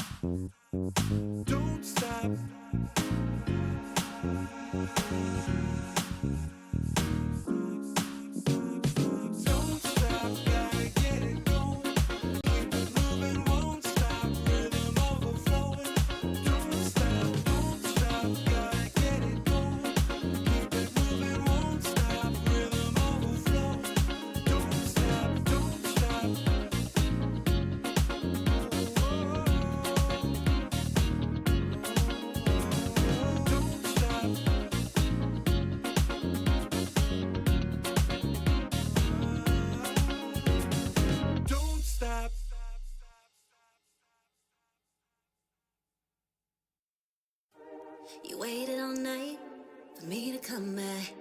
Why'd you think that it's not alright?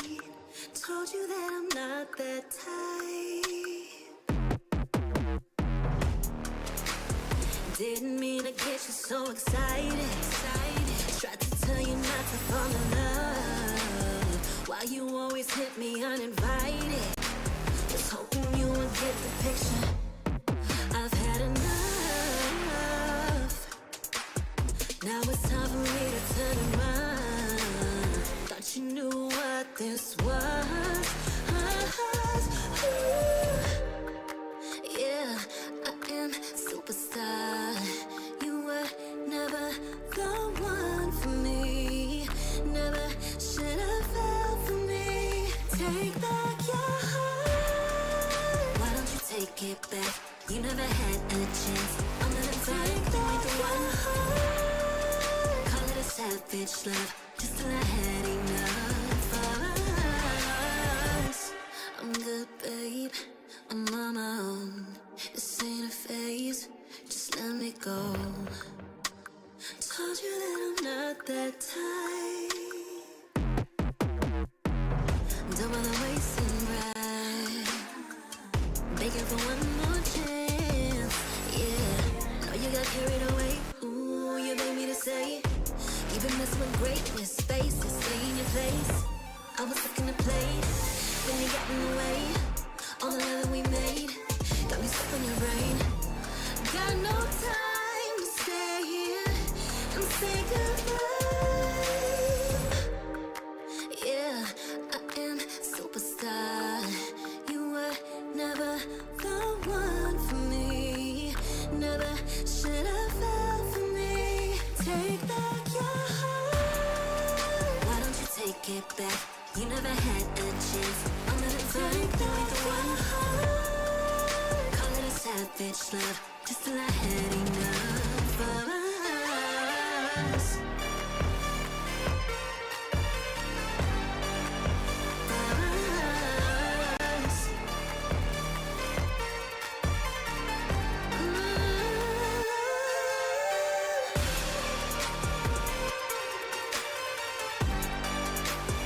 Take back your heart.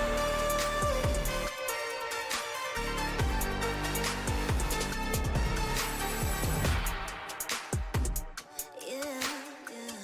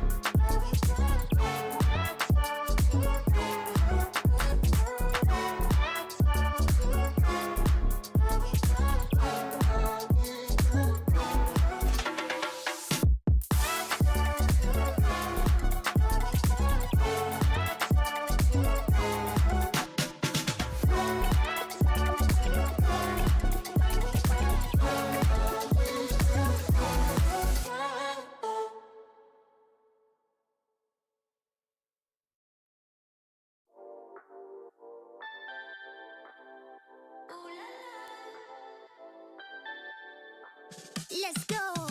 Put it in motion. Baby, we're going faster, faster, faster, faster. Seizing the moment. Baby, keep going faster, faster, faster, faster. Speed up, make that thing rev. Foot on the gas till you got nothing left. Let's drive to the top of the mountain and see the view. Let's vibe, looking back on the journey, just me and you. Ain't nobody wanna go slow. Yeah, I was chilling in the past, I was solo. Now that I got you in my life, I'm like, go, go. I be living for the thrill of it. Whoa, whoa. I hear you like to gamble. Let's take the road, let's travel. No, I'm a lot to handle, but I wanna go fast with you. Think we could go the distance, although I know we're different. Together we both hit it, so I wanna go fast with you. Put it in motion, baby, we're going faster, faster, faster, faster. Seizing the moment, baby, keep going faster, faster, faster, faster. It's like they never even seen Well, us, and nothing welcome will ever back, get in between. ladies and gentlemen, for match 3 of the Snapdragon Pro Series by ESL. Oh, we are day 1 right now, and we already had 2 great matches. But before that, I'm your caster, Moman, and join with me will be Faster Bunny. How are you feeling?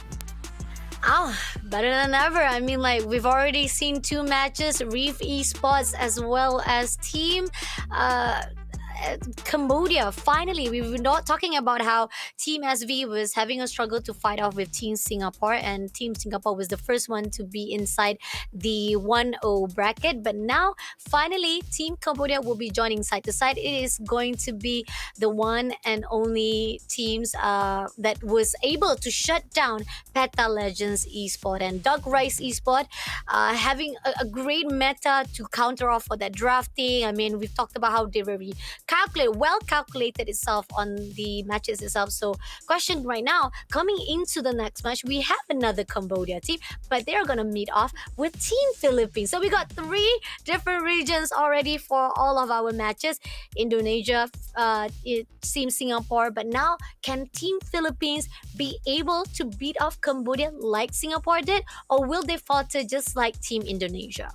Yeah, so I believe that Omega Esports, right? Omega Esports are going to be up against IQ Phoenix. So Omega Esports, they are kind of household name. They've been around very regularly. I believe Kelra was from there as well, and they still have a very good roster. But of course, it's still a very fragmented roster and still very new as well. I would compare them similarly to Riff Esports from Singapore, the likes that we saw. But of course, MPLPH is on a different level, and Omega Esports, I believe that, yeah, they are one of the stronger teams to watch, especially for a team like IQ Phoenix. Because IQ Phoenix, if I'm not wrong, like, none of these players, they have been playing in that regular season where they are known to be playing in A-tier tournaments. They mostly playing on that C-tier, B-tier tournaments, and this will be their first A-tier series to start with. Agree, definitely. I mean, this is going to be interesting to see what can be put out by the Cambodia team. Now, let's take a look in depth more into the teams itself. I want to get to know the teams, the players of the lineup from Smart Omega Philippines that's going to actually meet off with the IQ Phoenix Cambodia. Started off with Smart Omega, we got Ryota at EXP, Andoryu at the jungler, we got Yukir at the mid lane, Chuck Nu as the roamer, and Jom as the goal lane to actually help out the Smart Omega Philippines. Yeah, and Chaknu being the key, one of the key members of Omega Esports, I believe he's the only long-time staying member for Omega Esports. I mean, Chaknu, I believe he has been around since 2021. It's been almost 3 years in Omega Esports, and yeah, they did very well, to the fact that they were second, I believe, for MPL PH Season 9. And of course, for the MSC as well. No, MLBB Southeast Asia Cup. Yeah, MSC in 2022. They got third. And yeah, they did a really good job. But Chaknu is the only one that has this level of experience in the international scene. Whether he can lead his team, because Ryota, Andrew, Yukir, also known as Riku, and Jom, it will be their first time in this kind of international scene here, away from Agreed. Philippines. Yeah. Oh, this is gonna be interesting. I mean, like with the experience wise, very vastly in the hands of Changnu. This is where the fine line of can the rest of the teams also carry their own ways to actually follow the steps of Changnu here or not here on the SBS. Now, I mean, taking a look on the Smart Omega, I mean, you've also talked about this beforehand as well towards me that Smart Omega, they always have this structure ground whereby they set up the players to actually become legends after they leave the team itself. This is where the fine line of Smart Omega, maybe they didn't actually have a lot of success rate on their side, but then again, it shows that there are potential when they are out away or after they actually find themselves here from the Smart Omega. But IQ Phoenix, on the other note, from the Cambodia side, we got Yeah. Simple from EXP, Rookie at the jungler, Audacity at the mid lane, Nas6 at the Roman side, and Yellow Flash for the goal lane. Yeah, and this is a different Yellow Flash, right? This is Yellow Flash from Cambodia. This is Simple from Cambodia, so not the Simple that you guys are thinking of, and not the Yellow Flash from Mythic Seal, who is also known as Yellow Flash. So these players are completely new to me. It's going to be very interesting to watch because similar to how Pearl Legends, they are that rookie community heroes coming in. IQ Phoenix, they have that same profile. They have a lot to prove. They're young. They're hungry, and they're finally given that opportunity to shine, especially here in the international stage. And this would mean a lot, especially if they can go up against Smart Omega and still manage to take away a series win. Agree, definitely. I mean, talking about how they managed to actually, the achievements that we can actually be able to actually put out here is they got the first place in the play game MLBB series. So that is also another high rise to take note on the side of IQ Phoenix. But here on out, prediction wise, coming from both of us, we put out the same prediction. Is it really a surprise? I don't think so. From now on, I think that we're already in link. We are into link mode right now as Yeah, yeah. 2-0 coming in from Smart Omega fighting off with IQ Phoenix. I think this is pretty much on the note wise or even from the opinion side is that Smart Omega, they're very experienced, and this is coming in from the side of Team.Rix Esport as well. Even though we were pretty much focusing on Peta Legends success, but experience wise can actually fall to those who are still high rise or hunger in success. And maybe IQ Phoenix, again, they're still rookie, and not to actually burn them out, just like tone them down like too early on, but at the same time I feel like Smart Omega has what it takes to just pull a lot of strings to just take down IQ Phoenix on this open finals. Yeah, and I really place a high relevance on the region that they're coming from as well. Like MPL Philippines, MPL Indonesia, I feel that they have one of the cleanest gameplays in terms of having that macro gameplay and that micro gameplay as well. A very nice mix of that similar game styles. That's why they've produced so many champions over the past few years, because who makes it out for MPL PH is they usually stand the test of time. And yeah, Omega Esports is one of the teams in MPLPH. They might not have been one of the first, but they definitely shaped many champions, right? They were fighting a lot of the champion teams, so they have a lot of experience going in. And of course, with IQ Phoenix coming from Cambodia as well, I'm not saying that they don't have what it takes, but they are gonna have to prove it to us because they do not have the statistics behind them, right? Because if you think about the Cambodian region, yeah, they are really kind of falling short in terms of producing these kind of superstar teams. And IQ Phoenix might have to show a lot in terms of drafting and picking here. Agree, definitely. I mean, again, coming back to the side of open qualifiers, and this is one of the teams also who managed to survive from the open qualifiers, moving into the open finals. So IQ Phoenix, I mean, you did had a really good, success rate as well compared to Peta Legends as well. They are the same length of possibilities or even capability here on out for the open finals. The question is, can you do better than Peta Legends did before? or previously, because again, you cannot buy experience, and this is something that you need to not just try to actually shut down experience. You also have to be very, very critical on that decision making or even the timing, because Peta Legends wise, again, I feel like we've talked about it pretty much. Most of their attempts was a lot of miracle makings, so hopefully IQ Phoenix does not follow the same footsteps. Pretty much be more a little bit calculative when it comes to the drafting phase. Yeah, I mean, there are just some things that you cannot teach, right? And I feel that Omega Esports, they have that pedigree, they have that legacy, because in terms of just being around, in terms of just esports length in general, Omega Esports, they've been an organization for just the longest time. Meanwhile, IQ Phoenix, if you just take a look back at their history, right, they've not been around for as long of a time as Omega Esports.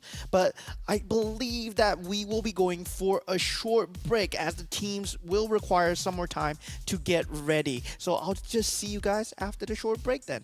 See ya.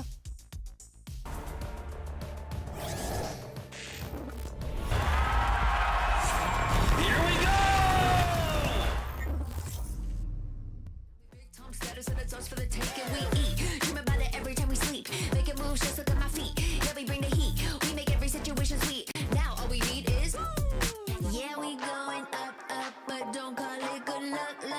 Earning what we got, cause all we do is give it more. Yeah, we going up, but don't call it good luck. Earning what we got, cause all we do is give it more. Give it more, give it more, give it more right now, right now. Give it more. Give it more, give it more, give it way more, way more. Give it more. Give it all we got, we give it all we got. Give it more. Oh yeah. Give it more. Give it all you got. Give it more, give it more, give it more right now, right now. Give it more, give it more, give it way more, way more. Give it all we got, we give it all we got. Oh yeah.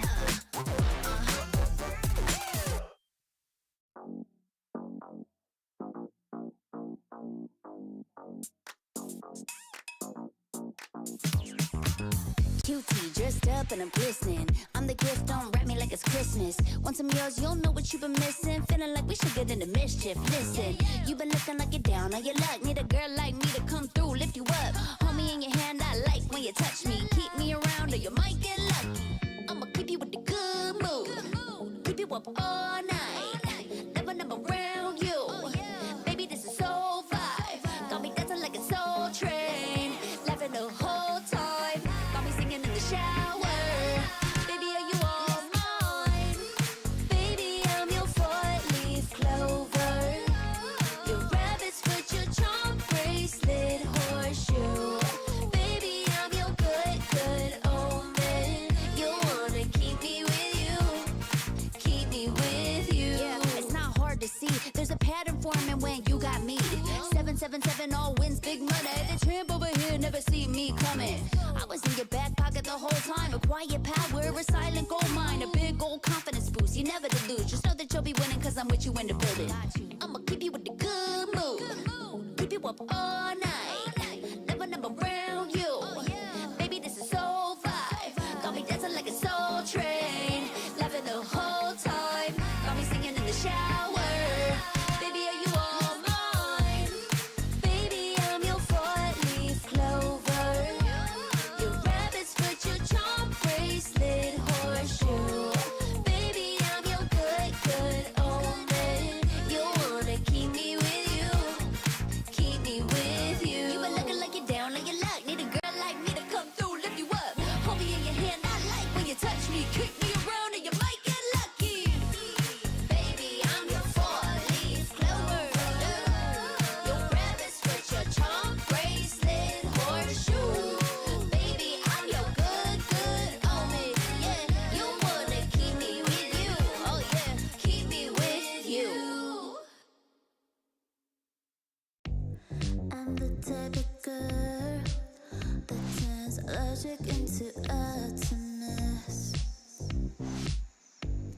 Think you know it all, but then you let me get inside your head. Yeah. Steady Joe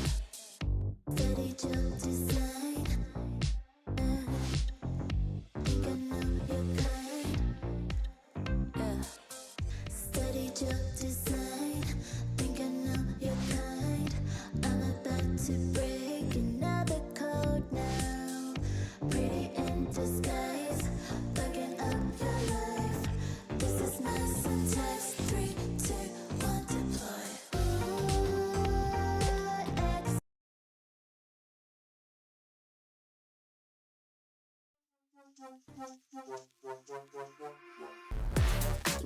give it more, give it more right now, right now. Well, welcome back, ladies and gentlemen. I hope you got your refreshments. I hope you got your drinks and your dinner as you are going to be watching Omega Esports versus IQ Phoenix. I mean, Philippines versus Cambodia. We were just saying, right?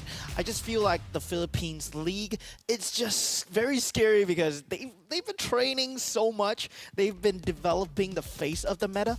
And now that Malaysia has kind of taken over with SRG, I feel that Philippines, they are on that revenge route, right? They wanna get back their former glory. They did take M5, and now they might want to put their hands onto M6 as well.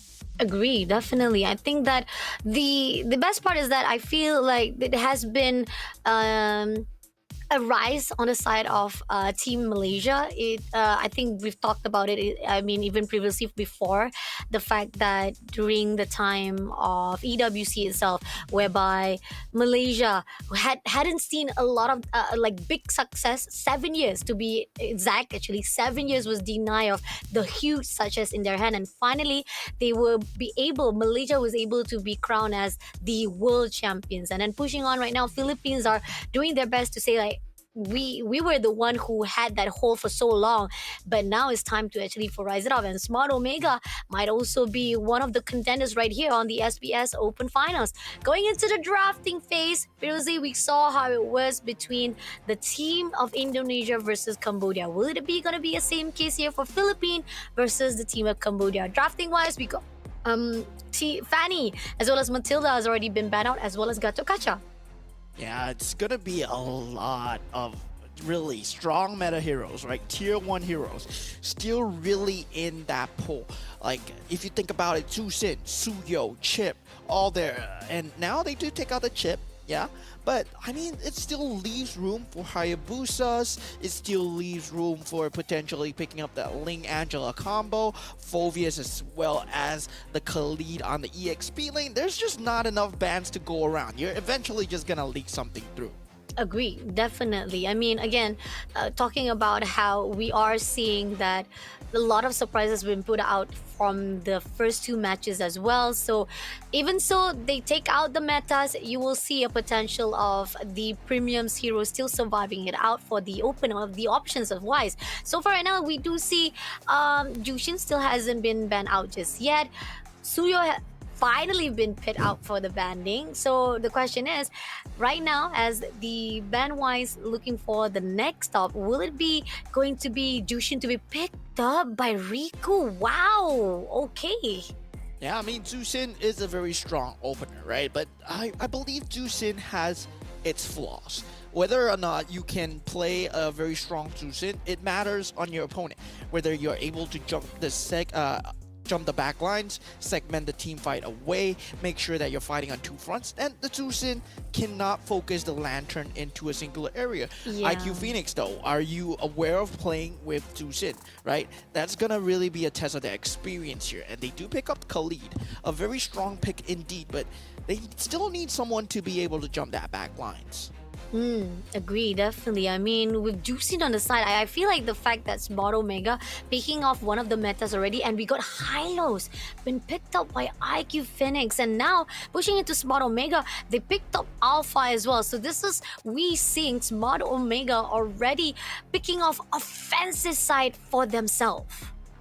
And that Benedetta coming in from Smart Omega. I mean, we are going back to the days where the damage dealer on the EXP lane, it's still a very strong meta, right? Given the fact that you are picking a fighter utility jungle, and of course, Smart Omega would have to pick a frontliner roamer. So if IQ Phoenix are being smart about this, they do pick up the Eve instead. I would say you would pick up a very chunky frontliner, potentially something like a Grok, something like who is control immune, like Cho. It's possible as well, because you need to counter out that Zusin, and then you ban out those frontliners, the Tigrils, the Minotaurs, things that can be a damage soak for Smart Omega.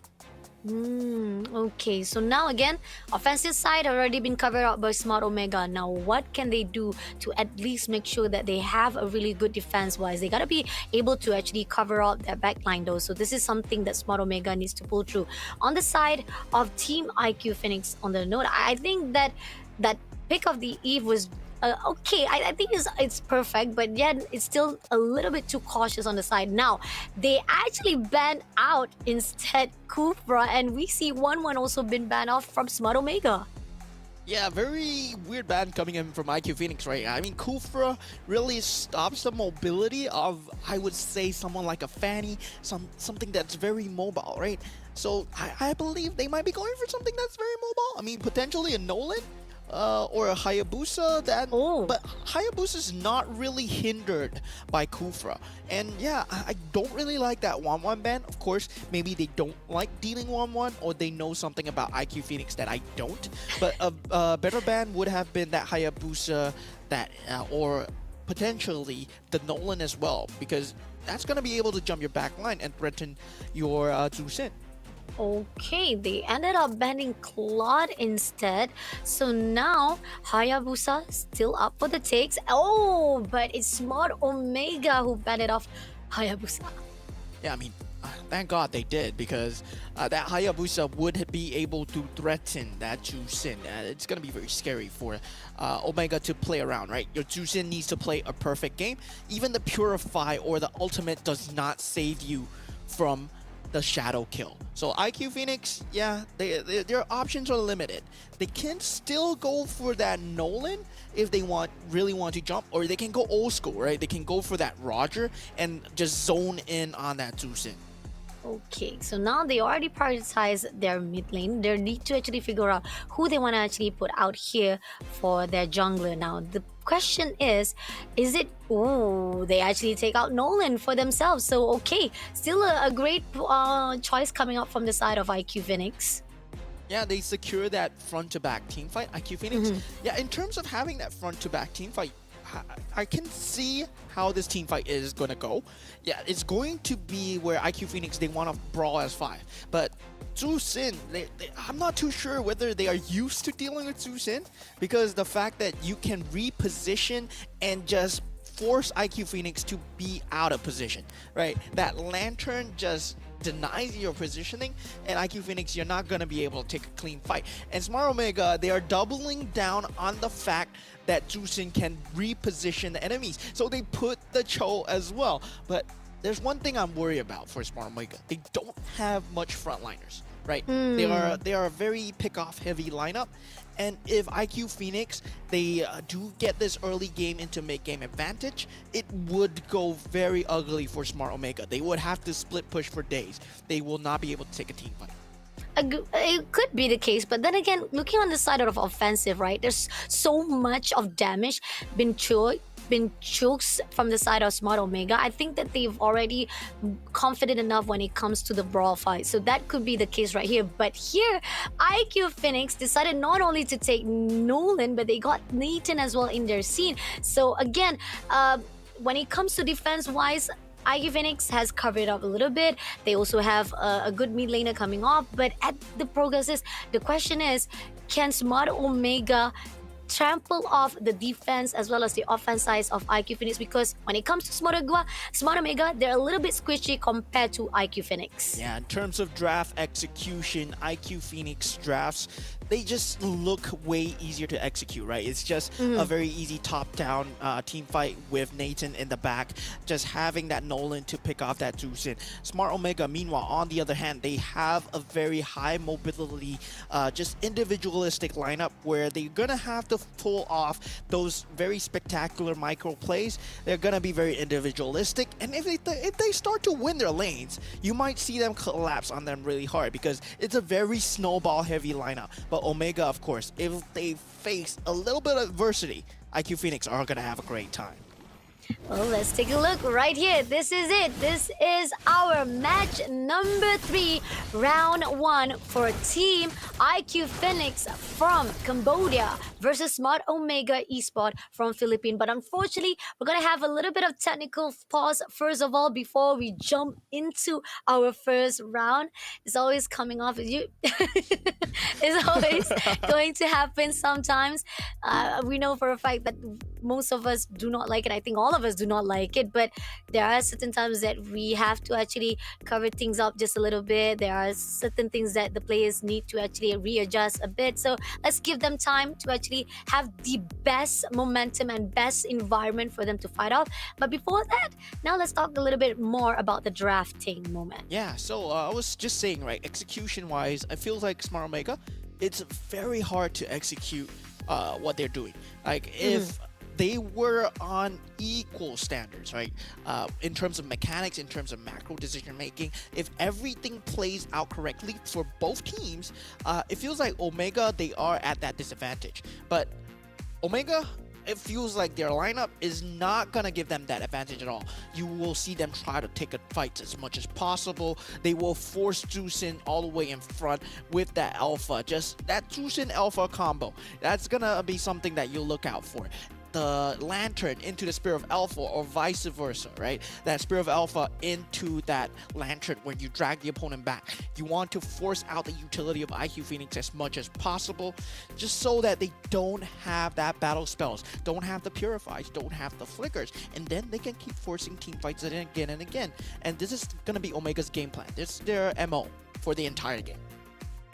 Okay, that's gonna be a great composition, a really good execution that is need to be put out for the team of Smart Omega. But the question is, coming into the IQ Phoenix again, I'm seeing pretty much the individual fights that have been put out by Smart Omega can actually be counter off by IQ Phoenix, because again, when it comes to the drafting wise of IQ Phoenix, we have a lot of sturdy defense lines. The back line has been covered up. Even the front line has the security on the side of their choices making here for the drafting wise. So I feel like when it comes to IQ Phoenix, they gotta be careful if there's a possibility of Team Smart Omega try to pick one after another, because when it comes to team fight, they can be able to shut down any opportunity or even any chances that Team Smart Omega try to do.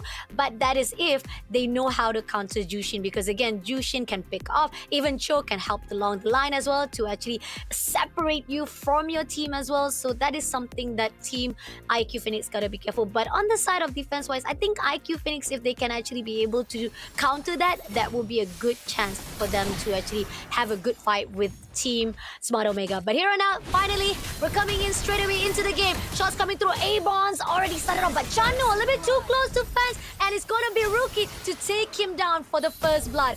Team Smart Omega losing that chance when they were the one who initiated. In the end, they lose the fight. Yeah, I love the fact that IQ Phoenix took that fight head on, but look at this. Simple is in a lot of trouble. He does have to use the flicker to get away, but will he be safe though? Yes, he does. He does, but that was a really good pick coming in from Riku previously. He could have actually be able to actually finish the job and take down, at least trade off IQ Phoenix for the hands of Team Smart Omega, but it's okay.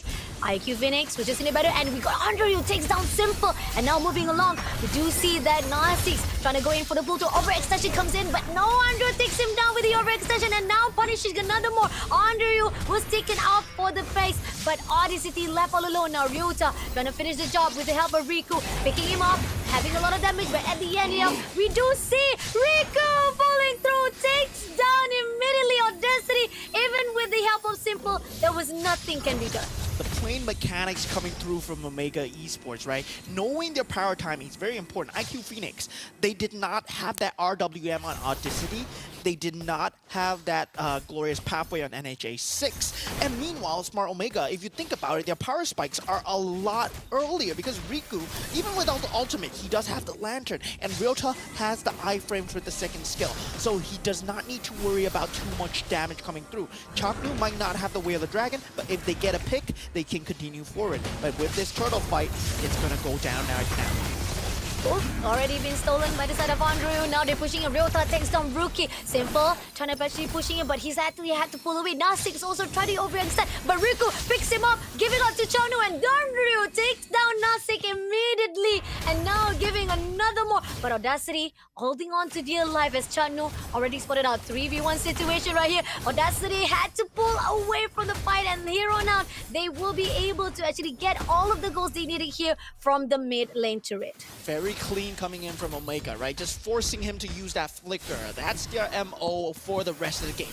Just keep your battle utility, keep your spells on cooldown. Smart Omega, they will have to force these fights again and again, and they will gladly use your cooldowns to trade just to get that map advantage. Right now, they are already at a 3k gold advantage, 3 minutes in, and it's just gonna be looking better and better for them. Jam, though, he's in a lot of trouble, does manage to get out there. But here, Chanu comes in for the stun. Nase had to pull away. Ryota trying to find a way a back line. Spotted out, but they ended up decided to just reset themselves instead, and they didn't want to actually go in for the overextension. Great discipline coming in from the side of Team Smart Omega. Yeah, Smart Omega, I mean, now they will be trying to invade enemy jungle. Raging Sandstorm already being used. Glorious Pathway is up and available, but do they disengage? Coming in for a fight right now is trying to take it out for the side of Riku, but then overextension comes in. Riku takes down by Andrew, and this is where they will be punished. Now Six have been taken out by Chanu as well, and Simple had to pull away before he became another casualty, and the buff will be stolen as breeze as possible by the side of Smart Omega. A great decision making from the side of Smart Omega to a point that Yellow Flash will be the next victim. Almost been caught off right there, as Riku will be trying to take off one of the players of Team IQ Phoenix, but doesn't get it all. But he will be taking off, just a little bit too close to the side of Yellow Flash, but he managed to pull away with the side of him surviving it out. And IQ Phoenix looking even more lost than ever, as Smart Omega giving so much pressure with the fight. This is a very smart team, right? Omega Esports, they went for that mid turret, which opens up so much of that jungle spacing. Now they don't have a mid turret to hide behind, and this opens so much of the map for Smart Omega. They can go for these outer turrets without worrying about the resolve coming in from that mid lane, where the reinforcements will not be able to come through. And IQ Phoenix, they will have to play on the other side of the map, where it's so telegraphed to them, but they have the Harif, who can just hit down these towers. And now Rookie, he's not able to find these fights at all, but look at this, Ryota thought a little bit too ambitious, trying to survive it all on his own, but here Andrew as well as Riku comes in, takes down Yellow Flash, and now leaving off Airborne to the side of Simple. Simple will be the next victim for the double kill, and now Nasi and Audacity, even though they try to caught team of Smart Omega off guard, but the team managed to come in just nick of time to actually have a good backup to Ryota. And Ryota is pulling off the Diablo special that I will call from NIP Flash. If you look at his battle spell, it's the revitalization spell. I mean, all he needs to do is not die, right? Generally, the Benedetta, you expect the damage to come through, but no, that's not what Ryota is going for. He's going for these macro plays, trying to force out these team fights as much as possible, in the same way, playing like a Phobius, playing like a Khalid. And this is something that NIP Flash brought out, and now Smart Omega, they've learned the strategies, man, and I'm very excited to see other teams using these strategies, especially in SPS. Oh, this is amazing coming in from Smart Omega. They're already pushing off, split pushing in every single angle. This is going to be the second last turret coming in from the bottom lane as well. And they are trying to actually make sure that they be able to actually steal away the bomb. Nope, it seems that Simple will be able to push away Ryota. So they're going to allow the team of Smart Omega to even cover up all the maps area here for the side of Team IQ Phoenix. But the problem is, even though with them trying to defend it all wise from the top lane right now, they have enough strategy to actually pull into that mid lane. Now looking forward right now, we do see Chano comes in for a fight. This is going to be a fight. Takes down a little bit too close to the side. Overextension is going to be a punishment coming in, but Riku takes down Simple, even almost close enough to shut down a Rookie as well as Nasi. But at the same time right here, this is a trade-off between 2-1 for the side of Smart Omega. Oh my god, Omega Esports, they are running away with the advantage right now. They managed to pull NHA 6 back, and then they get the double kill onto Riku as well. They're just rolling with the advantage. I mean, Omega Esports, right? the way that they're playing is that they know that they're ahead. And it's 9,000 gold ahead, mind you. 9,000 gold ahead, that's more than 1,000 gold a minute ahead at 8 minutes in. The Lord has not even spawned yet. They are not taking this turtle because they're going to let the Lord spawn. They're going to let it change to the Lord and end the game as fast as possible. They know that they're on the clock. Yellow Flash is on Nathan, and they want to end things early. This is a very scary team to deal with. It is so much aggression to a point there's no way for the team of IQ Phoenix to shut them down. Ryota trying to mess things up, try to actually make sure all the team of IQ Phoenix is a little bit heavier on the side of the top lane. But this is where the fine line comes in, where the team of Smart Omega already got the Lord and they just waiting out for that Lord to march in and come through to fight it off. Like Changno trying to actually break off, go for the air bonds right now, and as they pull away, unfortunately, teams IQ Phoenix will not allow that situation to come through. Riku will try to find a way to actually pick it off, but that's gonna be another turret for them to dominate. And as the time goes by, they will be looking for that bottom lane to cover things up. Yeah, it's gonna be very hard, right? Ryota is providing so much vision right now, and he's not gonna be able to die. If you take a look at his build, right? Concussive Blast into Revitalization, and yeah, the itemization, I believe he only went for one of the what's that called? The offensive item, the Hunter Strike, and possibly something else as well. I'm not too sure whether he went for the Blade of Heptases, but with the Holy Crystal already up on Jaum, this is their power spike. With the Lord already marching on the bottom lane and the lanes being synchronized and pushed in, they're definitely gonna get an inhibitor turret, if not more here. Oh, coming in for a fight already, closing up. It's gonna be Chano to take on Audacity, but as they progress, Simple, a little bit overextension will be punished by Riku. And as they see, Nasik's also trying to pull away, but Riku almost been shut down and able to take down Rookie as well. As we was a relief, Nasik trying to actually hold it out, trying to clear out the Lord as well, but he is being airborne. He's been having struggle. Riku giving a lot of support, and as we move into this end of match number 1, Team Smart Omega takes the win. I mean, I know why they're called Omega Esports. Now I know why they're called Smart Omega, right? That was extremely smart gameplay. And yeah, this is why we put 2-0 in our predictions, because this is the level that they are on.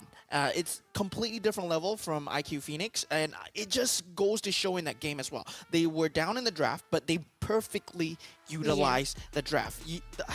It was pure magic. The way that I wanted them to play, they just played it out, and we saw that in live in 4K. That was amazing to watch.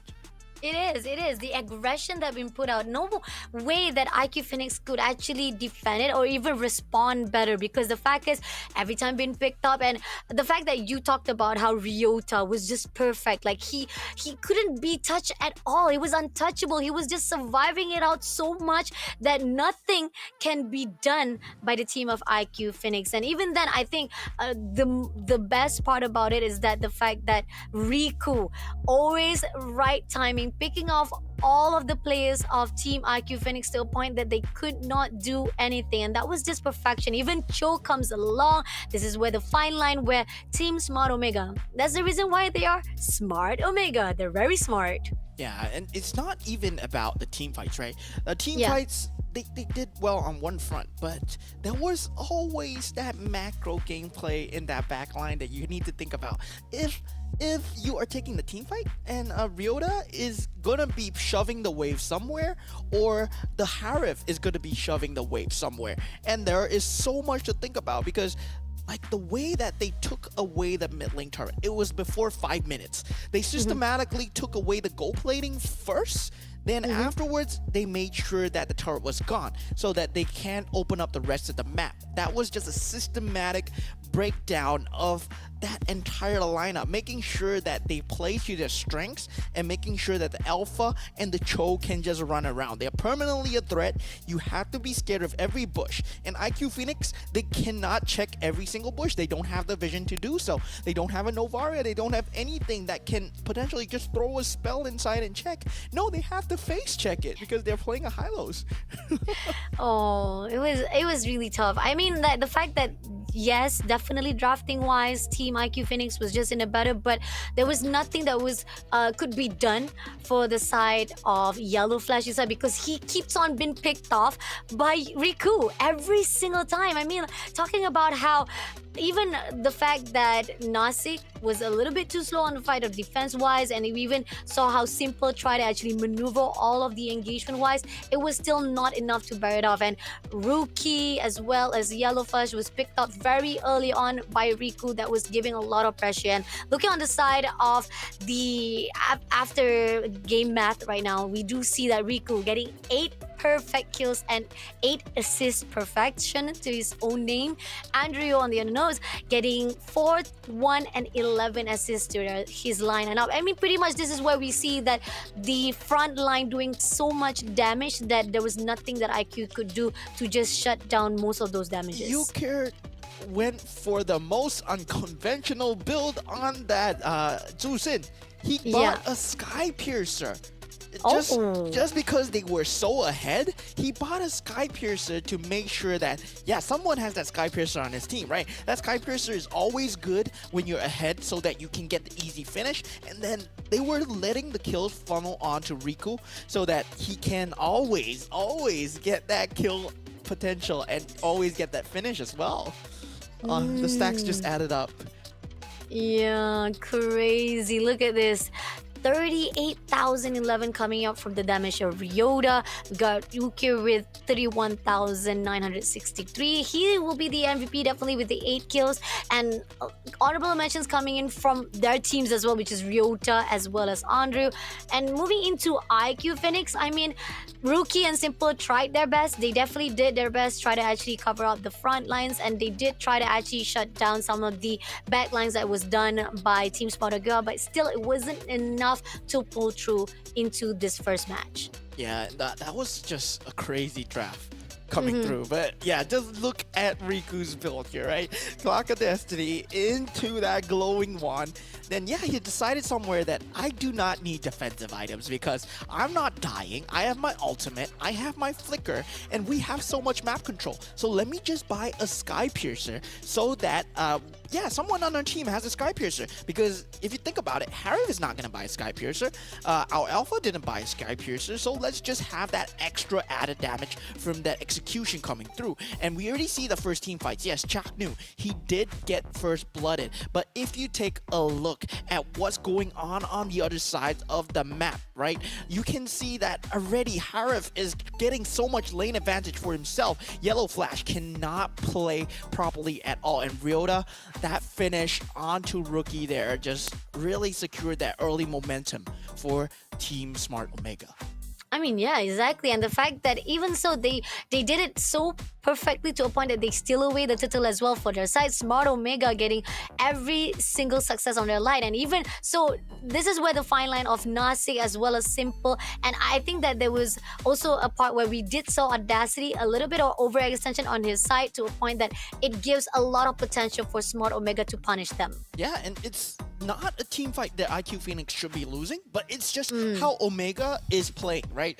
IQ Phoenix, they put down the Glorious Pathway, they put down the RWM. By all means, they should have won that team fight. But Omega, they disengage and re-engage when all the utility was used. And that's just key cycling of utility, the thing that most professional teams are able to do. Like, when you are able to cycle away your opponent's spells, make sure that Glorious Pathway is not there, RWM is not there, then having that discipline to go back in when the spells are not available, that is just so beautiful to watch. Agree, definitely. Smart Omega outsmarting the team of IQ Phoenix. I mean, if you have so much offensive side and you'll be able to pull through to win every of those individual fights, this is where the fine line of Smart Omega be able to trample IQ Phoenix if this pushing on. So first match or first round is done here for our match number 3.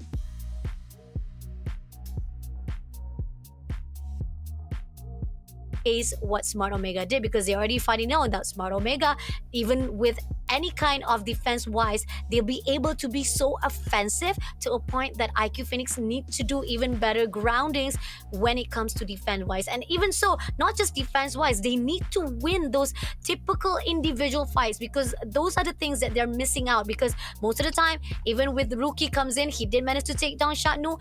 There was a lot of failures with the overextension of Nasik, and it was a little bit too late with the ulti as well. And this is where the final of IQ Phoenix needs to time it very correctly when they want to push into that team fight. Yeah, and it's just a lot of awareness that IQ Phoenix needs to work on, right? Awareness of how they lost the game, right? A good team always knows that, yeah, we lost the game because of this.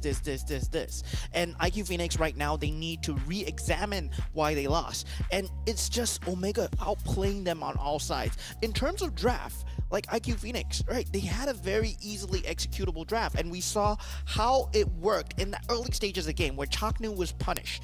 And how can we capitalize on that? Just keep punishing Chaknu, make sure that he cannot come in. But now that Zusin is available to come in, what's their answer there? They had the Nolan.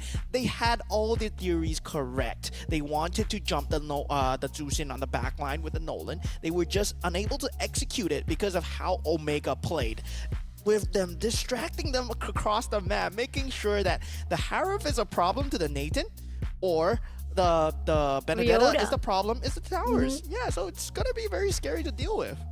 Agree. I like the fact that they confuse the team IQ Phoenix to the point that IQ Phoenix needs at least a double down for the IQ of Phoenix himself, because it's like Smart Omega just trampling every situation that IQ Phoenix was expecting. Because again, Ryota coming into that top lane and where he actually crowd controls straight away IQ Phoenix, and they know that was the opening. The moment when they spotted out Ryota and they try to actually gang up against him, and even so at the bottom lane, that was also the attempt that was done by IQ Phoenix to try to actually counter it all by himself. But Team Smart Omega was just too quick for the respawn and reflex, and this is where I think IQ Phoenix did not expect how the respawn was going to be done by Smart Omega. And coming into this match in number 2, hopefully they do not underestimate all the respawn that was done by Smart Omega. I believe there is a disparity in skill, right? Smart Omega, I believe that they are just a cut above IQ Phoenix in terms of decision making, in terms of how they layer their utilities, how they make sure that they are ahead in the game as well. And one way to tell how mechanically strong a team is how they play from behind. And just IQ Phoenix, they were unable to play from behind. So I just feel like Smart Omega, like, even if they are behind, even if they get outclassed by IQ Phoenix in the draft going into the next game where they are going to get shut down, they might just prove themselves with just pure experience alone, because their decision making was top notch. They're gonna have to go to some obscure strat book where IQ Phoenix pulls off some crazy strats where, I don't know, man, you pull out the yin, I don't know, man, you gotta pull something out right now.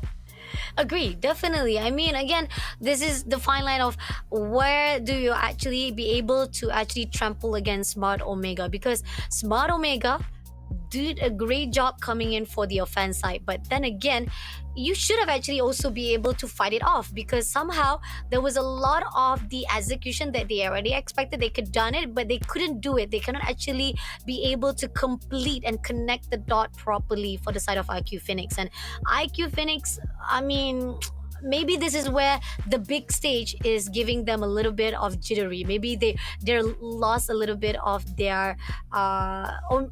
And as you already said as well, experience-wise, IQ Phoenix is still a little bit far from actually being in the same length of Smart Omega, even though they have a really good ground have been covered off here for the opening of the round number 1 here, match number 3.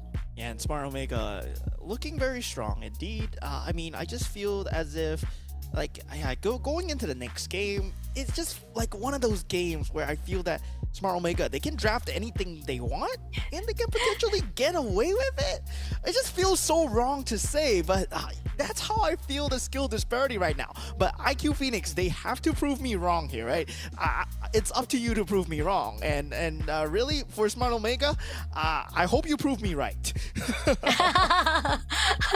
Okay, so there's two fine line here. It's either Smart Omega proving you right or IQ Phoenix is proving you wrong. I mean, again, I feel like this is the timeline that we're waiting for. We're giving the timeline for IQ Phoenix to re-examine again what were the areas that they need to cover up, what the grounds it. It's not a much of time, to be honest, because as much as we are giving them space so that they can actually think through and talk again with one another, how we're going to go into the next drafting with their coaches, it's still not enough because again, Smart Omega, they don't even need that much of the time because they've already had a lot of the times been invested throughout their years inside the scene of MLBB itself. So this is IQ Phoenix need to be able to actually not to say a miracle play, but more to say that can you be able to actually have the same potential or be able to learn from the experienced teams that has already shown you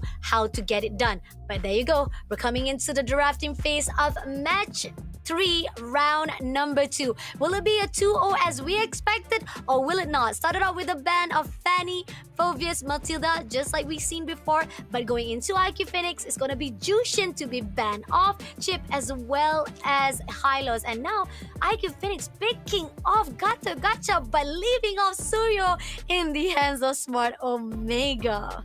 Yeah, this is a very scary look for IQ Phoenix. Yeah, you gave away the Suyo and you don't have a Jushin to answer towards that Suyo, right? Generally, we see the Jushin being the answer towards that Suyo. But yeah, there is a separate answer, and they do have it, right? The Hayabusa, the Gattakacha, really strong in terms of front to back. Gattakacha can provide enough peel, but look at how Omega answers. If you're gonna put a jungler that needs time to scale up, I'm gonna bring in the Hilda. The roaming Hilda, the one that you need to check every single bush, the one that can fight you level 1, level 2. Omega, they're just drafting so scarily right now. Oh, so good. Smart response coming in from Smart Omega. This will cause a disturbance for the side of Hayabusa. That's for sure how to actually stop them from trying to buff out that Hayabusa. But now we got Aurora also in the scene, and we know for a fact that Aurora has a really good CC that could help out with the side of Gattakacha. But then again, is it going to be enough to trample or even at least stop Smart Omega with all of the offense already doing a good job on their side? Yeah, there's gonna be a clear distinction of choice from IQ Phoenix here when they're going for this early mid-game play, right? When you're in that first 2 minutes of that game, Aurora's decision making is gonna be very important. Is it gonna be your creep priority, right? Where you want to clear the lanes as fast as possible? Or is your priority gonna be to protect your Hayabusa to get to level 4? And I believe the correct answer would be the Hayabusa getting that level 4 because you need some form of scaling factor to fight against the Suyo's early game potential. And yeah, that's gonna be on that mid laner. I believe it's Audacity, right? Audacity's gonna be the mid laner. Yeah, he's gonna have to decide between, do I lose to the Valentina now or do I lose to the Suyo later on? Yeah, that's gonna be a choice. Oh, that's tough though, because which side of the Smart Omega you want to actually give the power to Suyo or even to the side of Valentina? Now they have another bands to be put out here. We got Khalid as well as one we put out. I liked it because we know for a fact that this is where the fine line of 1-1, you don't want to actually mess around it. And we got Beatrix as well as Tigre to be banned out as well. Yeah, I mean, with the Beatrix banned out, right? Omega, they can pull a crazy stun, right? I might be overcooking here, but they can put the Suyo in that EXP lane, and they can pull out the Fanny. Yeah. But then we do see Fanny already been banned out. Oh yeah, so Fanny been banned out. Yeah, they can pull out Assassin Jungle. Basically, they can pull out Assassin Jungle because Beatrix really cancels out that Assassin Jungle. So either or, I mean, you wouldn't ban a Beatrix for no reason, right? I'm not too sure. Yeah.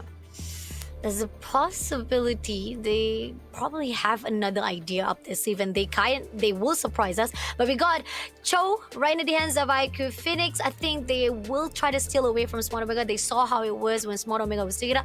But Bruno, they picked up Bruno as well as Grok right here for Smart Omega. Yeah, that is a lane bully. And there is so much aggression coming in from Omega's lineup.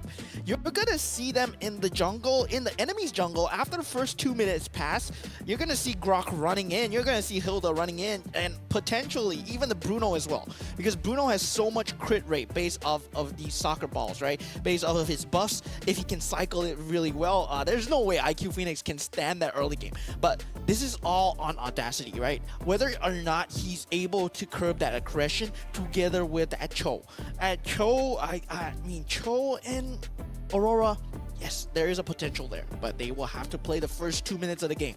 Very smart. And they picked out Irrital as the last choice. I think that's not actually the right choice to respond straight away. I mean, started out really good with Aurora and Gato Kacha as well as Cho to cover things up, at least to make sure they got a lot of CC as well as AoE. But now with Irrital some more, again, this is pretty much drafting wise coming in from Smaruga. Different wise, they look much more better compared to the first drafting. But now it makes even more sense that Smart Omega might be outsmarting again IQ Phoenix. Yeah, you can see why Omega banned out that Beatrix, because they want to be in your face. They want to be clumped up. They want to go at you like that. And the fact that Tigreal is out of the pool as well, it just all falls into their favor right now, because it's going to be a fact where everyone is running at you, and they were scared of the AoE damage coming in from the Beatrix because he has that ultimate onto ultimate. But let's just find out as we head on into Game 2 of Indonesia versus Cambodia. Smart Omega versus IQ Phoenix. Let's go. Let's see. Is it going to be the same case here for Smart Omega? So far, drafting wise, we know they have the perfect idea, the perfect image of success. But will IQ Phoenix be able to actually take them down, as right now they need to elongate here for this match number 3, getting the buff for themselves for now. And it seems that we do see the potential of maybe at the mid lane they try to actually take away or steal away from the side of Rookie. But here on out, Rookie try to make a little bit of the disturbance as well, and we have Audacity to pull through to help Rookie along the side. Even with the steal try to be done by Smart Omega, at least Audacity is right there on the watch. Yeah, first 2 minutes, it's very important for Rookie to get his level 4 within that first 2 minutes, and he does get it, and it's still a 1 minute 20-second, very respectable timing. They have managed to cross that threshold where they are in a lot of danger. You can see that how Chaknu was playing, right? They wanted to just deny away that space for Hayabusa, but now that the timing has passed, right? Omega, they will have to change their game plan, and now it will be on to Simple. And Simple, you can see, right? Already the first blood. Omega, I mean, they are just extremely smart at dealing with these changes in timing. And now Ryota, yeah, he can just run in. Yeah, as long as he does not really give up too much, there is gonna be a point where he's just buying space.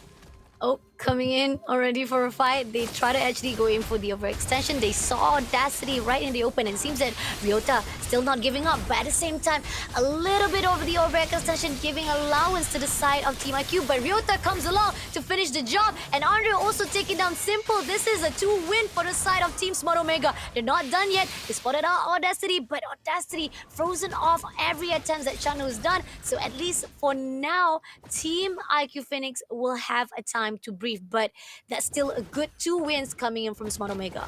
Yeah, and the reason why Hayabusa is so good is because he's so mobile. He gets a lot of space.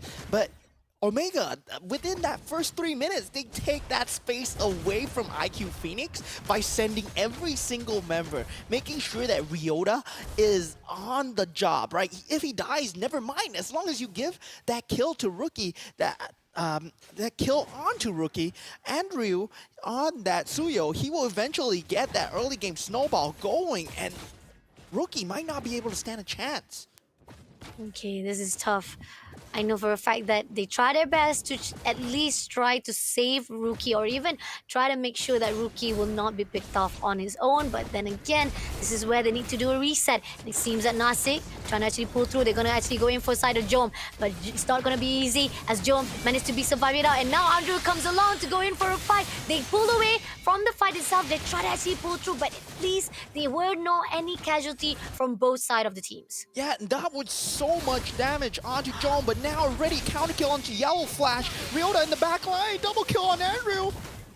And Job coming in right now just a little bit more. Audacity will be the next victim as Chanu takes him down, and now giving a 5 of win streak right here in the hands of Smart Omega. IQ Phoenix, they had to pull away, but they didn't, and ended up giving the bodies to the team of Smart Omega. Omega, they played them like a fiddle, right? He completely knew that Jom would be the target, and the fact that their farm was so far behind on Rookie, that shadow kill was not enough. Like, when do you see a full shadow kill on the goal laner not being enough? And Ryota is still being extremely irritating. He's fighting Rookie one-on-one. The EXP laner has more EXP than the jungler at 4 minutes 32 seconds, and this is not supposed to be in the case, right? After 5 minutes, maybe so, but not before that 5-minute mark.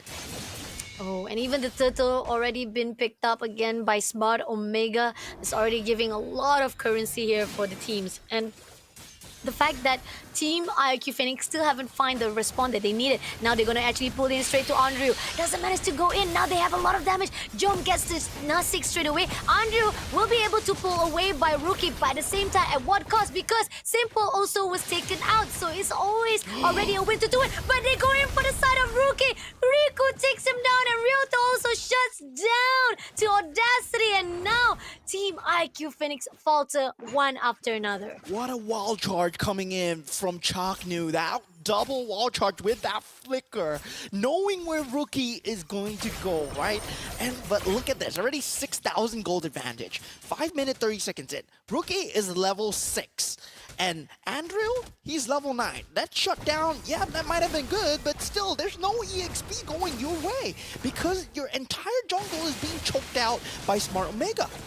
Smart Omega trying to pull in right now. It seems that we do see Chaknu having a little bit of difficulty, but here Andrew as well as Jom comes through, takes down as well as Audacity now coming in. Simple having a lot of damage. He tried to go away, but Andrew will not allow them to run away that easily, and 2 players is out again into the scene, and Smart Omega is just pulling away all the stuns to a point that IQ Phoenix could not do anything.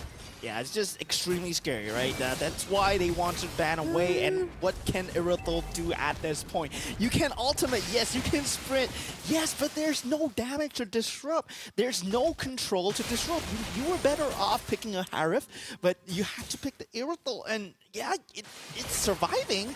It's not dying as much, but Smart Omega, as long as they systematically take these objectives, and once again, 6 minutes, right? 7 minutes in, they already taken out your tier 1 turrets. That's all your jungle pressure gone, because Omega is able to live in your jungle. I mean, it's no longer even your base anymore.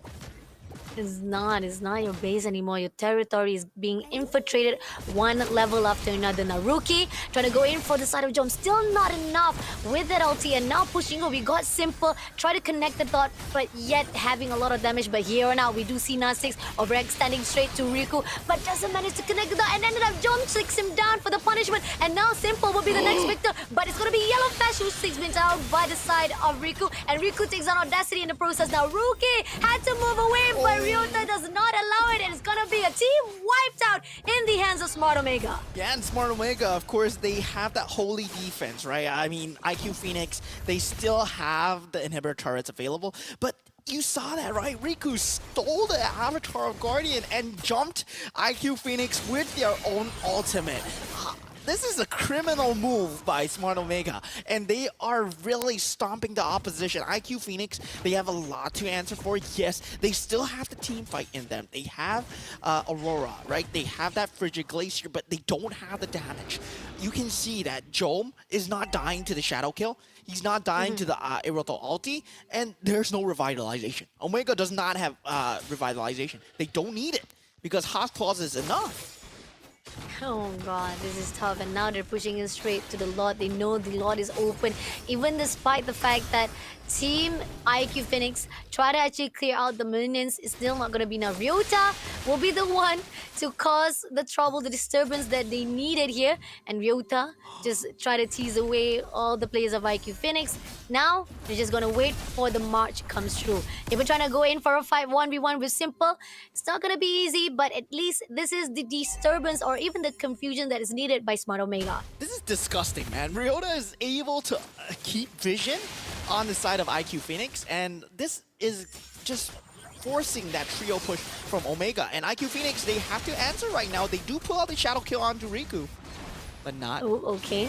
Not gonna be enough, but no! John takes down Rookie straight away. And that's where they needed. They got the opening they needed. And we know for a fact now, they're just waiting for the minion to come through. Is it gonna be a fight? Oh, Yellow Flash almost been taken off the hive line. And as we progress, we do see that they clear out all of the stuns, waiting for the lots to come in from the top lane. There's a split push, doesn't need any more as the minion has already been cleared out. Now waiting for the mid as well as the top to come through. Oh my god, Omega cleared all the holy defenses already, and now all the creep waves will be crashing in at the same time. The middle just a bit earlier, but Avatar Guardian being used already. And coming in right now, stuns comes through. Rookie try to go in for the overextension, didn't manage to get the kill that he needed. Try to actually lock on, but still, they're still surviving it out. Now the last turret already clears out from the top lane, and now they're gonna allow the Lord to just be messed around by the team of IQ Phoenix. Even Ryota just stepping away, not gonna get any casualty, but here on out, they're gonna actually clear out the mid lane. Goes in, stun away from the side of Audacity, first of all, from Andrew. Now looking for the next one. It's gonna be Nasik, but at the same time right here, they're pulling away, they're pushing. We do see Simple being taken out already, and now trying to push away as two players try to survive it out. But Rookie pushing along for the skill, but Andrew will take down Yellow Flash and takes down Nasik, and Rookie will be the last one to be shut down and leaving last match of the game fight to the hands of Team Smart Omega, and they win with 2-0. Omega looking like a true contender with that one. Congratulations to them. They will be moving on to the 1-0 bracket. And of course, for IQ Phoenix, they will not be eliminated just yet. Still 0-1, they're still a fighting chance, and they have room to improve. But Omega, of course, showing why that they are one of the top few teams, I mean, in MPLPH, right? They were one of that. Oh my god, the way that they just played, it's just flawless to watch. And there was no room for IQ Phoenix to even budge, because the way that they wanted to execute their draft, the way that they got their draft was, and how they wanted to execute it, it was all done perfectly. It was all done perfectly. Chef's kiss, man. Chef's kiss. Agree. Definitely. I think that no matter how much Rookie tried to stop their ways, their attempts, their movement, it was just not enough. No matter how much you try to do your shadow skill, you try to throw out your ulti to anyone inside the Smart Omega, it was just not enough damage that was needed from the side of IQ Phoenix. And at the end of it all, it gives a lot of opportunity for Team Smart Omega to just damage them down straight away. And at the end of it all, Smart Omega was just, again, outsmarting IQ Phoenix. Yeah, I mean, at the early game, it looked like Rookie, he was getting away with it. Yeah, finally got his level 4, but they went for the contingency plan, right? If Rookie gets level 4, never mind. We go for the easier target, which is Simple or Nasix. So they focus their attention onto Simple Nasix, and then IQ Phoenix, they eventually had to respond. But even that response, it was dealt with so swiftly by the fact that Yukir, he managed to steal away the Avatar the Guardian so many times. He could have stolen the Frigid Glacier, yes, but he knew that the Avatar the Guardian was way better into jumping the back lines of IQ Phoenix. And that versatility really shines when Omega can run through with that soccer player, right? Agree, definitely. I think started out on the early games. Definitely, I'm seeing most of the potential of the engagement wise really coming in from Andrew as well as Ukir. I think there was they both of them as a combo was just so perfect to a point that there was not much of IQ Phoenix could have done. And then as they move along, we do see that Chanu giving a lot of the tenacity to a point that they separated, giving a lot of chance, not even a chance for Team IQ Phoenix to run away, despite the fact that they tried to actually pull from those team fights. In the end, they managed to connect the dot at the end of it all. And Jom, at the end of it all, finally pulls through. He was the one who managed to clear things off and giving so much point to. And there was in midpoint, I think there was a mid lane that we saw where Jom was being targeted, and they knew for a fact that Jom was going to be targeted, and it still was not enough for Rookie to do anything. And then Andrew comes along to punish off the rest of IQ Phoenix. Yeah, Omega Esports really showing, right, that every single member was pivotal into securing that victory, right? If you look at their team, if you are going to pinpoint an MVP, it's just so hard to do so. Like Chaknu, he had a great wall charge timing. His barrier walls were on point to protect Ryota. And speaking of Ryota, Ryota was all the way in the enemy territory, making sure that he provides enough peel for his team. Jom dealt so much damage that he's the MVP. He has 7 kills. But you think about it, Riku and Andrew, right? Andrew secured that mid game, that early game, so much damage, and you care with the Avatar or Guardian. There's no telling who's the true MVP here. True. If I were to give a credit, I definitely would put out Andrew as well as Jom, and even with the fact that Andrew was the one who started off really good, but with Jom was already buffed out at the end of it all. He had so much damage that to a point that he ended up being the one right here as the MVP with 58,613. And looking on the stats right now as the MVP, Jom, we do see 1,011 gold per minute, and kill participation wise is 76%, and it was also at the late game itself. Yeah, that's just monstrous, right? I'm a gold lane player. So 800 GPM is a good day. 900 GPM is amazing. 1000 GPM, it should not be happening because Omega, he's farming on heroes, towers, creeps, and everything at this point. Oh, this is where the fine line of you do not want to allow Jom to be running along freely and comfortably on the goal lane itself, and he's able to do so. I mean, even at the mid lane itself, we do saw that that's where they actually shine the most. They know how to actually be calculative to get all those gold plats for themselves. And Smart Omega, they're just so calculative in their movement that IQ Phoenix could not do anything. And in this fine line, even as well, Riku comes along to take down Yellow Flash as well as Audacity in that fine line. It was just too much to bear to see how Team IQ Phoenix falter one after another. Yeah, it was just extremely choke heavy play by Omega, right? They secured all their resources away from IQ Phoenix and just systematically shut them down. Made sure that every single farm is not available to be taken by IQ Phoenix and just ended the game on such a crazy note where IQ Phoenix, they weren't even able to respond.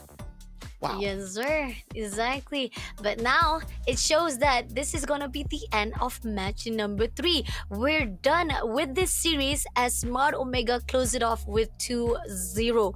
So now we are seeing Philippines taking down Team Cambodia. Previously, we saw Singapore shutting down Team Cambodia. Team SV, which is Riff Esport, will be joining in with, as well as Team Duck Rice Esport. That was our team, the first Cambodia teams who were able to trample against Peta Legends. But now we're back to the game-wise of Team Cambodia still unable to fight off with another region, which is the Philippine team Smart Omega. But not to worry though, this is just the territory. We still have the last series, and that's not gonna be a region versus region story because we got Cambodia versus Cambodia, Mo. Yeah, it's gonna be the top seed, right? CFU, the winner of MPL Cambodia, will be versus. I think it will be up against another Cambodian team as well. Yep. So it will be up against Team Valhalla. Yes, Team Yeah. Valhalla today. But I believe we will be able to interview one of the players. I think from Omega Esports later on. So yeah, I want to know what's Oh. going on in their heads as well, right?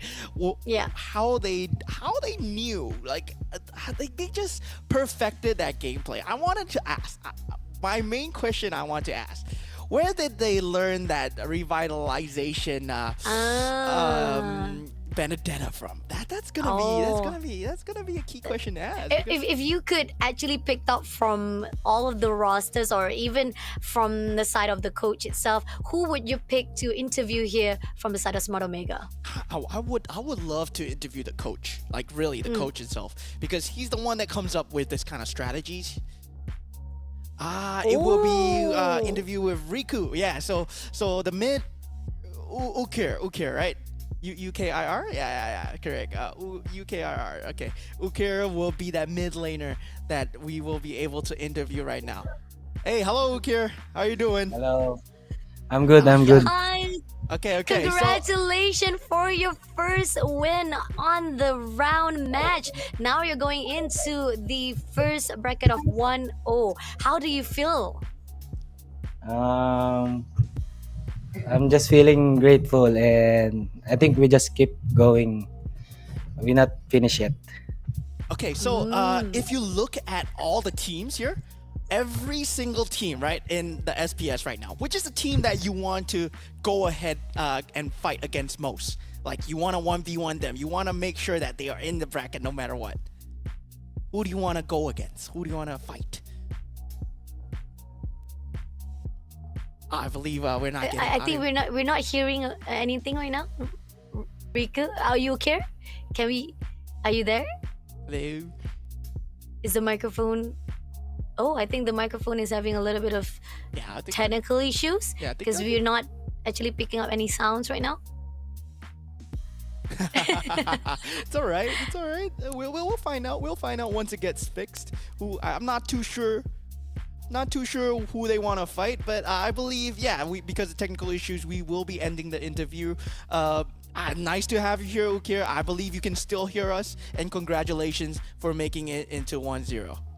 Oh, I really wanted you to ask about the revitalization first of all, because I was hoping for you to answer to get the idea of how they actually picked up that strats into the scene, but it's okay. I mean, we hope to see them again probably tomorrow if we're able to actually capture them again, but then again, that's going to be a surprise because we're not even sure how it's going to be scheduled. Again, a reminder, we're still holding on to all of the teams to be clearing out their 1-0s or 0-1 into their own brackets itself, and once we get that, that's when we actually be able to actually schedule off all of the fights for tomorrow. But then again, it was a great fight indeed from Smart Omega itself, but the question is, can they actually continue that journey on when they move into 1-0 brackets? Yeah, and I'm really curious right now to how CFU Gaming are gonna fare against Omega Esports if they do go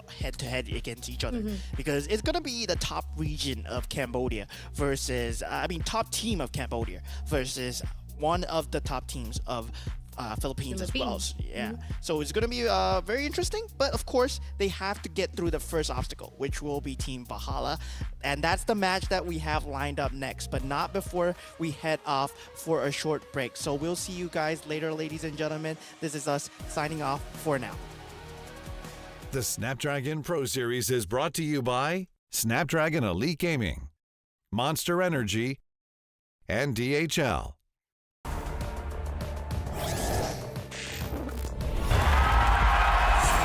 Here we go!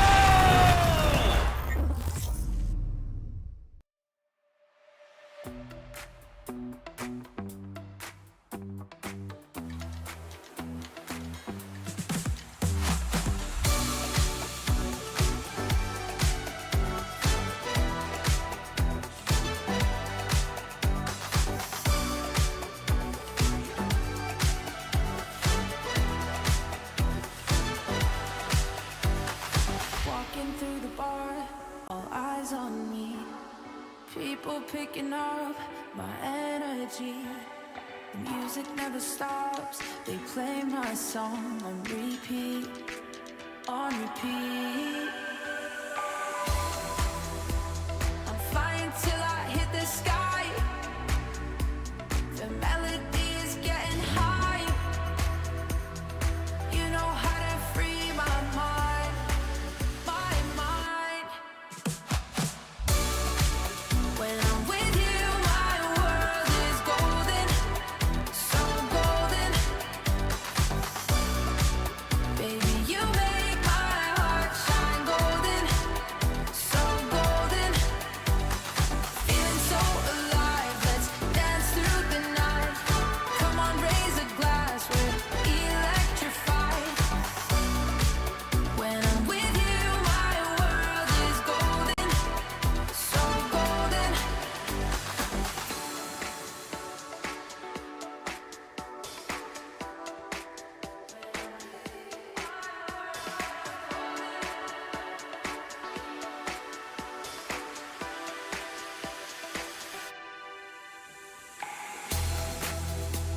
I'm flying till I hit the sky.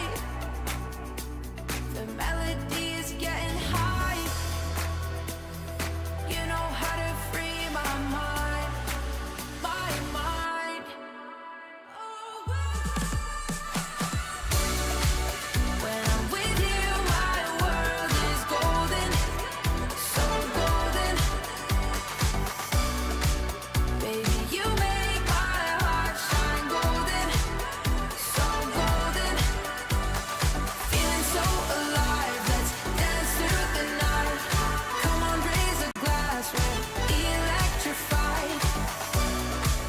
When I'm with you, my world is golden, so golden.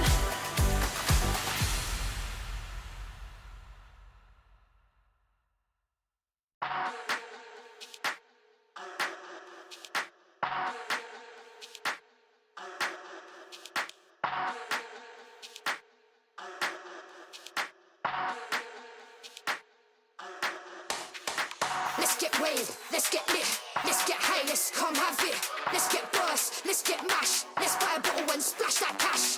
Guess what, it's time for action. You're feeling fine, main attraction. Pure vibes, not satisfaction. Feel the baseline, chemical reaction.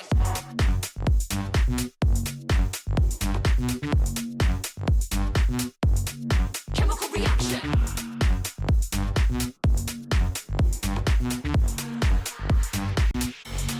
Chemical reaction.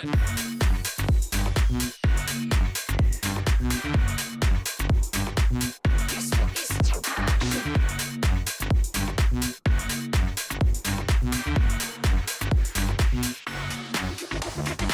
Come, let's have it. Bad boy rhythm. Come, let's have it. Bad girl style.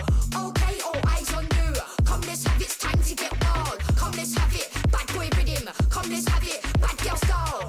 Okay, all eyes on you. Come, let's have it. It's time to get wild.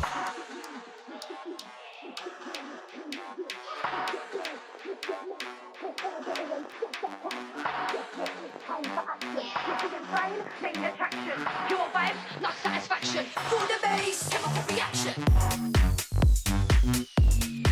You're feeling fine. Chemical reaction.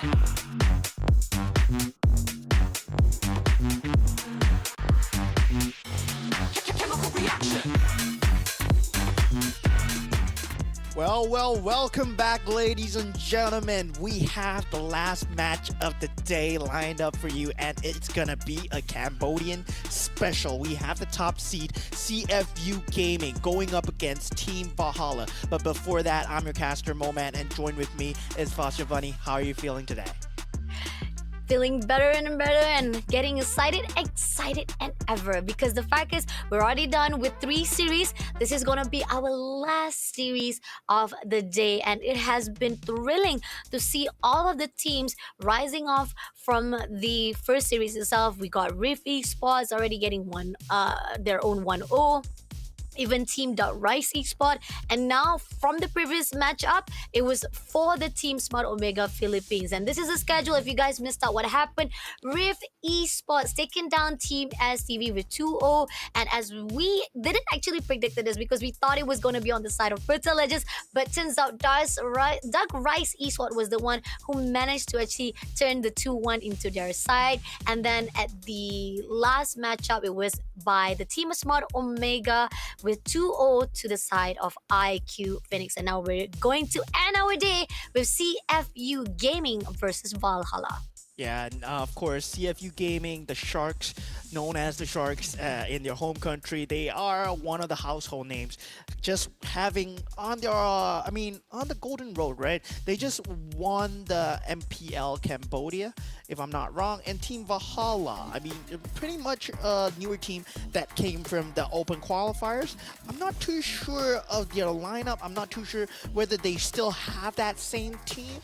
But we'll find out right now as we go into CFU Gaming's lineup. Wadu on the EXP lane. We have Detective on the jungle. Z on the mid lane. OP on that roam, and Sing on that goal lane. And they were very consistent, very strong, and being the top seed of Cambodia, you would be thinking, right? They play this very heavy brawl lineup, but actually CFU Gaming, they are much more consistent in playing that macro lineup as well. So they are very smart with the decision makings. They're very smart with playing for gold. And even when they're behind, they play very well. So I'm really looking forward to how they do in this league. Agree, definitely. I mean, we've already witnessed all the three Cambodia's team put out for the 3 matches. So far right now, we're seeing the only one that has rise to the occasion is Duck Rice Esport.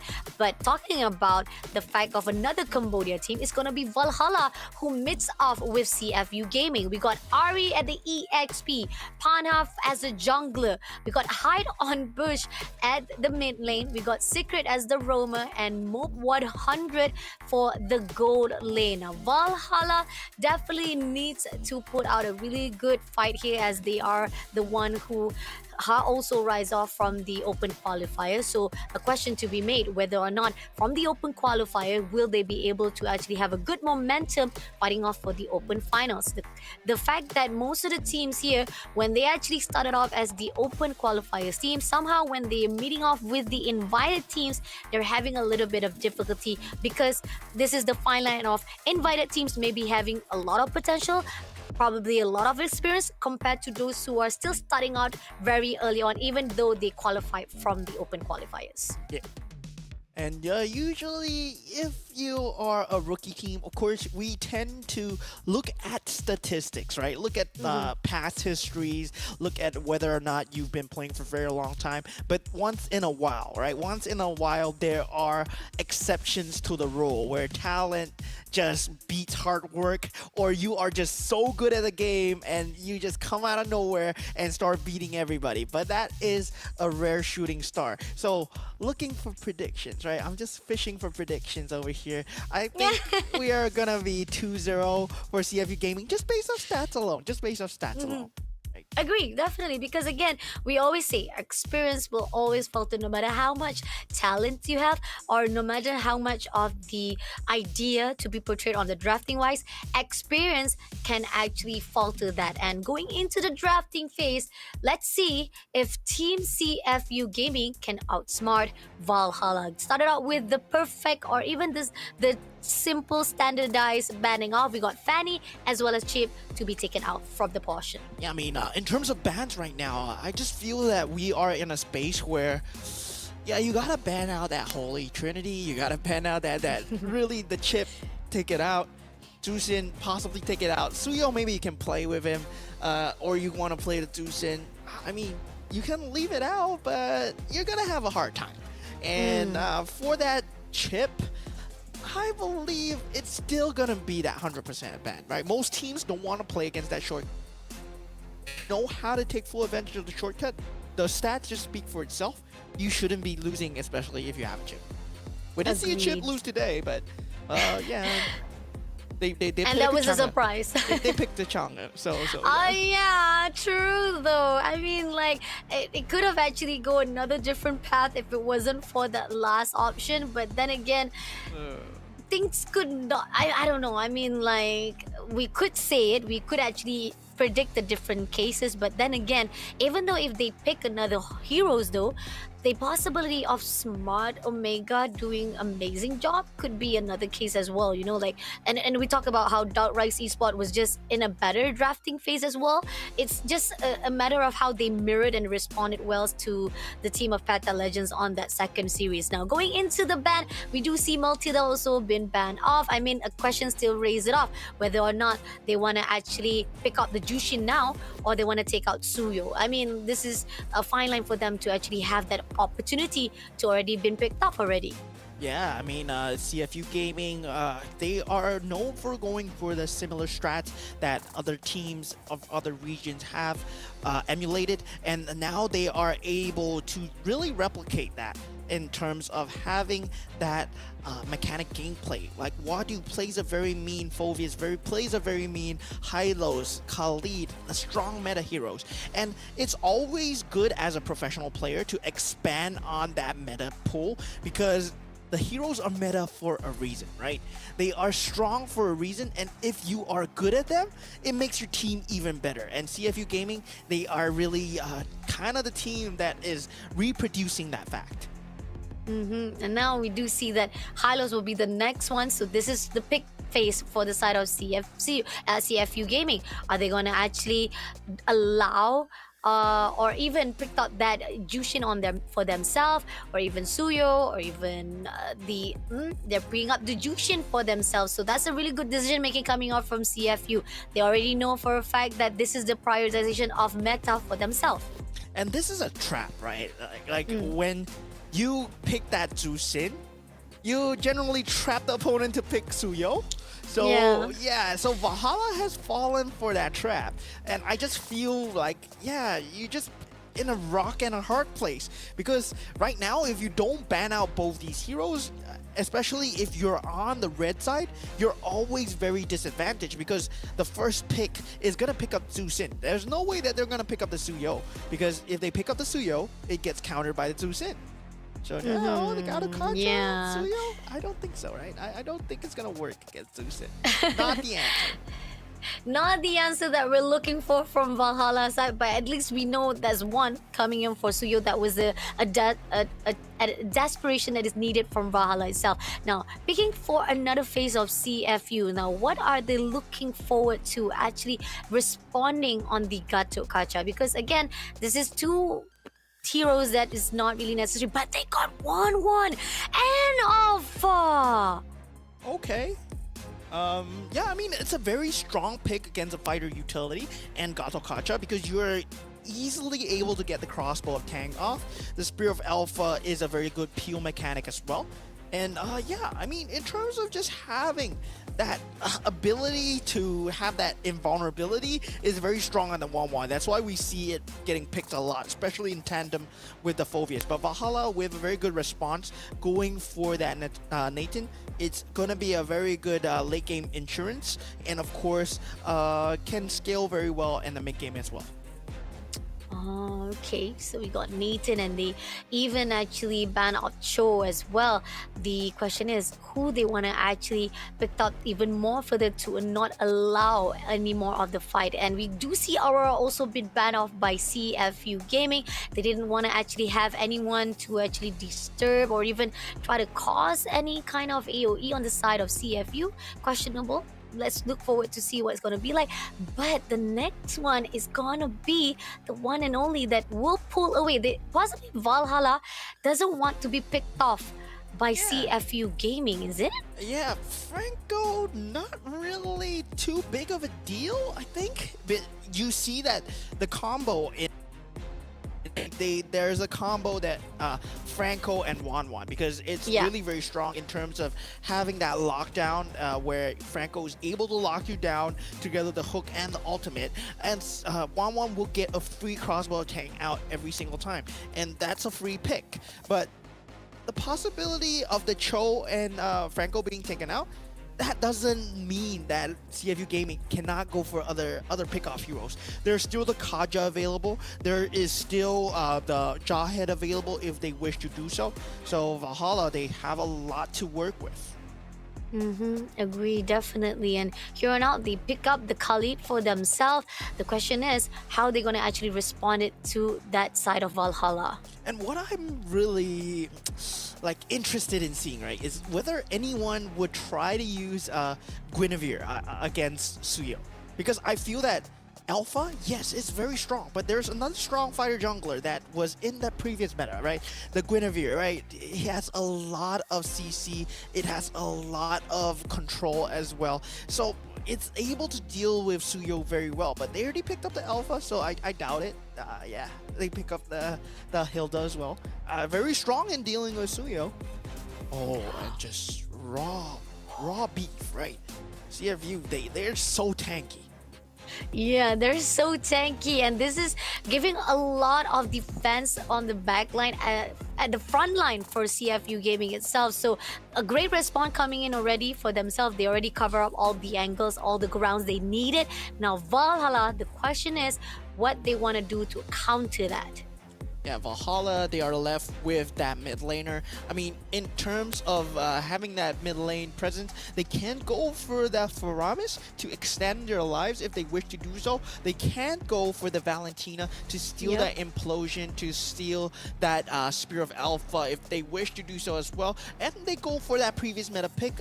Not really as strong as it used to be, but still, once it goes into mid-game and late game, the Zos does deal a lot of damage with that Dominator descent. Agree, definitely. I mean, it's a little bit risky, especially the fact that they're looking forward to have that mobility-wise to move away as quickly as possible whenever Zos is in trouble. But then again, I'm still questionable on the side of Valhalla.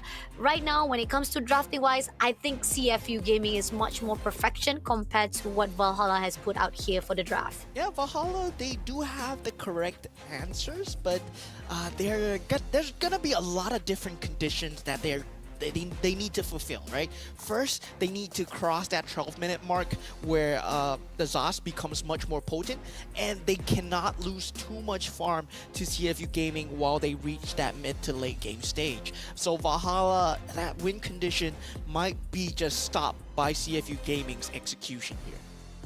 Agree, definitely. Let's take a look here on out for our game number one, the last series of the day. The team of CFU Gaming versus Valhalla. Cambodia versus Cambodia. Started off here for the mid lane. It seems that CFU getting the buff for themselves, and we do see, it seems that Valhalla's secret might be attempting to actually just overlook from one end to the other. And we do see that OP will be pushed away by secret and not gonna allow any steal, but at the same time here on out, Valhalla high on the bush, try to run away as fast as possible, but at the same time Peta comes in. It seems that they managed to actually take a really good hit, takes down one player. Z will be the first victim, and as they go in for the progress, team CFU Gaming ended up trying to pull away. Yeah, and Valhalla, they really capitalize on the mistake of convincing and using Wadu too early. And now with Asuyo getting that early game advantage, right? Really level 4 at 1 minute 20 seconds, they can potentially steamroll. They can convert it into a snowball onto that Jusin. Let's see now. Z trying to actually try to pick secret, or we do see OP manage to actually airborne the side of Iron the Bush, and it's going to be an end game for the side of this team, whereby Decisive takes him down immediately. A great one trade right here for the side of Team CFU Gaming. Good wins, definitely be able to actually clear things or reset it back to both of their sacks. Yeah, I mean, with that, they just put things at even Steven's net worth are the same right now. But this first turtle fight will be very pivotal for both teams. Wadu already very low here. Oh, a little bit too close to be told, but at the same time, they're trying to push in straight for the turtle. It's going to be Decisive who managed to get the clear cut. Even though they try to actually toll down or even try to mess it up, it's still CFU game turtle. Yeah, and I'm surprised that Panha on the Suyo, he has not been taking as many fights as he should be, given the fact that he managed to actually deal so much damage, right? Secret has that first blood already, and yeah, you should be engaging a lot more as the Suyo, but he's not pressing the advantage. And CFU Gaming, they are just running away with the space. Once you go into that 3-minute mark, Wadu is gonna come for you, and you're not gonna be able to do anything. Okay, let's see. They are trying to actually pick off another one. Secret is just out in the open, trying to find a way. And we do see that it seems that they already spotted out Secret. They're gonna chase after him. Secret finding to actually go in, but he has to be careful. He goes in for OP. First of all, Airborne comes through, and now Z picking him off straight away onto the side, and it's gonna be an opening for CFU. Takes down with Detective on the side, and they also managed to return a river with Panha. Takes down 2 players, 2 wins in a row, and now they're looking for Z. Z will be shot down in the lead as well, Panha, but this is gonna be an overextension as Zing finally shuts down Panha before he makes even more damage, but it's already a great 3 wins in the hands of Team Valhalla. Yeah, Valhalla, they do manage to get 3 kills on Panha. And this is the timing that I was talking about, right? Wadu should have been there, but now he is up against everybody, and he's just overextending himself. Just a bit too far. Just a bit too far on your own, my friend. A little bit too far, a little bit too late, and the fact that hide on the bush, even so, you did manage to actually get a lot of damage, but with 4 players along the line, at what cost would you want to actually trade off? And now, it's already not going to be a reset for the team of CFU. It's going to be giving a lot of boost for Valhalla, even so with the fact that they were supposed to have a little bit of difficulty. But now, the second title will try to be teased out. We do see Detective still try to actually buff himself off, waiting for the right time to push in. We do have Z as the initiator. Gonna pick up Secret again. Can he actually go in? It's gonna be OP who comes in, but he picks up Secret immediately. But Secret managed to pull through, and it's gonna be Are. Are comes in for the backup, and they didn't manage to, but at the same time, rushing into the side of Peta. Peta has to pull away, and Are having a little difficulty, but Mobile 100 didn't manage to take down Detective first of all, and Zin traded off with a 2-win double kill comes in, and CFU looking better than ever. Yeah, but Panha is still on the back line. Secret did manage to finish the kill on to Z there. And yeah, Z not dying the entire team fight until the end. That proved to be Valhalla's undoing, right? Because the fact that you cannot burst down that Zusin, and the fact that you have so many melee heroes, you're gonna be in range for that Lantern at all times. This is gonna be a very bad look, especially if you go into that 8-minute mark, that 6-minute mark, where you are not able to just clear him out. He has that glowing wand available, and Z's able to just trickle your HP down. Okay, let's see. Now it seems that Team Valhalla will try to be a little bit more aggressive on the mid lane, and they try to actually go in for OP. The first that they're coming in for Panha's side, he was trying to go in for 1v1 with Wadu, but didn't manage to go too. But here on out, they will try to break in for the group plate of that first turret. But as they move along, Secret will be able to shoot them away and not denying of more contempt from the side of CFU Gaming. Yeah, Valhalla, they have a lot of timings to answer for right now. They still have that map advantage where they have that Suyo at a great lead, but already Wadu is online and he has begun the hunt, right? If he manages to find any squishy member, he's gonna jump. And you already saw Wadu jumping into 5 members. He does not care. And there you go, Wadu comes in for Panha. Just one more hit, but Panha managed to pull away before he became a casualty in the hands of Wadu. But that was a perfect shot immediately. If Wadu was able to connect that last hook on the side of Panha, could have actually gotten a kill for the team of CFU. But here on out, it seems that Valhalla will be trying to get the title for themselves. But as they move along here, RA try to be picked up by Z, but as they go in, it's going to be Mob 100 to take on OP. Panha kills away and still that turret. But at the same time right now, we do see that Panha having a lot of damage. Detective coming in for him. Z managed to actually connect the dot, but even with the title already been stolen away, CFU have trade off and they get another one. RA been pushed off. Another double kill coming in for Z, and Team CFU looking better than ever. The fact that the crossbow of Tang managed to go off, this is so huge for the side of CFU Gaming, right? And it's guaranteed almost every single time because that implosion by OP, he gave up his own life, yes, but it's at for the greater good, making sure that Sing does that damage. He does have that Inspire, he does have the crossbow tank, and once he has more items, it's gonna be very problematic for Valhalla to keep engaging into the team fight. Valhalla, they have to find these pickoffs as fast as possible and not extend these team fights. And there you go. We do see Secret overextending himself, but there you go. Ari comes in. Z will be able to take down Ari first of all, but at the same time right now, we do see a double down coming in from the side of Valhalla as CFU. Detective been spotted out by Paha, immediately shutting it down, but one more to go. We do have everyone coming in. Stun as well, pulls out for the OP side. Z takes down Mod 100, and Mod 100 also takes down OP at the cost of Z still surviving it out. But Valhalla only surviving with 2 more players to go. CFU looking better than ever. They will be able to shut down any attempts from the mid lane, but somehow most of the damage already been done by Team CFU. And that's the entropy available from Mod 100. He could have jumped away, but it was denied by Z, showing how irritating it is to deal with this Zusin, right? He could not click his ultimate in time, could not get to his reverse clone, so Z could just instantly pull him, drag him away. And this is one of the key mechanics of this Zusin, because you deny away the escape potential from Mob 100, and he loses all mobility. Oh my god, this is a very key interaction that CFU Gaming is showing right now. And yeah, I'm just very worried for Valhalla going into this mid game. Oh, Lot will be trying to be teased by Detective, and we do see that Valhalla already spotted out. But Team CFU, I like the fact that they're already getting off all the angles. Now, Yeah, pushing through, we do see that they already spotted out OP. OP will be trying to be denied, but at the same time, is going in for the fight right at the center as they push in the airborne. Z takes down Secret immediately as they get in Array as well. Now looking for Panha, doesn't spot it out, but Zing push through to Mob 100 as well as hide on Bush. Double kill, and Panha will be left alone. But at the same time, Paha did manage to run away for dear life, but it will be an open for Detective to take down the first Lord. 4 kills advantage already. They're just pressing the advantage. And CFU Gaming, they have so much sustained damage. Valhalla, they cannot take this sustained team fight. If they're unable to burst someone down within the first 1 to 2 seconds of the team fight, they essentially lose because they do not have that sustained damage. They do not have the iframes. And if Z is alive on all that, that's just icing on the cake, because that lantern is permanently just knocking you up, and that's just free CC coming out for the Zusin.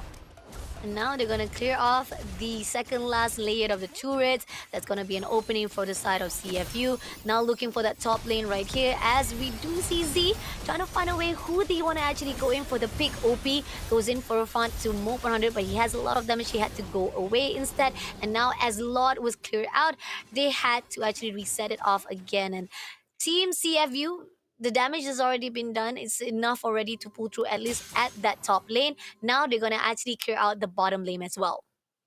Yeah, and in terms of that just team fight advantage, right? CFU, they can brute force every single team fight, but I'm not happy with the way that they handle that Lord. They are known for their macro, like a bit more macro than the rest of the KH counterparts, and it felt like the waves could have been managed a lot better. But CFU Gaming, of course, they are still ahead, but this is just the draft alone, right? Valhalla, once they reach that 15-minute mark, they will have that damage, especially since the Holy Crystal has already been picked up from Mob 100. That magic damage is something that they will have to worry about. Agree, definitely. I mean, on the line right now, we do see currency-wise definitely in the hands of CFU. Wadu will be trying to actually do some disturbance coming in for Valhalla, and we do see OP right here also in the scene. Will not be disturbed. They just try to actually get a hold of the Langle-wise for Team Valhalla itself. CFU is just having the opportunity of just farming off on the enemy territory-wise is going to give a lot of boostage for themselves. But on the side of Team Valhalla, they cannot do anything to actually have a good composure or even try to actually defend all of the angles. So now they are pushed to just guard off that first lane or even the first layer or the last layer of the turret itself. Yeah, I mean, that's all they need to do. That's all they need to do. Just funnel the farm onto Mob 100, make sure that Hide on Bush has enough items to deal damage, and then the Dominator's Descent and that Entropy will be enough to carry that team fight, because once you go into late game, CFU Gaming, you won't have enough farm to actually withstand the test of time, especially if you look at just the scaling alone, 6 items versus 6 items, Valhalla are actually ahead in terms of late game. Okay, let's see. Seems that Z tried to pick up one but didn't manage to actually do so. But here on out, it seems that Secret pushing into Z, going in for the aggression. A little bit Z was able to actually pull away from the fight, and somehow right here we do see that the aggression pulled out by Valhalla managed to pull away or push away the team of CFU Gaming from their territory. Yeah, and in that background, right, Singh has been taking the Lord just by himself. So already that enhanced Lord will be going the way of CFU Gaming. But Valhalla, there's no way that they can contest that, because they already used the Avatar of the Guardian. They used that Raging Sandstorm already. So it's all right. It's better that they do not go. But what they do have to do is mount the defense of the lifetime. They have the tools to do so. They have the Dominator's Descent. They have the Suyo as well. There's a lot of nukes that can potentially take out the minion waves, but they have to stagger the minion waves. And if they let Suyo go out and take out these minion waves, this will be fine for them, cherry for them. But CFU Gaming, they're not allowing it to happen. Oh, coming in right now for the minions. Pushing in straight to the last turret line. As we're moving in, we do see that Lots is already pushing into the top lane, and teams from Valhalla right now struggling to pull through. They will try to contest it out. They try to actually clear out Lot first of all, but mid lane is also in the open right now. As they push in, we do see that OP will be trying to stun it up. Z will be able to take down Power first of all, the defense wise, but High on Boost also takes down Wadu. 100 takes down Decisive, double kill coming in from him, and Z left on alone, as well as Z was taken out. A great composition coming in from Valhalla with a really good comeback. Even so, with the Lord was denied, Team Valhalla made it come great comeback for right here. Yeah, this is what I was worried about, right? Valhalla, once they get that 6 item slots going, they have a lot of damage. And CFU Gaming, you can't brute force that anymore. Valhalla showing why they are the top few rookies, why they qualified here, as they even out the inhibitor turret count. They do get the middle one, and right now, already Valhalla, as long as they stick together, as long as they keep Mob 100 alive, CFU Gaming, they have just a composition problem right now, because it has gotten too far. They've overstayed their welcome in their game, and there's a lot of single target damage coming out from Zing. Yes, but there's no finishing coming out from the crossbow tank. Oh, Banha will try to actually be shut down by Wadu, but no, not to worry. Panda was able to pull out from that fight itself, even with CFU trying to actually gang things up. But as the process come in, right this instant, Team Valhalla finally actually be able to even it out with CFU. Lots coming in within 32 seconds. Let's see who will try to contest it out earlier on, or will Team Valhalla try to pull away this lot to their side? Yeah, they do have 2 buffs on Mob 100 at this point, right? All they need is Vision, but Vision is very hard for them. Do they send Kali? Do they send Suyo? They don't know where OP is, but now they've identified, right, that they might be in that bush, but they cannot stick together, because Implosion would end them instantly, because Mob 100, yet he has a lot of damage, but he's not tanky at all. Oh, let's see. Coming in already for the Lord Detective will be the one with the help of Zing. And it seems that Valhalla doesn't want to actually go in for Ascension, so Lord will be taken out. But at the same time, they're a little bit too late for that team fight. Could have actually gang up on that process. So this is giving the second lot straight in the hands of Team CFU again. And this is tough from the side of Team Valhalla, because the fact that they already got the third lot already, and now this is going to be an enhanced one where the fact that pushing onto Team Valhalla, they got to double down on the defense wise. Yeah, I mean, it's just fine for them. I feel that Valhalla, they just have to not give away their bodies. They just don't get picked off. And yeah, they didn't know where Wadu was, right? That's why they did not want to take that team fight. I feel that that was a very good call from Team Valhalla, and I feel that all they have to do is hold on. Even if their base, as long as the base is still alive, they have a chance. They just cannot take a team fight willy-nilly. But now we have the Spirit of Alpha. Detective coming in straight to Mob 100. He managed to pull away, but here now they're waiting for Wadu to come in for the closure. They know for a fact that if Wadu doesn't step in, and at the same time, they did clear out Lord immediately, they still managed to actually defend the crystal wisely, but now pushing it seems that the team of CFU a little bit too slow and didn't know how to actually pull in the opening of Team Valhalla. So defense was coming in from Team Valhalla has done a great perfect job, but now with the bottom lane is the opening for their side. Just still waiting for the minions. Can they actually pull through? Can they actually finally go in for the fight? And we do see comes through for the side. It's gonna be secret to opening it off, but Are a little bit overextension, giving Z the opportunity. But at the same time, Momoda takes down OP first of all, and he takes down Z immediately as well. Zing at the opening, but overextension comes through from Secret, will give Detective the opening. But Panha trying to survive it out, pull away, and you do see that high on the Bruce also struggle. But wow, 100 takes down Wadu, and this is a good micro decision making coming in from Vala that gives the opening for Team Vala to win it off with that 3-off win.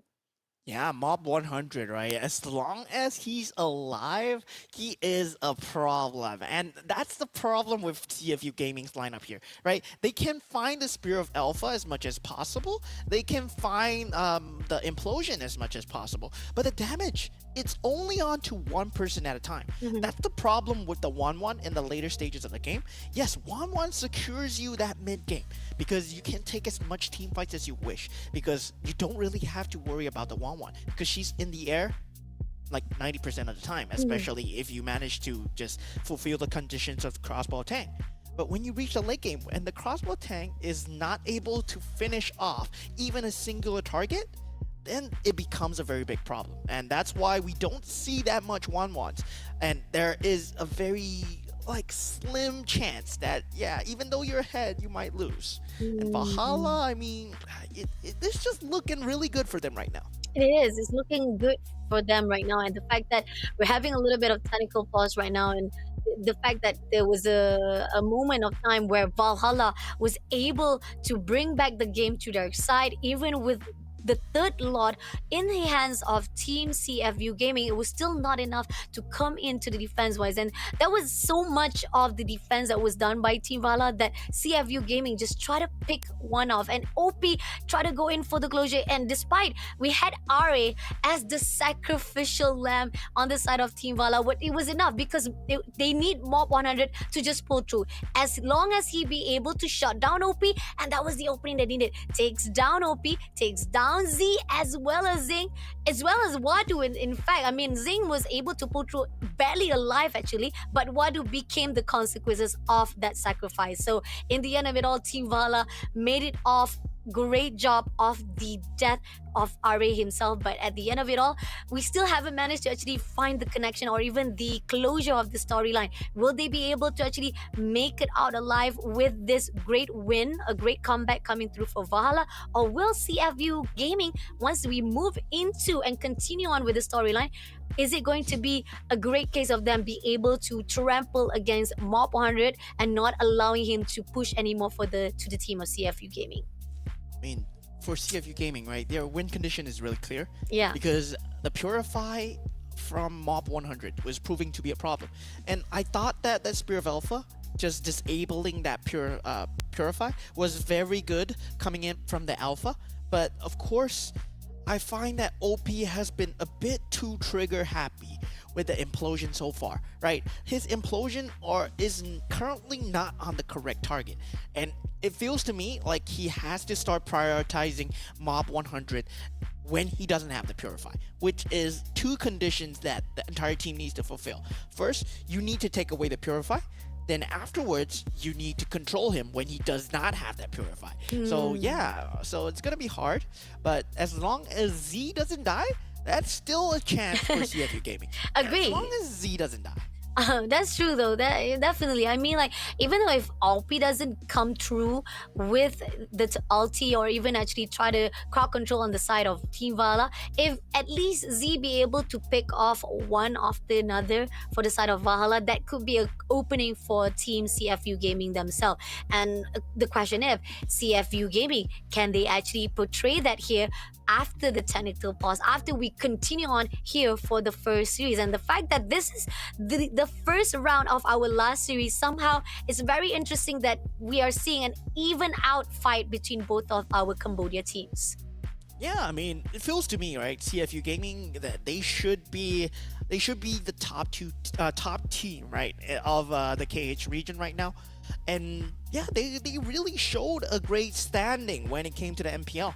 But feels like Team Valhalla are just not keeping them on their toes, right? Keeping CFU Gaming on their toes, making sure that they are just trying to keep them not arrogant, but CFU Gaming, you can't rest on your laurels even though you just won MPLKH. The rest of Cambodia are looking at you, and yeah, we can come at you at any time. And this shows the volatility of the meta right now, volatility of esports, right? Even if you are the top team, there's still a chance where other teams, there are always new teams coming up every day, and Team Valhalla is one of these new teams that CFU Gaming has to watch out for. Agree, definitely. I mean, like it's a Cinderella story that has always been unveiled and unfold in front of our eyes every single time in every single tournament itself. And SPS is one of it as well.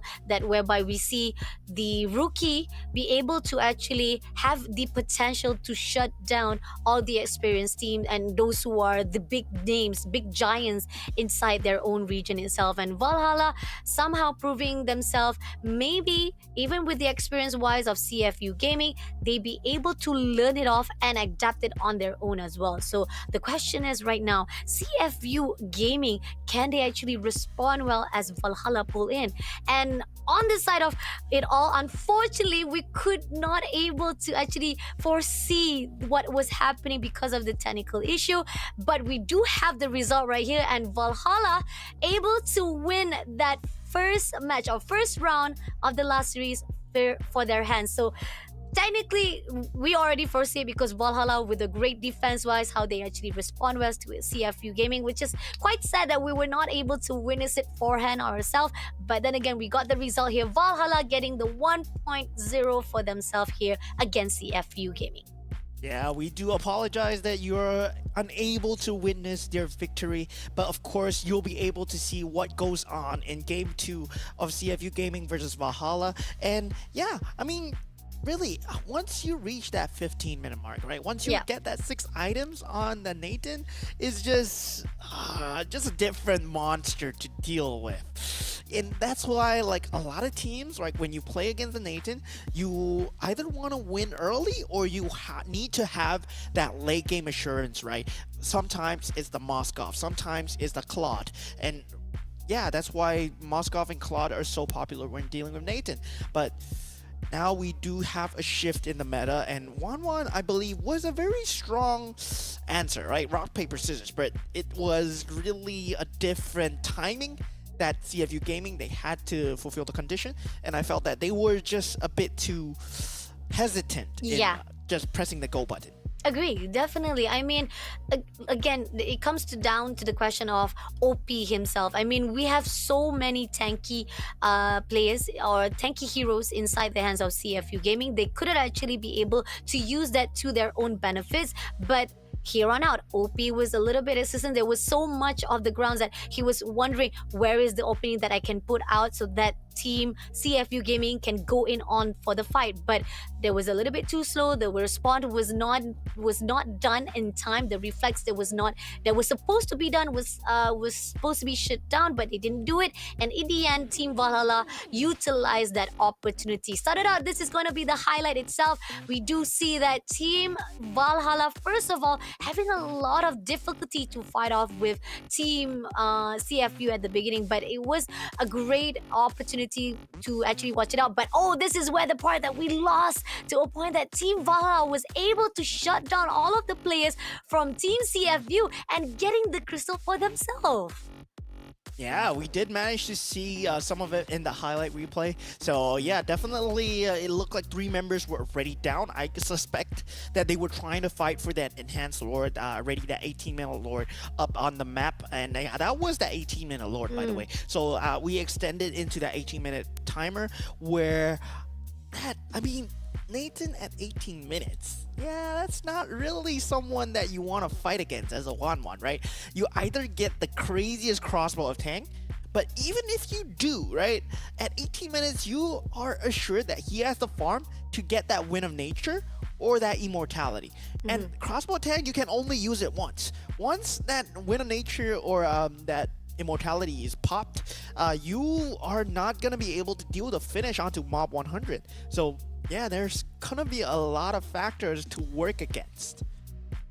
Oh wow, really impressive wise. Definitely if CFU Gaming had a better probably reflex as well as respond, faster reflex and respond to the side of Valhalla, they could have actually shut down every attempt that was done by Valhalla. But then again, the perfect pick coming in from Valhalla itself definitely is the side that they managed to actually have Panha shutting down OP as not even that. We do see Mob 100 was the one who does so much damage, and I'm looking forward to see what it's gonna be like when it comes to the breakdown of Team Valhalla as well as CFU Gaming. I mean, damage wise, I think definitely Mob 100 deserving of the MVP itself, because he was the one who did all of the damage, all of the counter ability that was done to CFU Gaming to a point they could not do anything. Yeah, so it's gonna be kind of crazy, right? When you go into game 2, right, CFU Gaming, they really have to like reset their mental capacities. They are coming in as the top seed of Cambodia, right? They just won MPLKH, and then we were just saying that stats alone 2-0 CFU, but Valhalla just really proved us wrong, right? And it's really very nice to see that in the meta there's still new teams coming up and new teams proving us wrong, because every time a new team proves us wrong, a new legacy is made, and Valhalla might be the new potential upsets that CFU Gaming might have to deal with in the next MPLKH.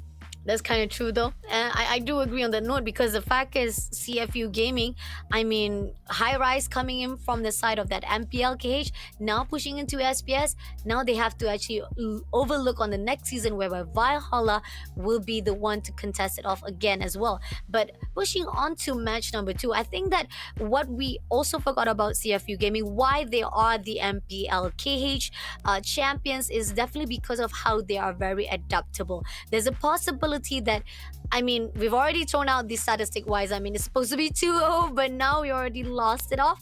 Maybe CFU Gaming can change the storylines moving into the second round. Can they actually, despite the fact they had a really good drafting, will they be able to actually counter Valhalla for this match number 2 and at least making sure that this series will be longer than it should be?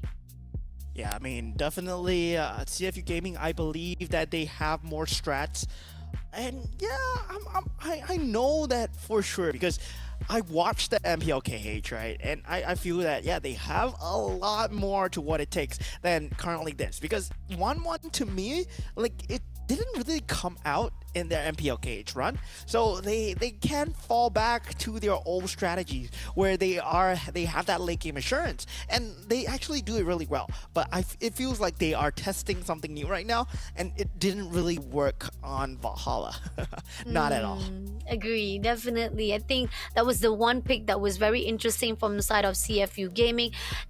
I think there's a possibility they try to try a run here, but hopefully here on out on the second round itself, they won't do that. I mean, yeah, it's nice to actually try and error on the sideline, but again, you gotta actually make sure that you are on the same path of making sure that you don't make any mistakes on the run, because this is an open finals, and this is where the fine lines of trial and error does not be the best options when it comes to fighting off, and you want to make sure that you don't go in for the long. And despite the fact that, yeah, you do have 2 lifeline, even though you lose this one out, you still have one more day to go for tomorrow.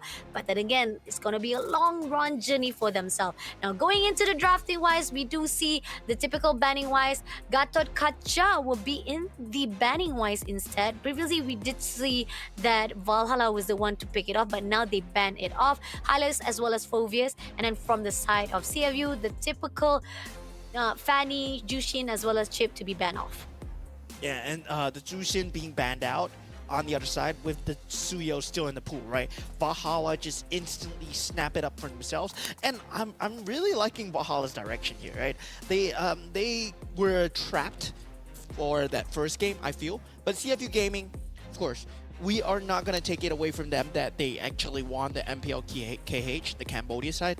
So, of course, I believe that they still have more strategies up their sleeves. But with the Alpha opener, with the Matilda in the pool as well, so they can actually go for that Alpha Matilda if they want to. Okay. Alpha is still in the scene for CFU Gaming. I mean, again, they brought up the Aurora in the hands of CFU Gaming. Yeah, so Aurora... Yeah, I mean, it does really perform very well against Suyo, right? Because Suyo, you want to jump in, and the fact that you have a second life, the fact that you have a Frigid Glacier to freeze as well, but they will need to have some sort of priority, right, to fight that mid lane. So usually we do see the Eve coming out from the side of most teams, but whether Valhalla they can operate that, I'm not too sure. Whether Hide on Bush he plays that Eve, but they do take up the Nathan once again, right? Nathan on Mob 100, I mean, carried them in that first game. Yeah. So, yeah, I mean, why change what's not broken, right? So pretty much Valhalla already knows that these are the classic picks that can actually promise them a success storyline. So Valhalla picking off Khalid as well. I mean, I think we pretty much saw how amazing the fights put out by Panha as well as Mob 100. So a really good combo coming in from the side of Valhalla. Now coming into the side of CFU, how are they going to actually respond this? Yeah, so CFU, I mean, they do pick up the Hilda.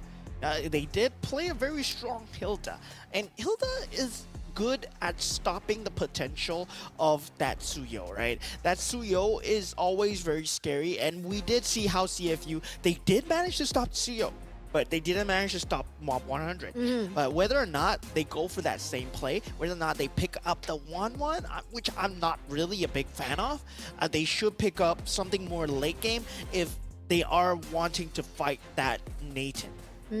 Agree. Okay. So at least with Hilda on the side, they know that they're playing off at their own strength. This is where we are seeing CFU Gaming. They're prioritizing on strength compared to trying to actually counter off Valhalla. But the question is it going to be enough? Batting wise, they actually ban off Triggle instead on their side, so they're not going to allow any of the area AoE or even CC on the side of Valhalla. But we have Bruno been banned off by Valhalla. Yeah, Bruno and Tigreal. I mean, Bruno still a very good lane bully versus Natan. So you want to secure the advantage as much as possible for Natan. But if you're talking about lane bully, right? If you're talking about someone that destroys Nathan in the lane, you can still pick up a Harif, something like the likes of Harif. Just cripple the Nathan, make sure that he cannot show his face on the lane. So CFU Gaming, I mean, they still have that option if Valhalla doesn't ban it out. Oh, that's true. And we got Edith also been banned out by CFU Gaming. We've seen how when it comes to Edith, you're not going to allow that mobility-wise. And this is something that CFU probably denies it from Valhalla's side. And going into Valhalla, they ended up banning 1-1. Even though I don't think that 1-1 was actually any of a threat for Valhalla. But sure, why not ban out that 1-1, right? Yeah, I mean, they're pretty scared of it. So, yeah, still... He did play a very scary 1-1, right? Singh did play a very scary 1-1. It just feels like he did not go into the stage of the game where he would outperform the Nathan. There's no way that you outperform a Nathan in that late game stage. So yeah, definitely still, I feel that it was a slight execution error, not a drafting error from CFU Gaming. Agree, definitely. Now, pushing on CFU, what are they gonna actually contest it out? We do see Cho being picked out here for CFU. Yeah, Cho was a really strong pick, right? Versus Nathan versus Nathan, it's gonna be very strong. You can pick him off. You can use the Way of the Dragon. You can jump in as well, and also, not to forget that Cho is a very invasive jungler. So, I mean, invasive roamer. So you are very aggressive. You will be able to jump the enemy jungles. Level 1, level 2, you are having that vision on Suyo at all times. But Valhalla, they respond with the Damas pick. Wow, okay. Again, I like the fact that they pick up Tamos, right? And they know this is where the fine line of... I've seen how Tamos having a lot of great mobility wise and a lot of damage, and even the health lifeline of still being very immortality to survive it out. I think Valhalla knows that they need someone that can pull through, and we got Angela been picked up as well at Valhalla's side. So when it comes to Valhalla, I gotta say drafting wise is superb, and CFU picking up easier on the last picked. Oh, this is gonna be very interesting of CFU gaming itself. I mean, in terms of the late game, Ixia has a very strong late game, but it's very dependent on the full barrage placement, right? It's very dependent on whether your team is able to lock people down in your ultimate zone. And that's very important for, I mean, there is no way that Cho can kick multiple people. He can only kick one person in. So, yeah, it's kind of not working, not synergistic, I would say, from CFU Gaming. I would give the advantage over to Valhalla, given the fact that they have that Angela alone together with the Thamas and the Suyo. That's just a lot of momentum. A lot of momentum, a lot of the tankiness that is needed for Team Valhalla itself. Now, CFU, despite the drafting might be in the favor of Valhalla, can they actually execute properly better off compared to Valhalla? This is our second round of last series. Team Valhalla versus CFU Gaming. Cambodia versus Cambodia. Yeah, the New Bloods versus the reigning champions of MPLKH. So far, the New Bloods are getting that 1-0 advantage, but now we do see the Cho in a bit of trouble already. Ooh. Try to actually go in for a fight. It seems that Cho had to pull away before he became a casualty. He did manage to pull off with the help of Aurora, but then again, Z, at what cost, also had a lot of that lifeline depleted for himself as well. So this is gonna be tough. A great sacrifice that was done by both of the players to make sure that there will not be any of the kills or the bodies to be given out by Team Valhalla. But looking on the side of Team Valhalla, there was a really good momentum. There was a lot of that team fight that could actually connect it to a point that could give them that potential of resources. Yeah, I mean, there's going to be a point where the Sea Halberd needs to come out from sync, and that itemization will be very key to stop that Angela, and especially the fact that OP is on that Cho, right? You have to jump the Angela before the Heart Guard is able to be pulled out, but there's no way you're getting level 4 before that mid laner. Now he's getting threatened a little bit, but CFU Gaming, I mean, in that late game stages, I still don't see them winning against the Natan. Oh, coming in right now to OP side. OP overextending himself. He did manage to actually gate in for the airball, but it's not going to be easy as Secret pulls through, and we do see Peta coming in for a push with deactive, but Secret will be able to get the kill to connect the dot. But OP on the rise right here. Wadu on the note, a little bit overextension, but now they will be able to punish for that overextension. Wadu having a lot of damage. RA will be able to take him down instantly, with Z not able to do anything and had to pull away before he became another victim. Yeah, the Thamas just joining the team fight at the perfect timing. And there was no hard guard required to be used. That means for this turtle fight, right? There's the hard guard available, so Pana is going to get that for free. OP is just providing vision and putting his own life in danger. He should not be there. But yeah, I mean, getting away as a Cho, it's just normal things. But still, CFU Gaming, it's gonna be very hard for them, especially in the mid stages, especially in the later stages.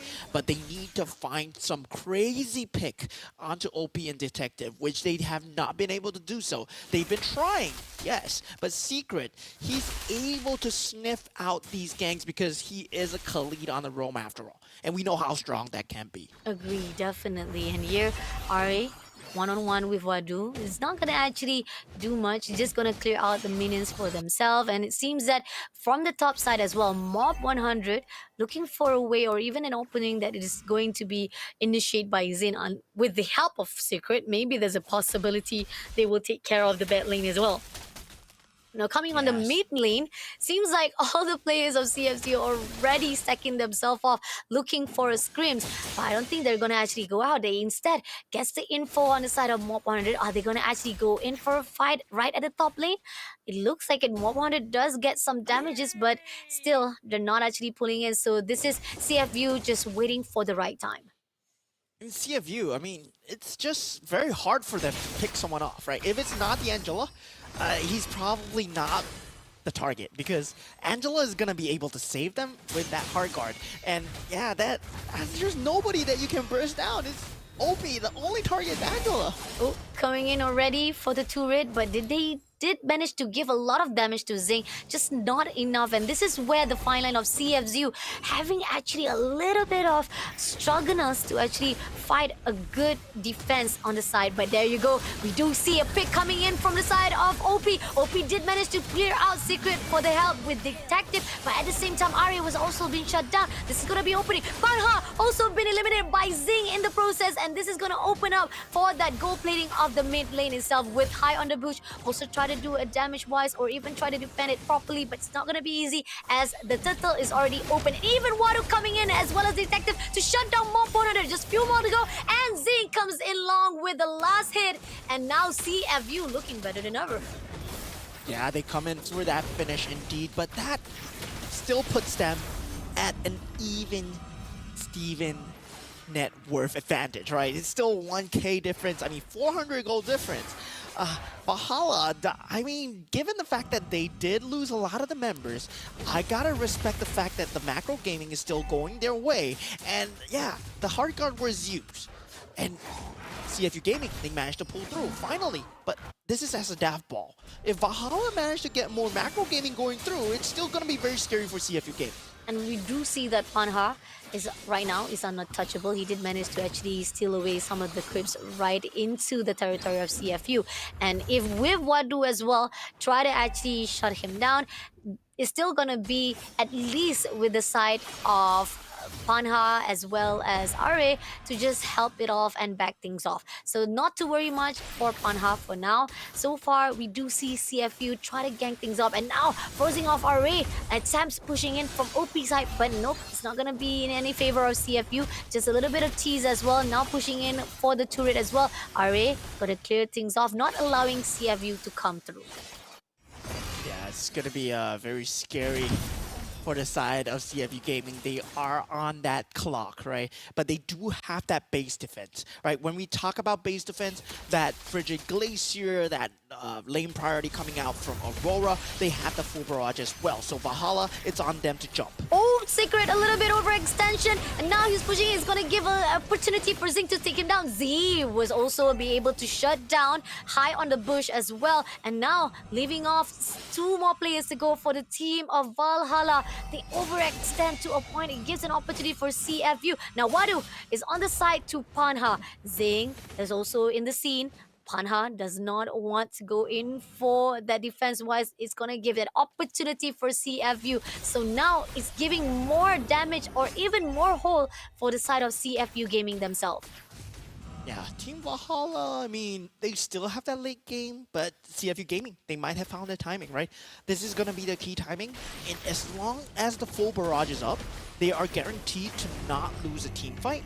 So as long as Sing has that full barrage, they don't need to be scared, and as long as Wadu and OP are going in first, they won't get picked off. And there he goes. OP comes in for Secrets, but nope, he doesn't manage to actually at least steal away Secrets into the side or in the hands of CFU Gaming. So still the team of Valhalla getting a little bit more cautious in their surroundings.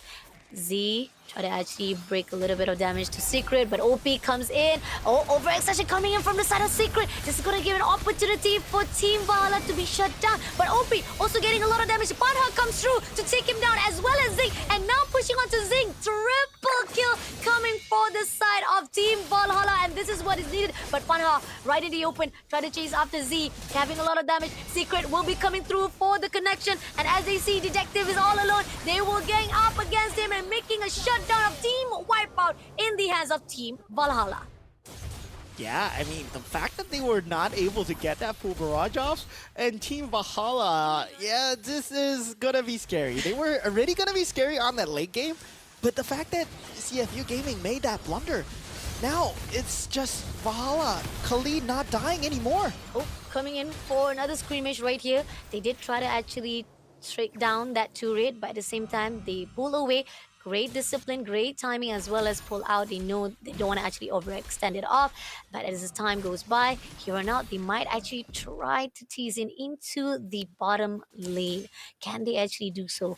Do see that RA sticking together with Mob 100 and Secret coming in for the back lane. He goes into OP first of all. He clears out OP, shuts down a little bit of more of the points coming in. Zing tried to back this up, but it's gonna be Mob 100 who takes down the turret immediately. And OP could not do anything, had to back off. Even with Zing's help, the team of Valhalla takes the turret as their win.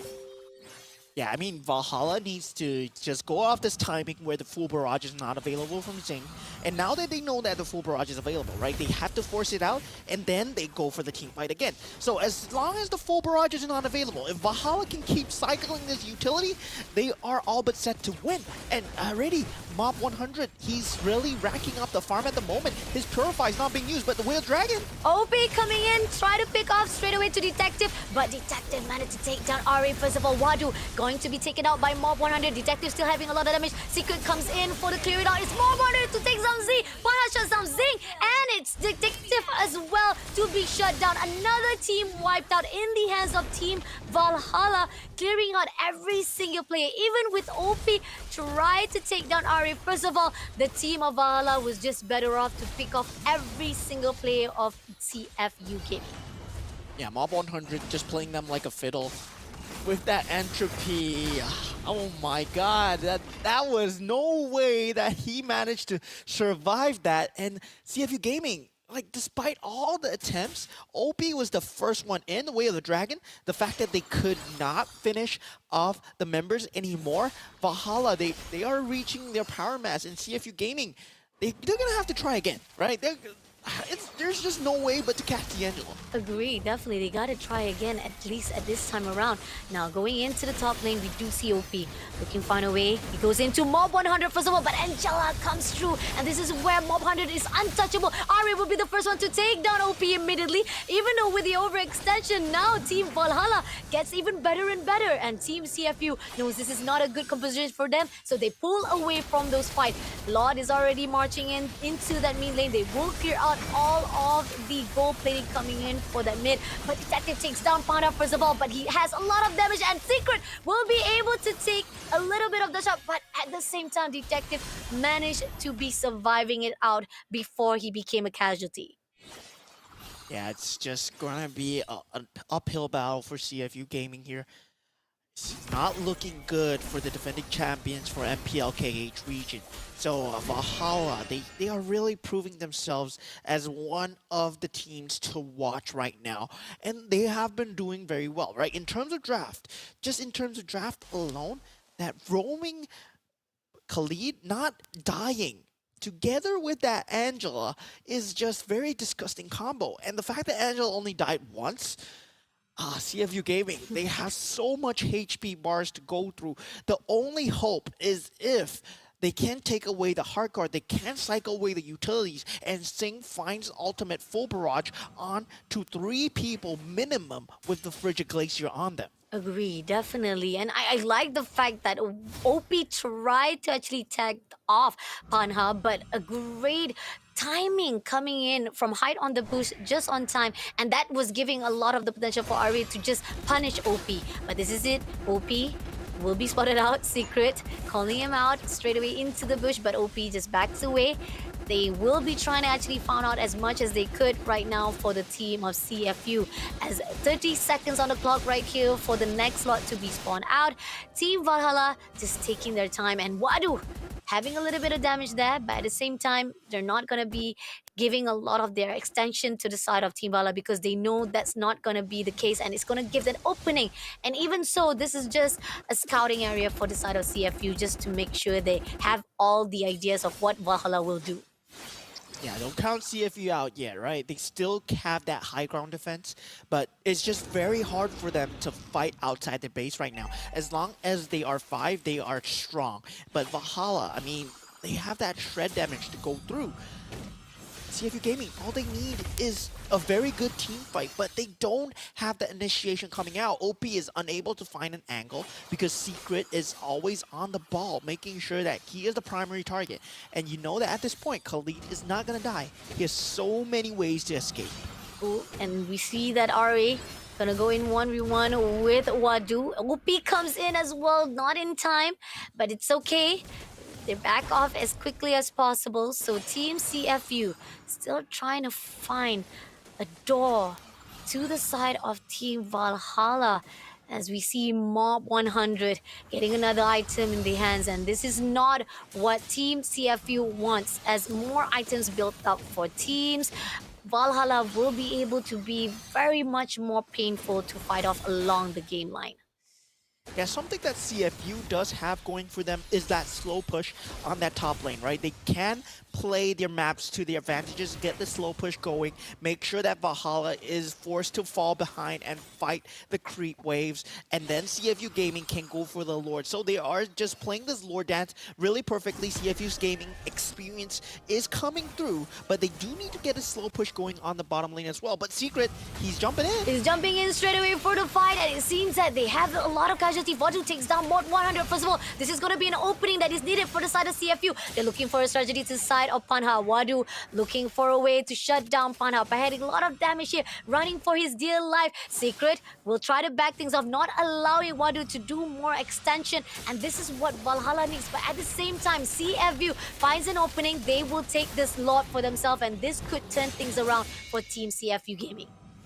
Yeah, they saw, they smelt the blood in the water. Secret being the first point of contact. I mean, Valhalla, that was a slight blunder, right? Forcing that team fight when the lane priority was not in your favor. CFU Gaming, they just jumped on that chance. And yeah, just worked out so well for them with a full barrage onto 3 members. That was a mistake. Definitely a really big mistakes coming in from Team Valhalla. They could have actually guarded out a little bit of their opening. There was too much space to be given out by Team CFU Gaming. And now we're coming into technical pause again, whereby we are having a little bit of technical difficulties. I'm really sorry to the viewer sides. We are also on the line that we want to see the continuity of the stories. But unfortunately, this technical pause, the technical issues are out of our control sometimes. There could be a problem coming in from the feed side or even from the game side. That this is something that we as the production, as well as we as a caster, it cannot do anything. But at the sideline right now, so far we are going back to the game. Finally, we see that CFU coming in for a fight with Panha. Paha a little bit overextension on himself. He has to run away as quickly as possible. Don't pull into the fight yet for now, as we do see that right here, Mob 100 a little bit too ambitious. He did manage to get the turret, but now they pull away. Oh, Team Valhalla in the scene right now. We do see both of them, both the team of CFU as well as Valhalla, did manage to take that mid lane turret for themselves. Amazing bait play coming out from Valhalla, right? Using Panha to get out of harm's way, making sure that the full barrage was used on Panha. That just secured Mob 100 the ability to walk up to the mid lane, get that inhibitor turret, and even things for themselves. So now both teams with the middle inhibitor turret down. I would still have to favor Valhalla's draft here because it's getting later and later stages of the game, where Secret on that Khalid, he's not going to be able to die anymore. But OP with the Whale of Dragon though. OP tried to take out Secret. Secret did still fight it out, but he goes in for a fight with Detective as well as, but he overextended himself, and in the end he became the Vulture. But OP takes down Mob 100. Z takes on high on Bush. The overextension giving a lot of boost to the side of CFU. Who would have thought that because of secret overextension, now CFU has what it takes to turn things around, and Baha all alone tried to survive it out. Z shuts him down on his own attempt to be surviving, but Decisive as well as Wadu clearing it out, but he still survived it out. He goes into his turret. Can he make it through? But Wadu, just a little bit more. He still survived with the immortality, but as the time goes by, Z come across the line, and here on out, CFU making a long game situation here for Valhalla as they get the first win in their hands here for the last series. And CFU Gaming, right? That decision making at the end just shows how much strats they have. It just feels like they're hiding the true potential right now. It just feels like they're hiding a lot of their strategy. They're hiding a lot of the draft. They could have drafted better, but they chose to go for the Ixia, which I'm really curious about. It was a very well fought out draft. Of course, they did use the full barrage to its fullest potential, but I believe that currently there are better goal laners out there to deal with than Natan. So yeah, CFU Gaming, congratulations, but I want you to win this series. I do want you to win this series. I don't want you to hide your strats, man.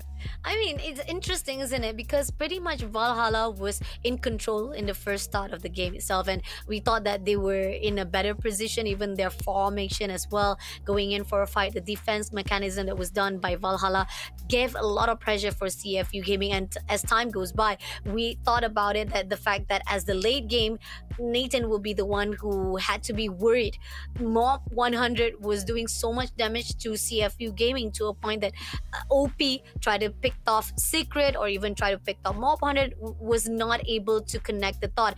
But that was it. The fine line of Secret overextension. Countless of time I keep on seeing overextension coming in from Secret, even though he was a bit confident of his own mortality wise or even survival wise of his tankiness. In the end, once OPZ able to pick him off, that was when Secret falters, and it gives a lot of potential for Team Valhalla to be eaten alive by Team CFU. And looking at the stats wise right now, started out really good for Valhalla. They had a really good currency wise, but as time progresses, CFU was just on a better length. Yeah, I mean, CFU, I believe that they knew what they were doing, right? They definitely know the way around the game, and the way that they forced these team fights was definitely based off of Valhalla's mistakes. As you said, right? Secret overextending his advantage, and the fact is, he is still a support Khalid after all. You might be 15 minutes in a game, but all you have is a Dominant Ice and Athena Shield with an Immortality. And once the Immortality cooldown is over, you should not be in those situations. I get it. You have the Immortality, but you shouldn't be that far in front. Agree. Yeah, definitely. That was a lot of the risk that was taken by Secret itself that gave a lot of the opening for Team CFU instead. And I mean, not to put a damper, but we still need to give an honorable mentions to Mob 100 because he did amazing. Definitely deserving of the mention itself, because at the start of the game or even on the mid game itself, he was the one who shines the most here for Team Valhalla themselves. Look at that, 88,592 damage. So much effort, yet somehow been trampled by Team CFU. Yeah, I mean, CFU, they did have the team fight going in for them. And yeah, the full barrage placement by Singh is really strong. And the fact that he had that quantum charge to enhance his movement speed as well as the flicker on the assassin emblem, right? And the ability to have that holy trinity. And I was really looking forward to that Sea Halberd timing. It was his 4th item. So after he got that Sea Halberd, that Angela kind of dampened down in terms of that survivability, because it actually has that degeneration where your healing is hampered down by 50%. Then on top of that, he bought the Malefic Roar. So Singh's positioning was very key. He did not really die too much. 2 times in that entire fight. Kill participation participation, 93%. Really well done on Anixia. Great decision making here for the side of CFU Gaming. Started out really good for Team Valhalla though. I mean, like, expected wise, when it comes to the game fights, it was just amazing. But then this is where the overextension of Secret that was actually punished for the side of CFU Gaming. They pull in, takes down Secret first of all, and then Panha was taken out as well. And now they try to actually go in for a fight. But Valhalla did come true. We do see Panha pushing in straight to take down Zing, getting double kill for themselves. Even more Hunter takes down Wadu for themselves. Even Z was shut down immediately by Panha as well. But at least there was an attempt at the progress as well. But as time goes by, progresses wise for Team Valhalla, this is where Team CFU just falter even better. Yeah, this is where they got that lane priority. If you look at that top lane, it's slowly pushing in, and right, they were worried about it, but still, Secret was able to jump in with that Raging Sandstorm, and Mob 100 clean out with that Maniac still. But still, like, I feel that Secret, he did not really need to be all the way in front there. True, there you go. Finally overextending him a little bit. I think he was too ambitious. Try to take down Detective first of all. But then again, once Detective was already been covered out, grounded out by OP, as well as Wadu, as well as Z itself, this is where CFU was just really shining the most, and they got the win for themselves. Yeah, I mean, CFU, they're a really strong team, right? But I would just like to see them draft better, because I know for sure that they can draft better. Like, they're not a bad team, but yeah, I mean, they nearly lost to Valhalla in the second game. It was nearly a 2-0. It was nearly 2-0, so it was interesting to see. Is it, again, the question is CFU Gaming is playing the rigs? Because again, the drafting pick wise is much more like a try and error coming in from CFU Gaming. But here on out, we still have one more rounds to go for both of this team. We're going in for the short break, and we'll be right back after this with the last round of this both teams.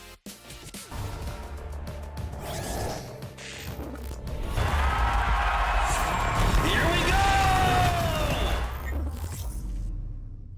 You might get lucky. I'ma keep you with the good mood. Keep you up all night. Never around you. Baby, this is so vibe. Got me dancing like a soul train. Laughing the whole time. Got me singing in the shower. Baby, are you all mine? Baby, I'm your four-leaf clover. Your rabbit's foot, your charm bracelet, horseshoe. Baby, I'm your good omen. You wanna keep me with you, keep me with you. Yeah, it's not hard to see. There's a pattern forming when you got me. 777 all wins, big money. The tramp over here never see me coming. I was in your back pocket the whole time. A quiet power, a silent gold mine, a big old confidence boost. You never delude. Just know that you'll be winning, cause I'm with you in the building. I'ma keep you with the good mood. Keep you up all night. Never around you. Baby, this is so vibe. Got me dancing like a soul train. Laughing the whole time. Got me singing in the shower. Baby, are you all mine? Baby, I'm your four-leaf clover. Your rabbit's foot, your charm bracelet, horseshoe. Baby, I'm your good omen. You wanna keep me with you, keep me with you. You been looking like you're down on your luck. Need a girl like me to come through, lift you up. Hold me in your hand, I like when you touch me. Kick me around and you might get lucky. Baby, I'm your four-leaf clover. Your rabbit's foot, your charm bracelet, horseshoe. Baby, I'm your good omen. Yeah, you wanna keep me with you. Oh yeah, keep me with you. I'm the type of girl that turns logic into atoms. Think you know it all, but then you let me get inside your head. Yeah. Steady jump design, think I know your kind. I'm about to break another code now. Pretty in disguise, bugging up your life. This is my syntax. 3, 2,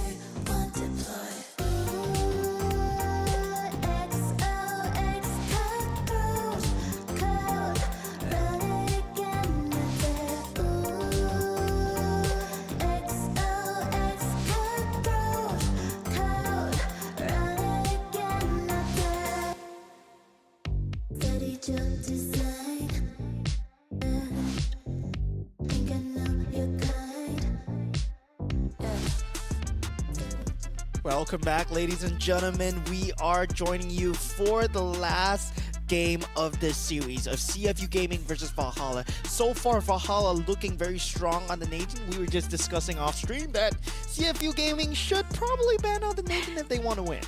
Agree, definitely. They gotta stop messing around already, because the fact is we keep on seeing a lot of the try runs been done by CFU Gaming.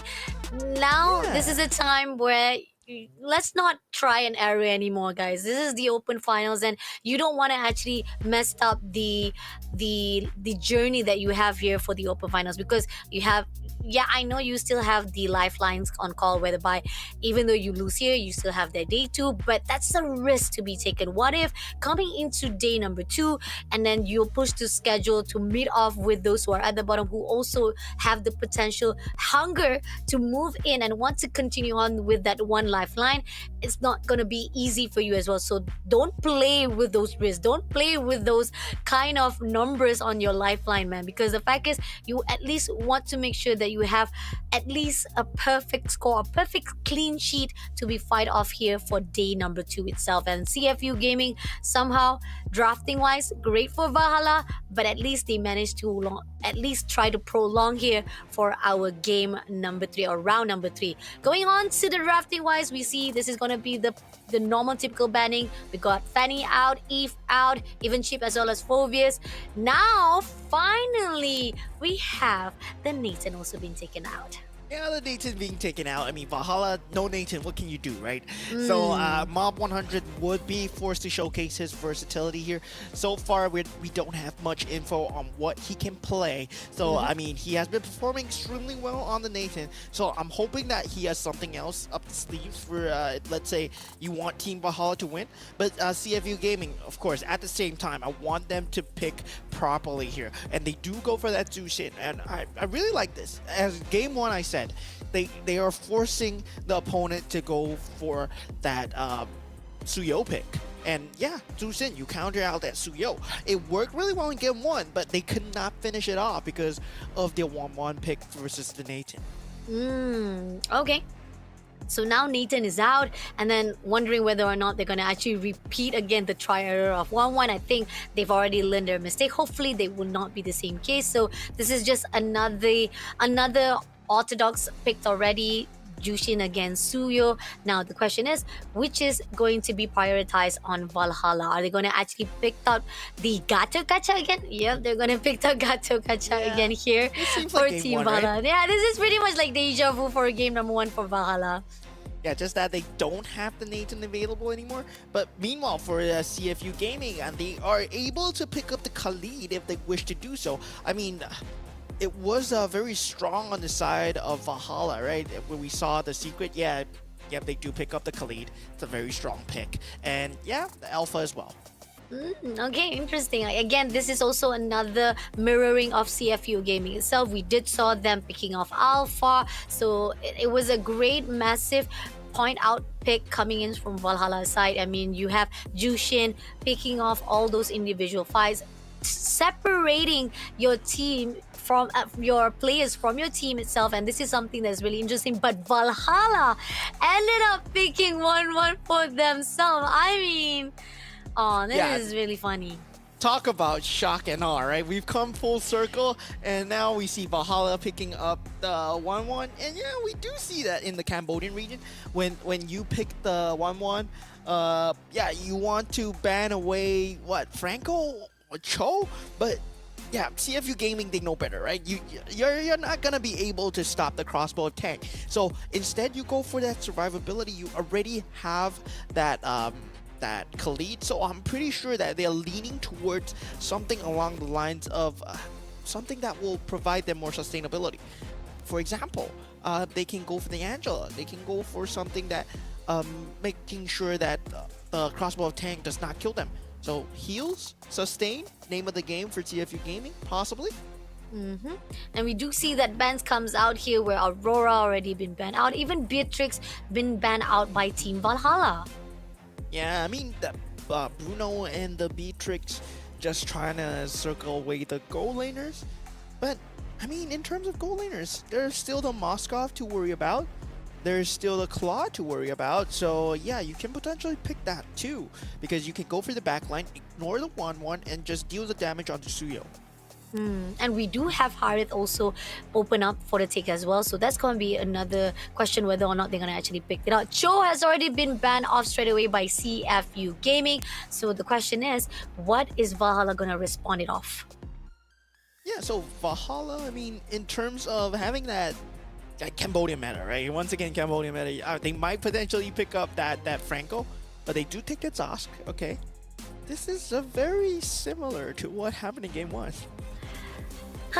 Okay, again, this is really a messing up minds coming in from both of the teams itself. Valhalla playing tricks again, even CFU Gaming's, they got already on the sideline of themselves, but the question is how they're gonna actually prevent all the obstructions that is done by Valhalla itself. We are seeing that at least recover ground the mobility wise of how they did, and I think they had a really good run on that first match itself. I think Valhalla is much more confident with Zas on the side, but Irithel been picked up by CFU Gaming. I mean, Irithel is really strong at avoiding the crossbow tank, especially if you have that that sprint and ultimate up, so you don't let the proc hit you, so you don't get the weaknesses on you as well. So yeah, potentially there, but yeah, CFU Gaming, they're just messing with our heads at this point. But I mean, if this was, let's just say, if this was like Team Vamos, right? If this was like yeah, like Nets playing the Irithel, or like Chiku guys playing the Irithel, so we wouldn't question that. So yeah, I believe Sing knows how to play Irithel. Maybe there's a possibility. So again, CFU Gaming, they're messing around, try and error, and who knows, maybe there's a possibility that they might come through here again for the drafting. But oh, and there you go, the last pick of Team Valhalla. Yeah, very strong pick, the Arlot from Team Valhalla. It has that final slash where you can like displace the enemy members of CFU and force them into a position where they are using their battle spells to get away, using the ultimates to get away. They have to use a Purify, a Flicker at the minimum, and all for that low cooldown for that final flash. Okay, at least a really good response coming in from Team Valhalla. But favorite wise on drafting, I do think that for now Valhalla has a really good response. The question is CFU Gaming with so much of surprise coming in. I mean, early on that first set of the choices, it was great, but now pushing into with Edith as well as on the side of Irithel, I'm still wondering, CFU Gaming, what are you thinking right now? This is it, guys, the last match, the last round of our last series.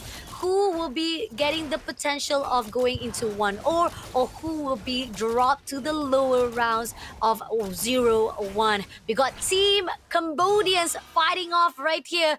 Valhalla versus CFU Gaming. Yeah, I mean, both teams are tied up, so winner takes all. We all fall down to this best of one. And CFU Gaming, really with very interesting picks already, right? That Irithel pick, but I do see the synergy coming out more from CFU Gaming compared to Valhalla, right? If you think about how the 1-1 works, actually there's no really a potential pick-off hero for him to work with until the Arlot is online. And with Jusin also, we do see a lot of the success come along from Z, able to separate, able to pick off every players of Team Valhalla itself. That could be another success story coming in from CFU. Now Panha pushing us straight to OP, not gonna do anything. I mean, with Zing coming along to back things up, so pretty much still this is just a tease from both side of Valhalla as well as CFU Gaming. And coming along right now, OP a little bit too open and had to pull away. Doesn't want to actually go in for the fight just yet because this is not going to be easy. But Valhalla doing a great pressure points for CFU, and this could be a great deal from Team Valhalla if they push on very early on. Yeah, Valhalla deal with that creep freezing really well. CFU Gaming, they were trying to freeze that creep wave, but the fact that Panha was able to stop it, but now that we have this mid-team fight going on, Z, I mean, he is going to be a problem still on this Jushin, especially in the later stages of the game, where if he does not die, it's really a very big problem. They don't have a Nathan anymore. And they was able to steal away the turtle. I mean, yes, at what cost though? I mean, Panha getting a lot of damage, but at the same time, Ari takes down Wadu, and Secret gonna overextend himself, giving it an opportunity for OP to take down immediately him. A trade-off for 1-1 right now for both teams, but then again, at least the turtle is in the hands of Vala. But so far right now, when it comes to Korean-wise, it's not any of the difference between both of these teams. Yeah, still goal difference neck and neck, 300 goal difference away. But now with that level 4 out on the Wanwan, right? We see a potential pickoff coming in from Mob 100. But Singh, he does have that ultimate. So Irithel, yeah, in terms of working that that mobility, yeah, he does have the ultimate. And the funny thing is, he didn't go for the sprint. He went for the Purify, which is really good. But now we have this mid-team fight, Spirit of Alpha. Ooh, OP managed to actually pick up Panha, but he managed to survive it out. A detective clears out at least RA first of all, without at least giving an opportunity for Panha to survive. But OP still overlooking to Panha, but Secrets managed to actually have a great connection to the side. But Z breaks it too, even though with Secret was shut down. There was a trade-off coming in from the side of Team Valhalla to take down Detective. But here on out, Mob 100, a little bit overextension coming along, and Zing managed to pull through with another kill in their hands. That was a great micro play from Singh. And Mob 100, he was trying to get that last hit of that weakness so that he can get the crossbow tang off. But Zing, he just drove him towards the wall. So it was an impossible angle. Wow, what a play from the Zerathal. Oh, okay. Looking good so far for Team CFU Gaming. Despite that Valhalla tried to go in for the aggression, it's still not in the favor of them. And even so, they try to actually pull in, try to initiate. It was not enough because when it comes to mechanic-wise, Team CFU is just far better off. And here on out, Z will be able to scurry away safely without any casualty. But here on out, we do see Valhalla try to contest with the turtle. Yeah, they are attempting control right now. I mean, they don't have to inspire on Mob 100, but it's not too important, right? Because they know that Zhu Xin is not able to fight.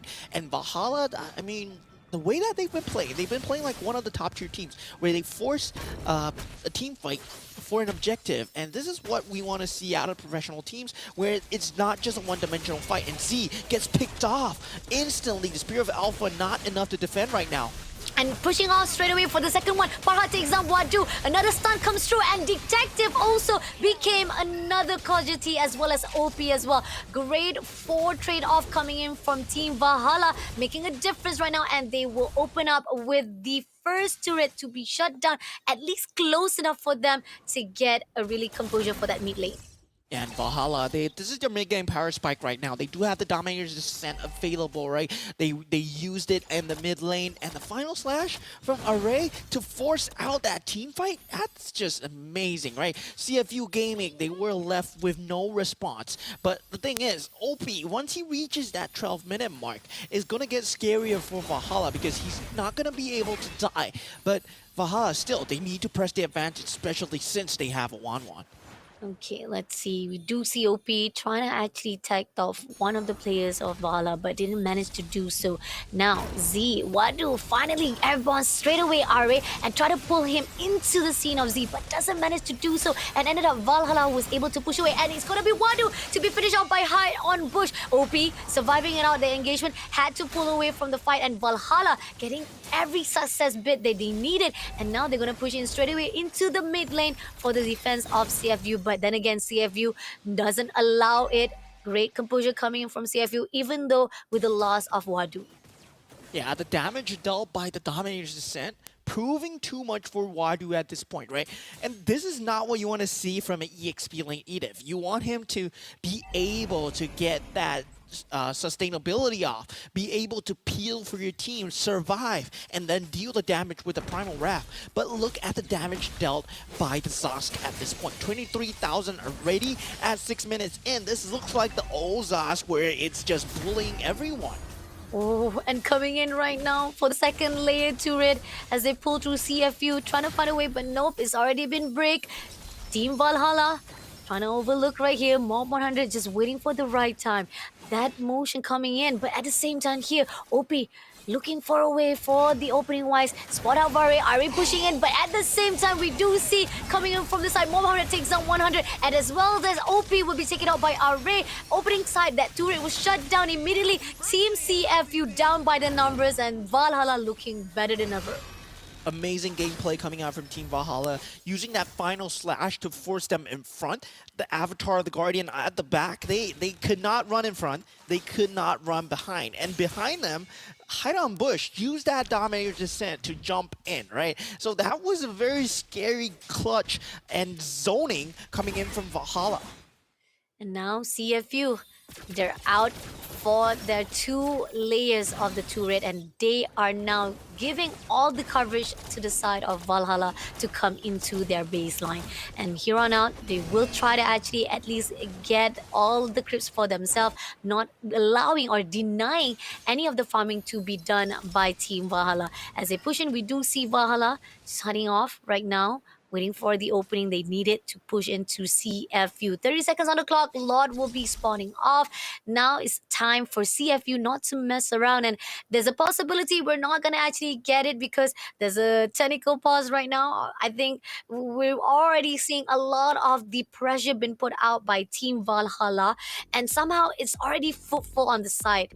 But on the other hand, CFU Gaming with the unorthodox pick, I mean, started out really good with the use of Irretil. I mean, I do agree that Zing was great composure on that top lane, but as the time tickings, as we go into the mid game, Valhalla looking a little bit more secured on their fight compared to Team CFU Gaming.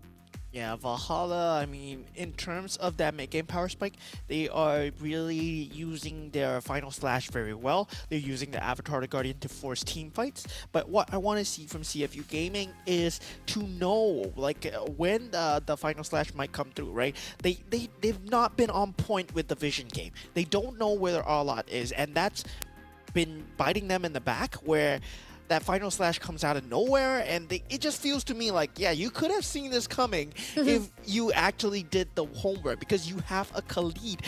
You should be forcing that Khalid out into the enemy territory. You can use your Raging Sandstorm to return. You still have your second skill for that survivability, but Valhalla looks like they have the Lord already marching down that mid lane, and they're trying to end things. Okay, let's see, can they do it? So Zing just overlooking right now, try to actually clear out some of the minions, but at the same time right now, they're trying to actually clear out, but Secret doing in for the overextension. It's gonna be Mob 100 to actually take down the turret, but at the same time, Hype Bush takes down Detective as well as OP for the help. Mob 100 takes down Z, opening side, Zing will be shut down by Panha. Wadu will be left all alone, and now this is an open for Valhalla. Wadu will be trying to survive it out. He clears out Ari just a little bit, try to actually stun them off, but no way at all for Team CFU to come back alive. You play off with the time, you play off with the drafting, you give that opportunity for Team Valhalla to punish it off, and now we'll come to 2-1 on our last series of the day. And what an upset, right? What an upset. CFU Gaming was that top team coming in from the Cambodian region. So Valhalla, I mean, they just proved everybody wrong that, yeah, you know, even though we don't have any stats to back us up, even though the last time we met with CFU Gaming, I believe it was WPFL, I'm not too sure. Like, it was a mall event in Cambodia. They got destroyed by CFU Gaming. Yeah, just this year. And yeah, Valhalla just showing that even though we got destroyed, we can still improve. They stuck as a team, they banded their strats together, and they showed multiple times that they are very versatile when given the Nathan, when given the 1-1 as well. As well as the Zaz, and that's one of the points that also had to be pointed out as well, because now pushing forward, they most of the teams that are going to face off to Valhalla, those are the heroes that they need to prioritize or even have to take it out of the portion, because it shows how Valhalla has so much potential. And we even saw it when it comes to the mid game. Zaz was portraying a lot of damage. 29,000 already been put out into the leaderboard itself, and you don't want to have that upper hand in the hands of Valhalla itself. And CFU Gaming, we're not gonna say goodbye just yet though, because so far, I mean, again, drafting phase wise is just questionable. They still have one more lifeline to go, which is day number 2. I hope that they don't mess up again as they did today, because if you mess up with that one lifeline last, we would say goodbye to our MPL KH champion. But going into the draft, into the aftermath, or the bottom lines of what has happened throughout the game itself, started out really good for CFU. I mean, they had the upper hand started off, but then as we move along Valhalla into the mid game, that's where Valhalla managed to shut down every potential with the team fight that was put out. Even OP tried to go in for the overextension, it was not enough for Team CFU. Yeah, and I really like Mob 100's itemization here. Going for that corrosive scythe into that DHS, then instantly the win of nature, right? Because he identifies that, yes, even though Z, he's pumping a lot of magic damage out. Most of the time, you are in that crossbow tank form. You are taking to the skies, right? You are invincible. And all you have to worry about is the burst damage coming through from Detective or Sing. So once you had that win of nature up, there was nothing that could stop him from getting that crossbow tang off. And I like the fact that Pana instantly went for the Hunter Strike instead of the War Axe first, because he wanted to capitalize on the early game advantage that they managed to build for themselves. But so I believe the MVP, right, has to be Panha, because he just dealt so much damage together with Hide on Bush, and that's just amazing because on a Suyo, right, you are a melee hero versus a Zeus, and this should not be happening.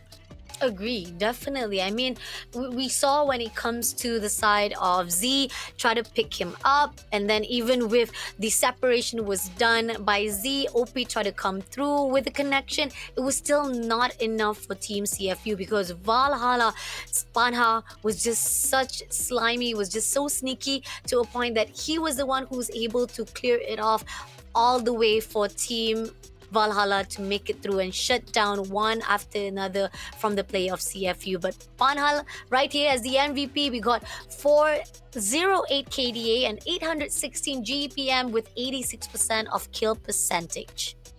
Yeah, I mean, in terms of his emblems as well, I mean, pretty standard. You want him to be that jumping assassin, and I really like the way that he's playing Suyo, right?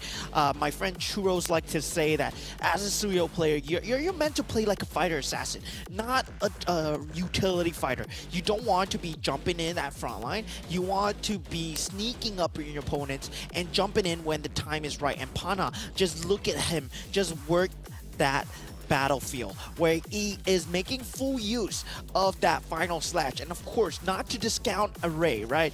His Arlot, his final slashes have been on point, especially even in this last team fight where he saved it till the entire team was in. Then he started to use it, forcing the entire team out of position, using all their battle spells and essentially winning them their game as well. And I like the fact that Mob 100, as they use the 1-1 to actually counter it off, try to actually get the CC on the side of Team Valhalla, it was just superb. That's the reason why we are seeing more of the execution was much more perfection on Team Valhalla when they actually have great picks off on their drafting. I mean, compared to what we see from Team CFU, who has been just tried to actually maybe try and error on their own picking sides, and we were questioning whether or not is this real, or they can actually pull away with this unorthodox picks up. In the end, comes through to the last match itself, Valhalla was just in a better drafting wise. Yeah, I feel that Valhalla had the front foot every single time in every single draft, even in the second game, right? I felt that their draft was very good, and it's just CFU's gaming's just decision making that carried them through. And Valhalla, I mean, with a good draft, it's already half the game won. And I believe that once they manage to execute and polish their playstyle, they will be a team to really be watch out for, you know?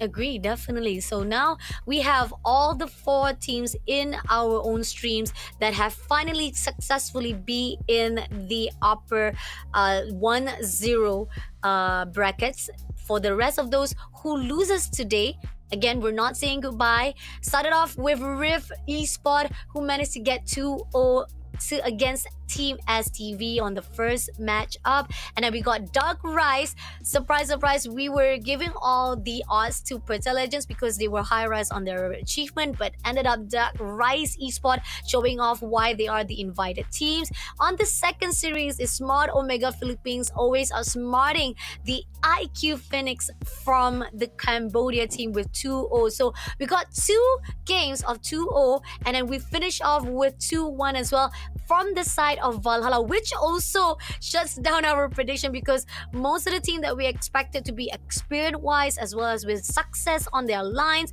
ended up in the favor of those who are rookies or even those who are the invited ones. Yeah, I mean, CFU Gaming really, yeah, they have to perform harder, right? It might be a strategy, right? It might be a strategy, though, right? I'm not gonna call them out, but yeah, you might want to go to a loser bracket thinking that you're gonna have an easier time. But I believe that teams in the losers brackets, they're not gonna be a team to be trifled with. I believe JP Niners, they are there as well because JP Niners, they did lose to Team Liquid Academy Indonesia. So yeah, so they're gonna be a hard battle, and if you do manage to really face with them, you're gonna have a hard time. Agree, definitely. The decision making that should be think through from all of the teams itself. Because would you prefer going into the lower bracket, even though the lower grounds of 0-1 might be meeting off with those who have also been trampled off, and there's a possibility you might able to actually be getting a great input or even trample against those who are on the losing side as well. Can be done as well. It is a story that we've already foresee before, but at the same time, those are the long journeys. It tires off the teams. It will give you a lot of the idea of the test when it comes to your mentals as well as your efforts in going along the line of those journeys. Because again, you are at the top, you might be able to have a great serve journey, even though you might meet with those who are strong because they already off a rack of the rise from the wins they got for today as well. So it's a tricky situation. It's a 50-50 situation, but at the same time, it depends on which grounds or which journey you want to actually go through here in the SPS OFO Finals. Yeah, and with that, the games are set today. We know which teams have already progressed for our group. Of course, not a single team will be eliminated today, of course. No. You need 2 losses to be eliminated from this Swiss bracket. So we will find out tomorrow whether any teams get eliminated or any team goes into that 2-0 process, right? But very interesting is that there are a lot of teams in that 1-0 pool, but there are teams that will be in that 0-1 pool as well. So some teams that I did not expect to be in that 0-1 pool, they are there. JP Niners, I mean, one of them. Monster Vicious, one of them as well. So yeah, Mythic Seal, I mean, the runner-up for the M6 qualifier in Myanmar, they are still at that 0-1 pool. So they are in the threat of elimination. And now we have CFU Gaming. So these are the 4 teams that I totally did not expect to go down in that lower brackets, to go down in that 0-1 brackets. So yeah, I mean, Oh, this is interesting for SPS Open Finals. I mean, all the top teams, all the big names coming down into the lower grounds. Again, I feel like, again, there's a possibility of the mind games, or maybe they're just thinking like, you know what, we're just going to clear out those from the first draft itself so that they can have a better potential coming into the day number 3. Maybe, possibility. Maybe, I mean, but they might meet each other, you know? They might meet each other. Yeah, that's the thing. But then again, it's not gonna be easy along the line as well as we progress to day number 3, and then we still have day number 4 as well. And those who are already high rise on their success for day number 1, of course, once you already have a success on your hands, you don't want to mess up that streak. You want to make sure that you can contain that success going in forth for 2-0 as well for day number 3. So this is also another question for those who are already having a loss in their hands. Yeah, and for those of you that want to find out what games will be played tomorrow, you can follow us on the socials that you see on the top right of the screen. The games have not been set yet. The schedule has not been set for tomorrow. We will still be randomizing and selecting the teams that will be playing with each other first completely on a random basis. But namely the teams that have gotten through, right? Is the teams that you saw today, and the other teams, I believe the notable teams that will be playing tomorrow will be Team Evil from Singapore and RRQ Hoshi, RRQ Kaido, Team Liquid Academy Indonesia, Team Liquid Indonesia as well, and of course Team Vamos from Malaysia, the runner-up from MPL MY. Oh, it's going to be interesting. Definitely. These are the things that you have to make sure that you follow all of our social medias accounts, because again, we're not going to be able to actually give you guys what it's going to be like on the schedules, whether or not in our streams. We have a lot of streams from English to Cambodia, as well as from BM as well, from for Bahasa Malaysia as well. So those are the streams that you need to follow our social media so that you can know which are the teams that are going to meet off tomorrow for day number 2. So please make sure to follow our social medias, and we're hoping to see you guys again, because the story is still not done. The 32 teams still here on the scene, still fighting off to survive here for the Open Finals. Yeah, I mean, it's always very interesting to see, right? When we go into this kind of Swiss system where it's always Swiss brackets, there's so many opportunities for different regions to meet, different clashing matters. And today we did see, Cambodia put to the test, right? Put to the test against Singapore, put to the test against Philippines, put to the test against Indonesia and against themselves.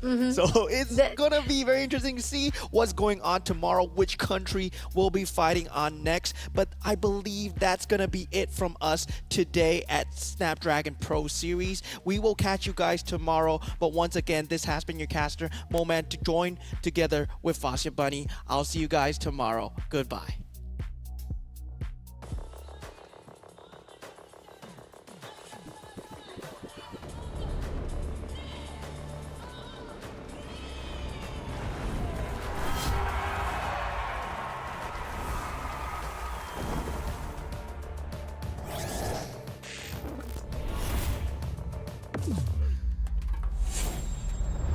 Let the weak melt away. Killing spree.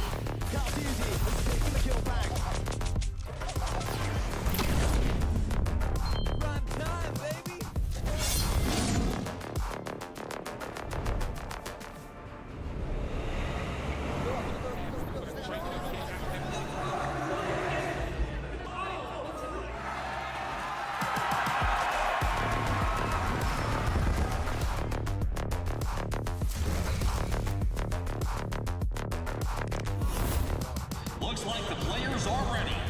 Here we go!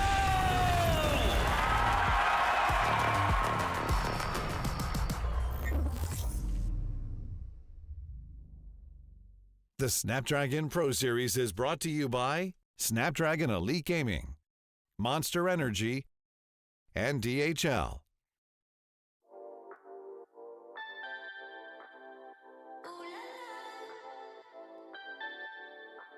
Let's go. Put it in motion. Baby, we're going faster, faster, faster, faster. Seizing the moment. Baby, keep going faster, faster, faster, faster. Speed up, make that thing rev. Foot on the gas so you got nothing left. Let's drive to the top of the mountain and see the view. Let's vibe, looking back on the journey, just me and you. Ain't nobody wanna go slow. Yeah, I was chilling in the past, I was solo. Now that I got you in my life, I'm like, go, go. I be living for the thrill of it, whoa, whoa. I hear you like to gamble. Let's take the road, let's travel. No, I'm a lot to handle, but I wanna go fast with you. Think we can go the distance, although I know we're different. Together we both fit in, so I wanna go fast with you. Put it in motion, baby, we're going faster, faster, faster, faster.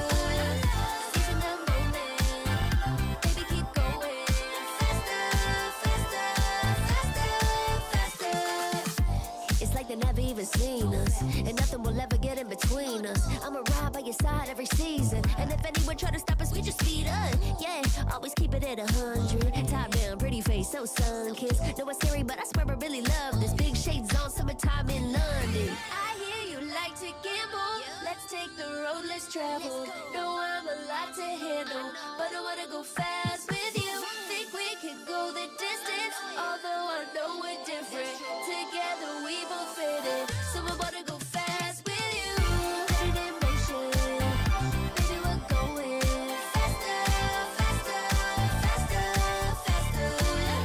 Seize the moment, baby, keep going faster, faster, faster, faster. Put it in motion, baby, we're going faster, faster, faster, faster. Seize the moment, baby, keep going faster, faster, faster, faster.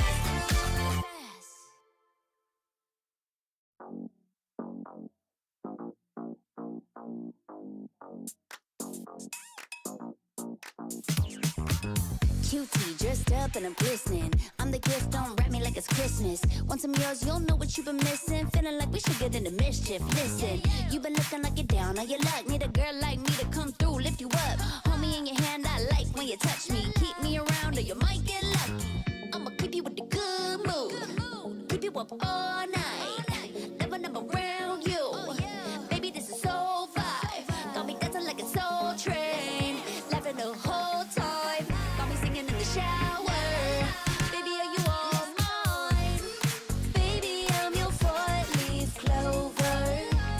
Your rabbit's foot, your charm bracelet, horseshoe. Baby, I'm your good, good omen. You wanna keep me with you. Keep me with you. Yeah, it's not hard to see. There's a pattern forming when you got me. 777 all wins, big money. The tramp over here never see me coming. I was in your back pocket the whole time. A quiet power, a silent gold mine, a big old confidence boost. You never delude. Just know that you'll be winning, cause I'm with you in the building. I'ma keep you with the good mood. Keep you up all night. Never, never around you. Baby, this is so vibe. Got me